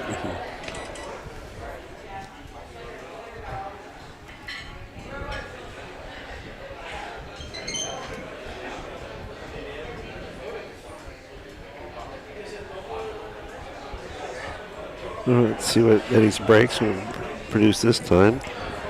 I'm sorry, Joe Spence's break. Eddie's break has been working really well, and also looks like Joe's isn't doing too bad either. 3 balls down, shapes the 1 near the side pocket. Ooh, he's got maybe a back cut here if he can get that thin enough. That angle a little bit. Let's take a peek at I that. think that's manageable still. Maybe. That's super thin. It is. I think it is manageable, but very easy to hit the point here.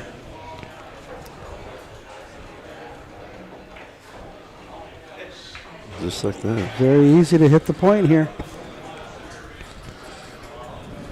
He just kind of smiles about it and walks away from the table. Yep.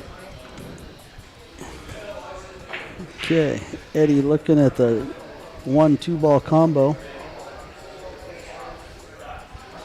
which is not a bad combo here. The 1 should follow forward.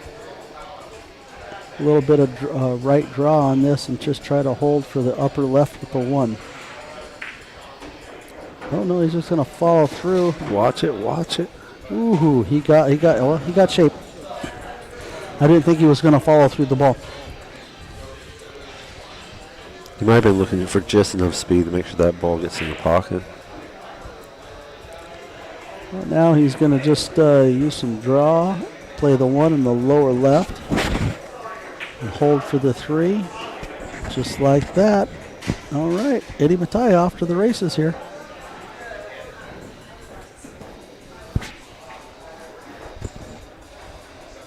Now is this 1 rail up for the 6 in the side? Yep.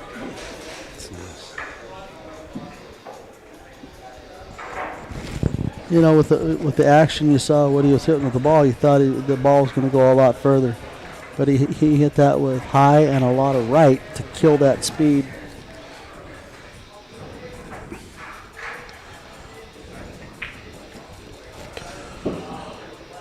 Ooh. Maybe a little bit of pressure there. Oh, I don't think he was feeling the pressure. I think he rushed that just a tiny bit. A rush, all right. But he's definitely self-scolding himself. Mm-hmm. Well, his mistakes of crossing him rack, so he's trying to make sure he can get back in this thing because 4-0 against Joe Spence is not something you really want. No, nobody wants that. And Eddie's had 2 opportunities to have this at potentially 2-1. 2 games. Yeah, could be up 2-1. It could be 2-1. Yeah. He knows it. It's hard to do though. The numbers don't lie. I mean, we got almost 100-point difference. And, I mean, neither Fargo's nothing to sneeze at, but just Spence playing just with a little more higher percentage outcomes. Joe Spence has punched some balls with perfect shape. That was really pretty. I'm just going to follow this forward, take a little bit of medicine on the 10, and call it good. Joe Spence about to take down rack number 4 with a 4-0 lead.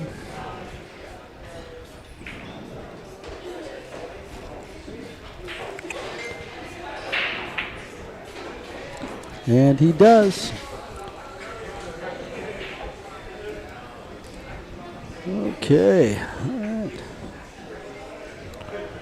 Joe Spence is in command of this set right now. And he has the break. No, he does not. It is Eddie Matai's break. Eddie won the lag. He has the odd racks.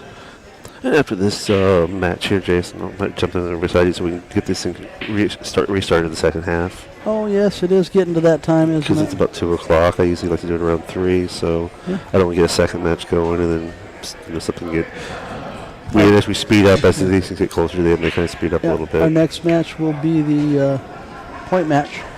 Okay. Yeah, that'll work out perfect. So, once they wrap up here, I'll... Yeah, and that's scheduled at 3. Okay.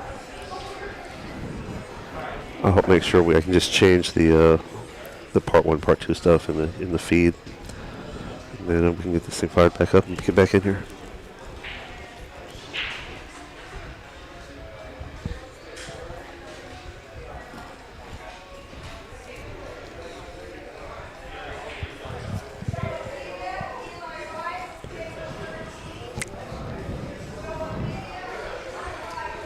I'll probably have to get some food here in a second. I was half tempted to bring my snacks in. Well, if you're just going to have those, you can go grab those. Use the truck keys, you can go grab those while I'm getting the stream booted back up.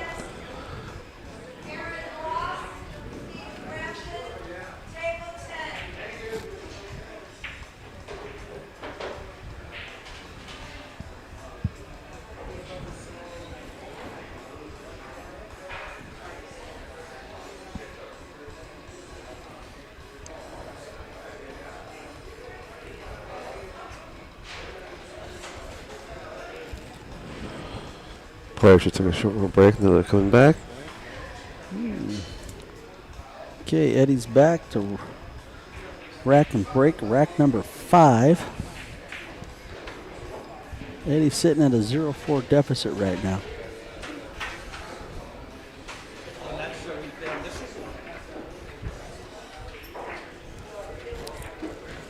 Oh, so asking Stanty, they're going to be on 12? Mm-hmm. Okay, good. Yeah, everything's on the stream table with the open matches all the way through. Okay. And Joe will be waiting for the loser of Stan and Chandler. Is Spence, Well, if Joe Spence wins. yes. Let's say that. It's presumptive, but the way the match has been going, he's in pretty good control. I mean, I want Eddie to get back this to Hill, and I'd like to see him win on a personal level because I like the underdog. I always like the underdog.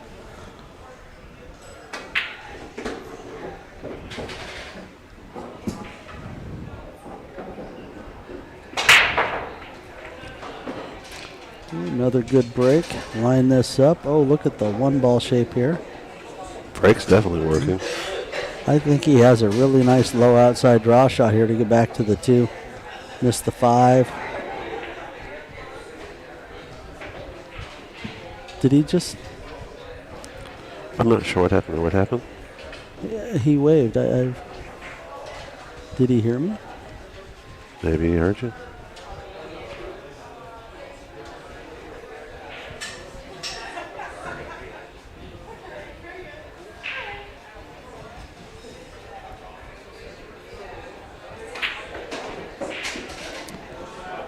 Beautiful. Stay off that rail.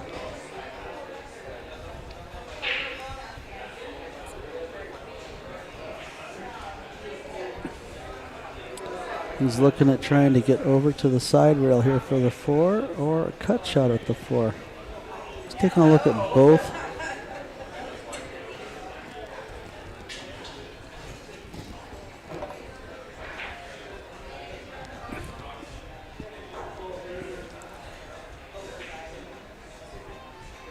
It looks like he's stroking a little draw here. That was a nice shot. He did not get there. Oh, he didn't? Oh, I thought he was going for the other ball. No. The 8 and 9 are up by the side pocket. 4's up on the rail.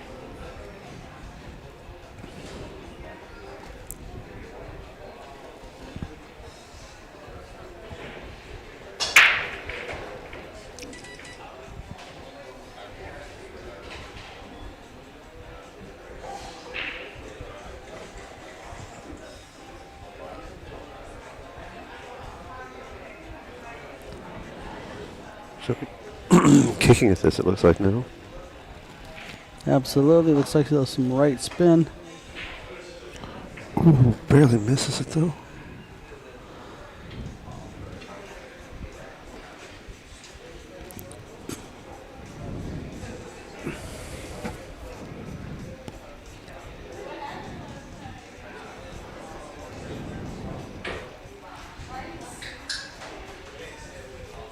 Spence just checking his angles here.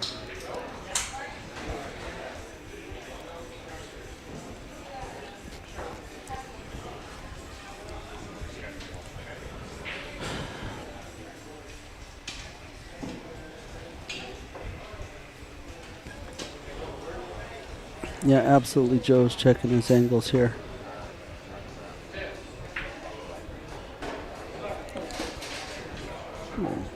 The way he just so softly carries that cue ball off the tip, his tip when he cuts that in. Right? It's really just magical almost. It's really hard to do that. Let's play a little draw here, a little inside, just come back. Because you know what like some of the viewers at home do or do not know is how fast this table's letting loose. Oh yeah, and sliding around. Comes off the rail and just runs. Exactly. So the fact that he does that like that, it looks like nothing really happened, but he did a lot of really excellent high-level things right there. Curious how he's going to play this. Looks like he's playing a little outside English on the 7.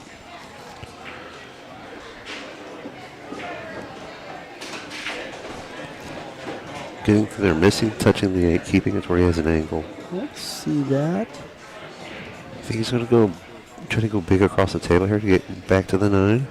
Oh, I don't know. 2 rail. Cut it 2 rails. I think it's really tight. It does appear tight. But if it slides by the 9, he's got an angle.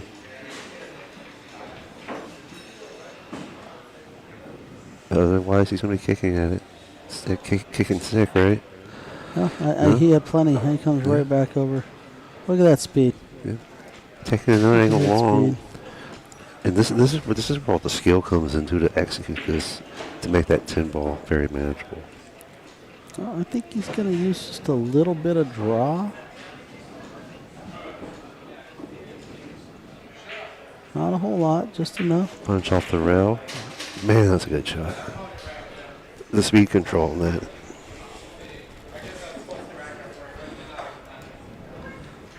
Okay, Eddie Gives it to him Mattia again. just gives it up on the 10 ball. All right. Spence on the hill. Joe Spence up 5-0.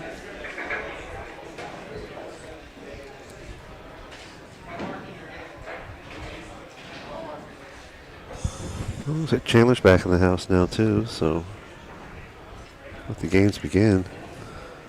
Did you see Chandler? Yeah, he's over there. He's behind some people you probably can't see. Behind too much.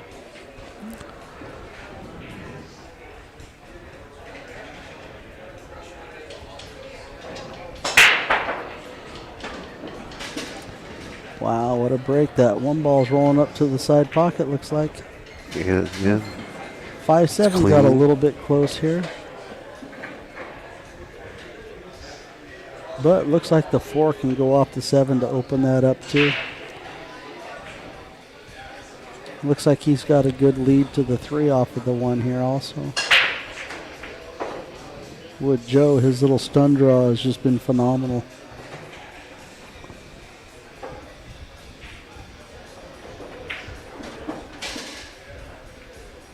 Just like that. Come over back. Yeah, he's looking at that 4 ball.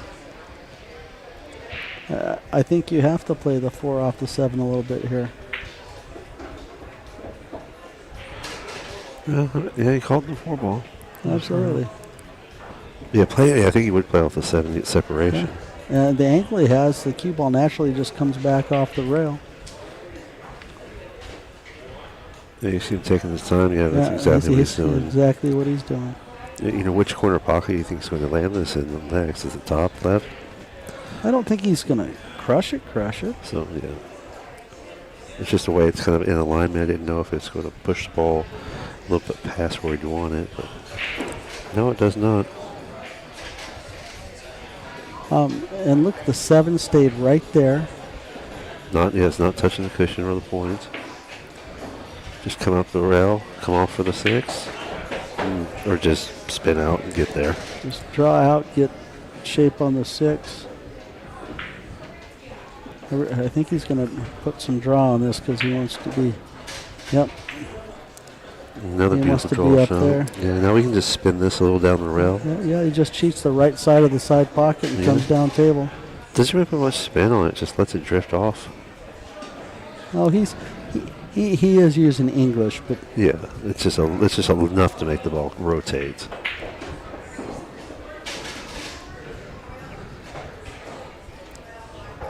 Yes, Eddie says you're going to shoot the last one.